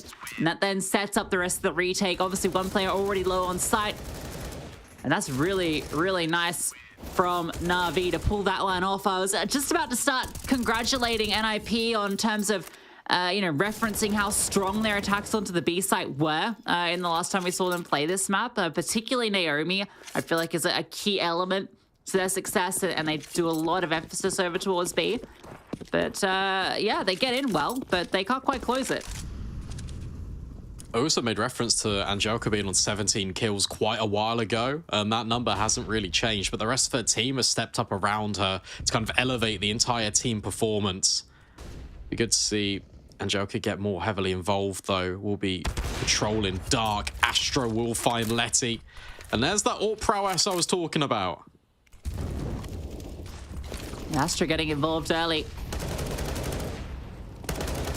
Top fragger for NOP, and this is certainly the map to shine. I feel like Vertigo didn't really get to see as much from her, but seeing it here. And Viku's now getting curious, wants to try and even things back up. That was an opportunity, but when she can't connect the first few, decides to fall on back. And further aggression being taken, but Astra's the one that gets the kill, holding on to the angle. Navi's attempts at CT side aggression falling short at the moment. Yeah, and look at Naomi. Now she's activating, and she's hit the timing just as NIP walk all the way back to B. So the idea is that Naomi's trying to cut off rotations, but look at Navi Javelins. Look at how they're set up. Angelica ready, spamming, not securing kills, and now she's fully blind and just bumps her head into the wall. Kiara puts her out of her misery. 5 versus 2. This has to be a save. Yeah, I was kind of curious. Like, as soon as Angelica started spamming there, you're like, oh, okay, there's a lot of players on the outside of this smoke. And immediately that flashbang comes through, and it's perfect. Now we get to see a bit of a save. And NIP, that was a flawless execution. There's a single player, and really it's Astra doing all the work there. A nice opener over on towards the B bomb site, and then just holding, waiting for Navi to re-aggress, knowing that CTs, when they're in the disadvantaged position, will often go for that, particularly towards Dark, and it's all too easy. I'm going to make a little bit of an out there prediction here. It is very niche, but I've seen Navi throw this one smoke a couple of times to help for Dark control. And it's very deep. It's kind of towards, you know, the arches by water, where they're just offset to the left of the stairs. It lands right in the middle. It plumes really nicely, so you can't actually see how aggressive Angelica normally gets. And I think it's going to come in the next couple of rounds, and we can see if that's going to be a reaction to NIP taking control of this dark space. Probably not this one, but in the next gun. Yeah, this one here, we've got Hanka with the Hero AK, everyone else with the pistols. Should be a good position to get on to 10 here for NIP. I like the immediate T flashback after seeing that initial flashbang coming on over. Naomi gets the kill onto VQ in towards mid. And again, NIP over towards B. Their favored bomb site.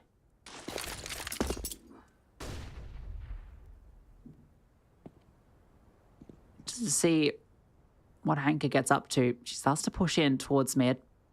Not spotting anyone here at the moment. And she's going to be fast on this rotation, but the timing of it's not going to work out unless they can keep them at bay. But no, they start to push in just as she comes around the corner. And yeah, with all her teammates falling, she just has to save. Yeah, it's one of those ones where because she's pushing middle, they make that gamble read over towards B. It's where NIP have been favoring, but it doesn't matter. They just get completely torn apart, limb from limb. What I am noticing and what I've been impressed with is that NIP have been keeping a lot of these rounds flawless or with very limited casualties. And it's been a real strength to them. So it just means for the future, they'll be able to reinvest without too much trouble. Scoreline draws level. NAVI dig back into their pockets in round number 21, and maybe this gun round will either break the momentum of NIP or it will just bolster them into a favorable position to potentially take a map in this best of 5.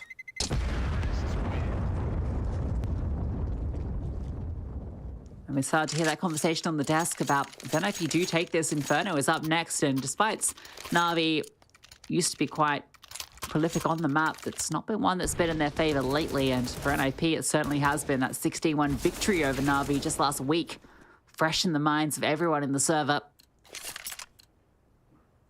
NIP know the importance. If they can take this, could go all the way. There's still a lot to do here. And you got to get past VQ with the AWP. Astra on the other side, who certainly been coming out ahead in a lot of these head-to-heads. That flashbang is so good.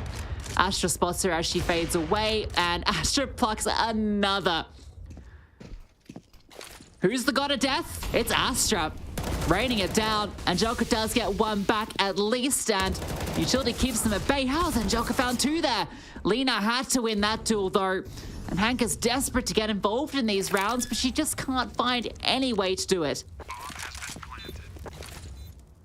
Yeah, that's sweet. Really good coordination, and it allows what Astra can do best.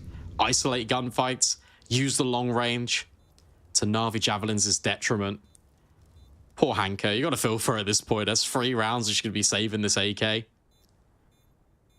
Just waiting, praying that they exit this way so she can potentially harm the economy just a little bit.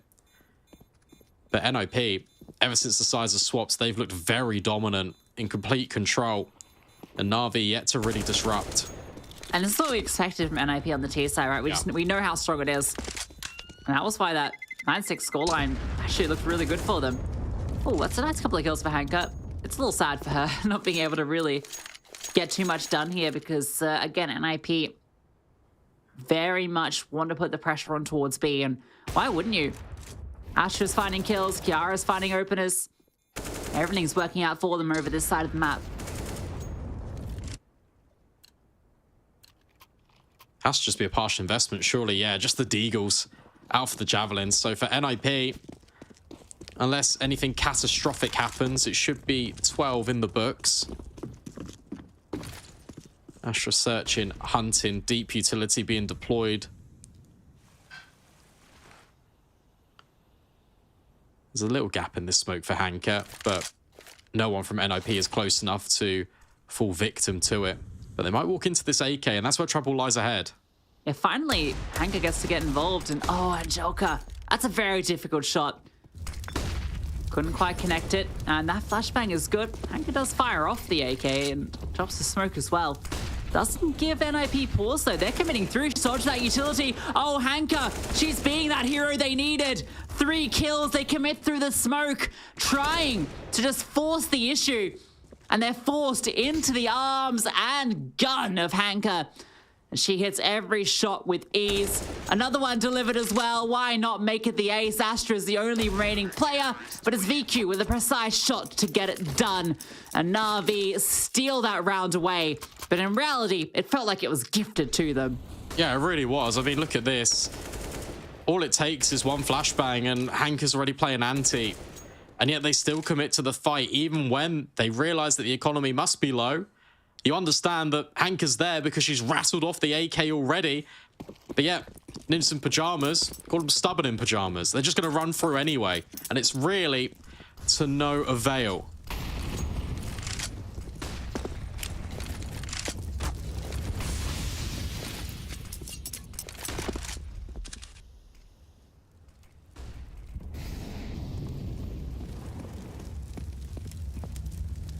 Space being taken in towards mid. Naomi's gotten very forward here. First time we're really seeing NIP putting presence here. Smoke coming over now as well towards Beacon, and VQ, she can try and get ahead of this. Thinks about it, but the flash causes her to fall back. Smoke's deployed, interestingly, at 2 different locations there. A bit of a miscommunication, and now these two NAVI players are stuck between these 2 smokes. And this is very scary if you're Na'Vi. So many NIP players about to pounce. That flash goes over, but Hanka's ahead of it. The spray's wild, though, and Paulie's is controlled. BQ's still here. She's dodging utility, hits a nice shot onto the first. That flick doesn't connect, but Lady's come through on the rotation, but so has Jenkin, and it has to be Viku. She's found another. Puts it into the 1-on-2, and that timing, almost is there for her. Jenkin doesn't have to face this. She knows it. Not quite committing. VQ in a tough position, caught between these two angles. Astra has a locked in on this one. Oh, another opportunity. The quick flick doesn't connect, and Astra is eventually able to find the kill. Yeah, nice pace setting out of NIP. A lot faster in towards mid. And then Paulie, it's an impeccable multi-kill. When Navi Javelins feeling a little bit penned in, they go for the same aggression that NIP showed in this first half. But Paulie really does fantastic work. You always can't count Viku out of these situations. It looks scary when she's swapping to the AWP and the pocket AWP in the Deagle. And yet she still can't find any purchase. NIP take a narrow lead and plenty of smokes rain out to deny Na'Vi of any early info. Does Astra get this opening pick? VQ is ahead of it. This time around, Astra just blind searching into the site, slowly walking around corner, is punished for her discretions. Hanka gets one onto Paulie as well before that smoke lands. So Na'Vi get two very nice openers, particularly removing Astra. A big kill to be finding.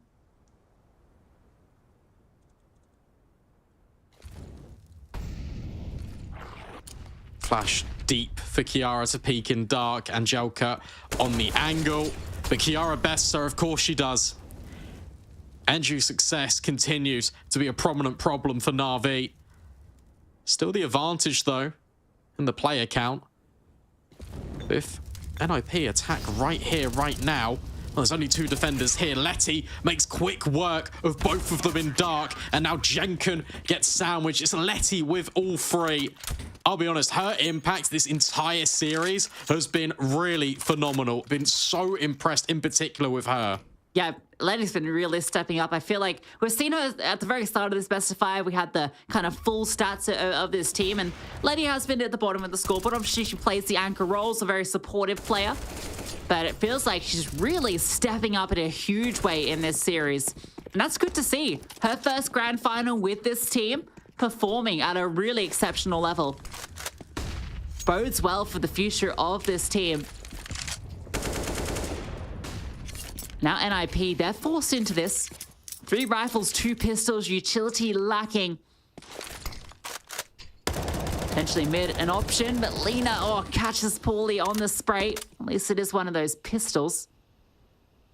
Decision to boost is decided to end, and they just walk on through the smoke.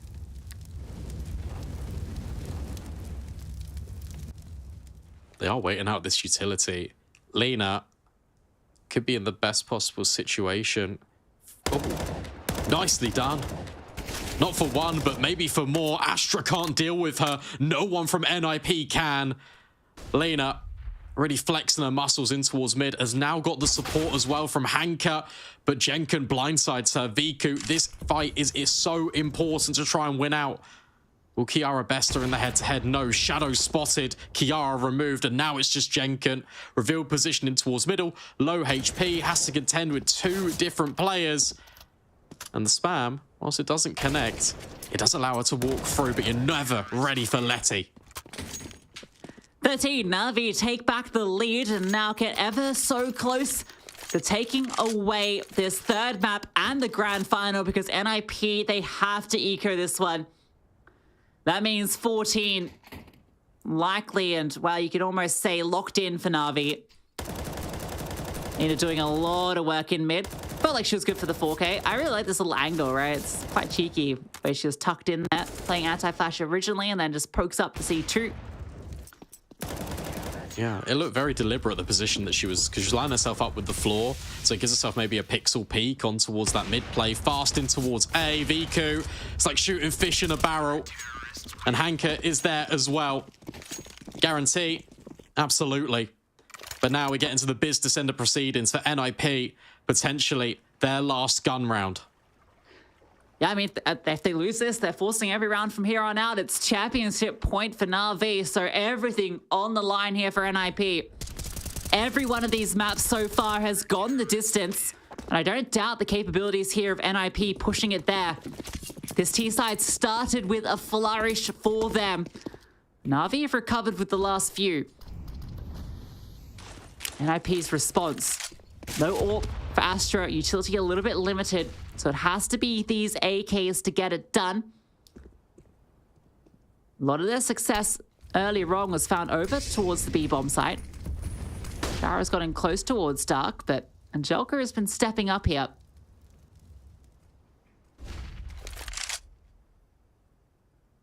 Astra hasn't got a flash. Neither does Paulie. Utility very limited, so you can't really get Angelka off this angle. It has to be a pure aim fight. One in which you probably would often favor Kiara, but Angelka is on this off angle and she can quickly tuck into cover at the first sign of danger. It is a 2-on-2 setup, which means if they can get clean trades into the site, the retake is difficult for NAVI. Angelka stepped up for one, brought down low, and they're just going to commit, but she's just spraying them down. 2 kills go her way, but Paulie does just the same. And that's enough. Bomb gets on through, gets planted. Lack of utility here for the Tears, but they're using the smokes to their advantage. Paulie finds another, and she is doing it all now for NIP. A must-win round coming through at her hands, unless Hanka and VQ have something to say about it. A difficult retake, Jenkins spotted towards the obelisk, and Paulie another. 4 in the round for her. Hanka tucked in towards the temple. Can't even really give it a look in. Walking away. And it's off the new addition, the young gun for NIP, and a team of youngsters. But the young talent of Paulie stepping up in a massive way. Yeah, that's huge. The fact that she finds so much success for NIP is really a testament to her mechanical ability. Yet again, it's relying a lot on these individuals to get the job done. Angelka finds the first. Even this spray is phenomenal. And just when you think she's done enough, Paulie steps up to the plate. Look at these kills. The off angle on Goblin. VQ didn't know what hit her. Now they have enough to invest, and with everything. So it's still not easy for NIP, but at least they got the AWP on Astra, who, as we know, has been absolutely superb for them. Gets past the angle that VQ's holding, and this now gets a little scary. Is Naomi ready for this? Oh. Someone's gonna die here. No! Dodges past. Naomi was certainly ready. That flashbang is so good, though. The re-aggression, they weren't ready for it, having forced the AWP back. But that flash from Lena sets up VQ perfectly. Yeah, really nice utility coming in. Paulie now looking for a little bit of a lurk, but look at how dynamic the sniper of VQ is operating on Anubis. Now repositions towards A main, can lock that one over. And for NIP, it's a congregation over towards A. They're going to try and fan through and spread out, which makes it very difficult for VQ to hit her shots. Utility lining up, maybe a flashbang needed or not. VQ hits one, not quite the flick, but Hanka's here in quick support. It's the combination really combining, but now maybe it's Jenkins' time to shine. 2 quick kills, but would need the full house to keep NIP contestable in round 28. Checks the flank. Limited time and everyone has rotated in. Lena up high, Letty down low, trapped in on every side, and Lena locks it in. 2 championship points for NAVI.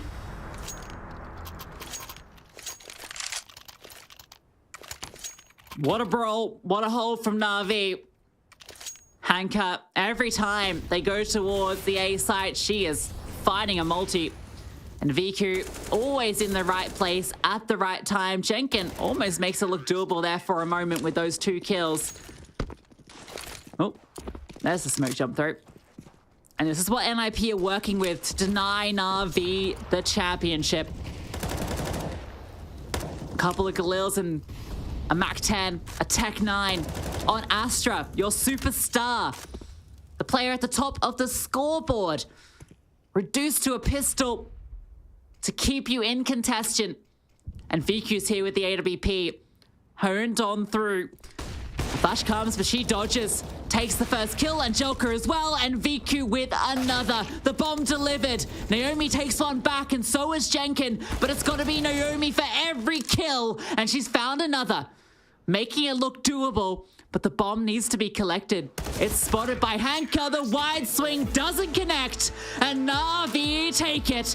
Your grand champions, your winners, NAVI Javelin of Gamers Without Borders. Yeah, and that gives them $1 million to distribute to a charity of their choice. NIP, second best, but really worthy contenders to the throne because they took us not once, but twice to overtime. Anubis one step too far, and NAVI Javelins continue their impressive streak in the women's scene. Yeah, and I mean, Anubis could have got overtime as well. That just shows how close it is between these top teams. NIP putting it to NAVI, who have been flawless this year since that grand final loss in Enigma Galaxy at Katowice. Since then, they've recovered a new addition in Letty, who has stepped up in spades, looking fantastic for the squad here. And now, for NAVI, looking ahead, you've got ESL Impact Season 3 finals looming. You got all the confidence brimming after this huge victory. Yeah, for sure, especially now with a grand final win under your belt. That's always been kind of the last hurdle for the Javelins. Now they've tasted that success, they're going to want to hold on to it, and that should really give them a lot of incentive moving forward for that grand final in Dallas, potentially. Yeah, I mean, absolutely. The only team that's taken them down so far has been Enigma Galaxy in basically the last 6 months. And, well, they are going to be one of the foes that will face them there. For now, they'll be happy having taken that championship. And we'll be happy to take a little bit of a break. And when we come back, the desk going to be there to break it all down. And there'll be a winner's interview in the mix too. So don't go anywhere. Every day, it feels like there is a new crisis. Families displaced by violent earthquakes and wars. Warm hearts sleeping under cold blankets of stars. Lives destroyed and washed away. Families fleeing into the unknown. But look closer. See the hope everywhere. See the ones running towards disasters to help. Compassion exists all around the world. Kindness is healing wounds, bringing hope for a brighter tomorrow. Look closer and see the many families like Layla's who've lived through unimaginable hardships and yet haven't given up. Please don't give up on those forced to flee. Donate now.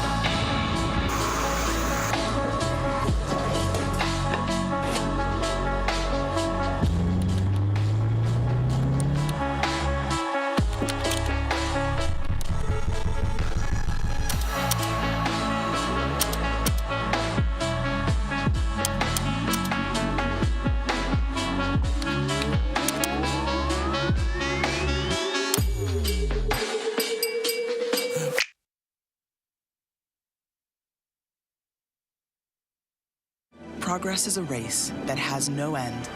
After every finish line, another challenge awaits. How can we continue to push innovation in a sport at the forefront of technology? This is how.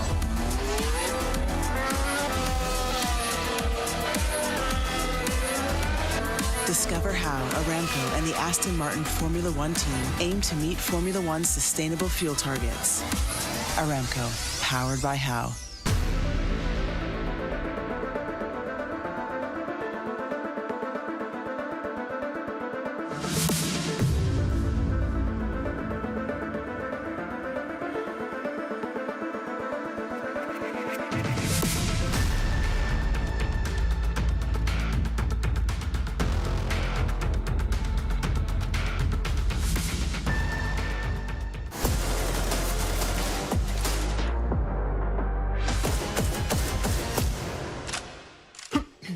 There you have it. After our best of 5 grand final here at Gamers Without Borders, we have our first ever women's Counter-Strike champions. NAVI take the victory in style and they cement their names in the history books of Gamers Without Borders. What a fantastic performance from them from yesterday all the way through to today. Sam, I've got to say, the closest series that we've had as well from the entire tournament. I mean, would you expect anything less? Honestly, that's the only way to have a grand final. It's really, really exciting that we managed to get so much out of these 3 maps, 2 overtimes. The 3rd map really, really went close as well. There were a few disappointing moments along the way. I think Steph will agree with that. But overall, it was a very, very enjoyable grand final. And even though Nigma wasn't here, it definitely lived up to the hype. I mean, once again, Angelica putting up big numbers alongside Vicu. The individual performances of these players were so fantastic today, Steph. Obviously, we didn't see the team synergy really clicking as much, like we spoke about earlier, but some individual performances nevertheless. Yeah, I think overall it was pretty even on the individual performances and everyone did so good. We had so many rounds of multi-kills, multi-frags.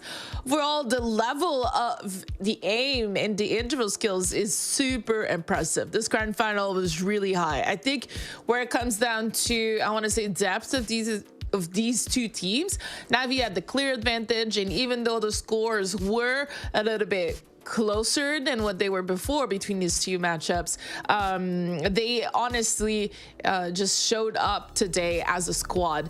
On NIP though, there's a lot to win or a lot to be happy about in this grand final. Again, we beat Nigma to get here, and we ended up doing 2 overtimes that could have kind of gone either way on maps that are not necessarily our strength. So I was super impressed, and there's definitely a lot to improve, and the skill ceiling is really high for NIP. Yeah, even making it to this grand final is something to be said, and also $600,000 to be donating to a charity of your choice isn't anything to sniff at, as we say in the UK. So we are now joined in the studio by Lena from our champion team, NAVI Javelins. Lena, congratulations. You are our Gamers Without Borders champions for the first ever time, and you'll be donating $1 million to a charity of your choice. First of all, what was the initial reaction from you and your team? And try and put into words how you're feeling. Yeah, I must say I feel really great. That was a really cool game, like that was really intense, and I think that's how the final should look like. Well said, Lena. That being said, in the final, did you expect NIP to pick Inferno as map number 2? Were you kind of caught off guard by the Vertigo pick?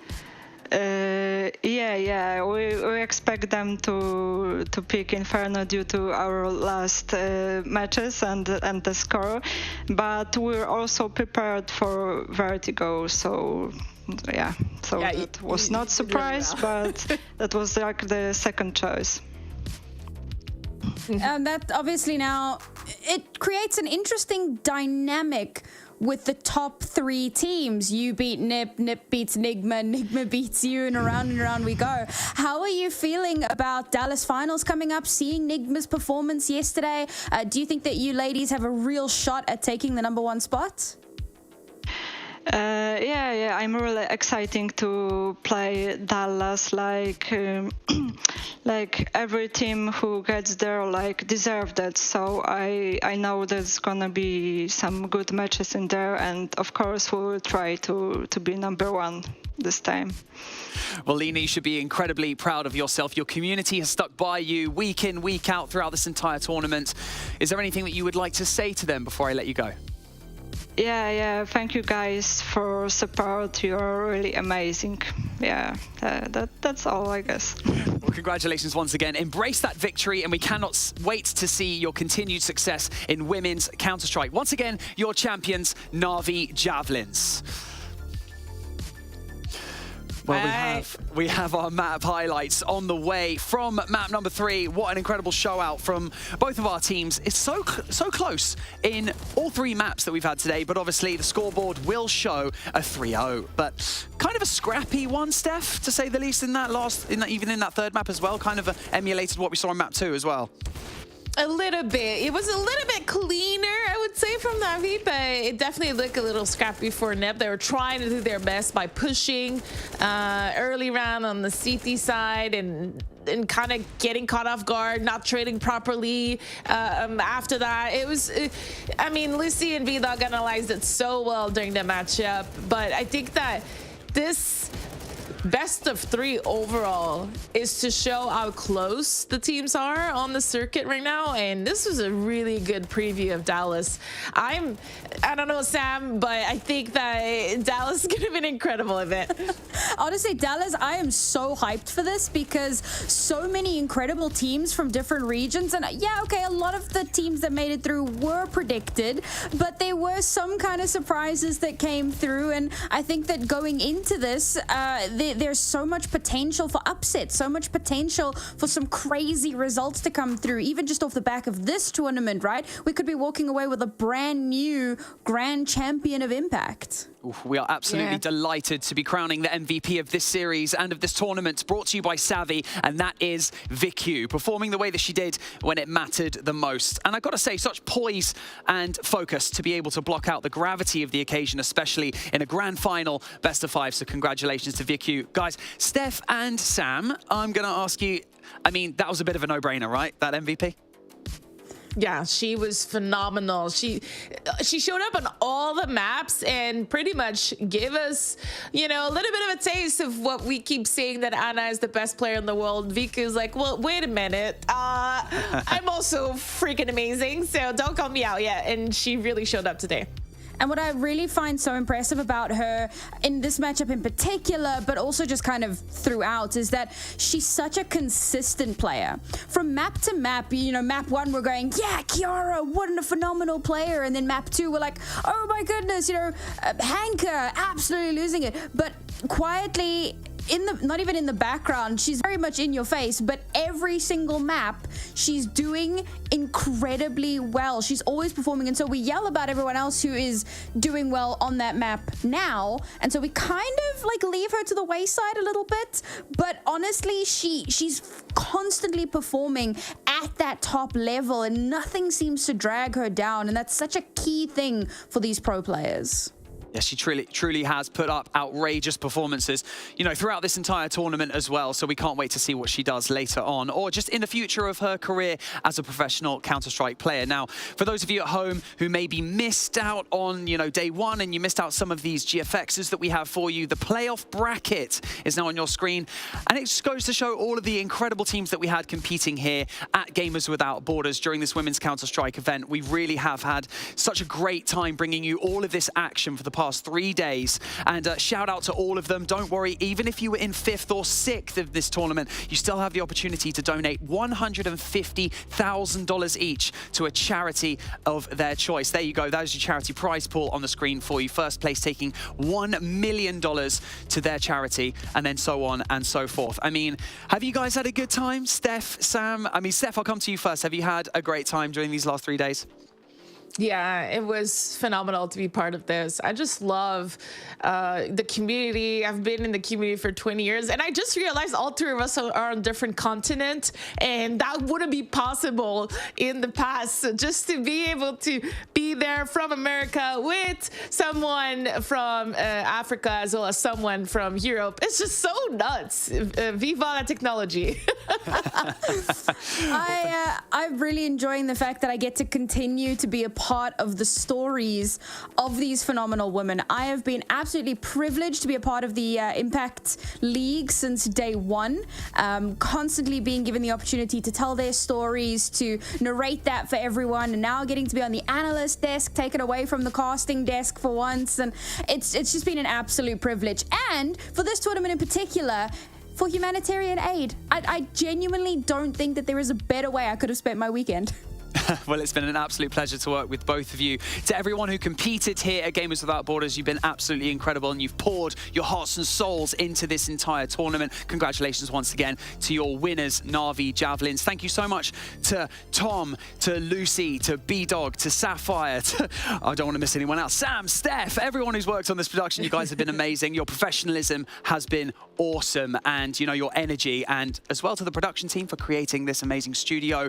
It's been an incredible show to be a part of. Thank you to all the fans who've been watching, supporting your favorite teams. We couldn't do this without you. $2.5 million is going to be donated to various charities all over the globe for humanitarian aid. So we are all extremely excited to be a part of that. Gamers Without Borders will also continue with more titles over the next coming weeks, so make sure you tune into that. My name is Banks, and I'll see you very, very soon.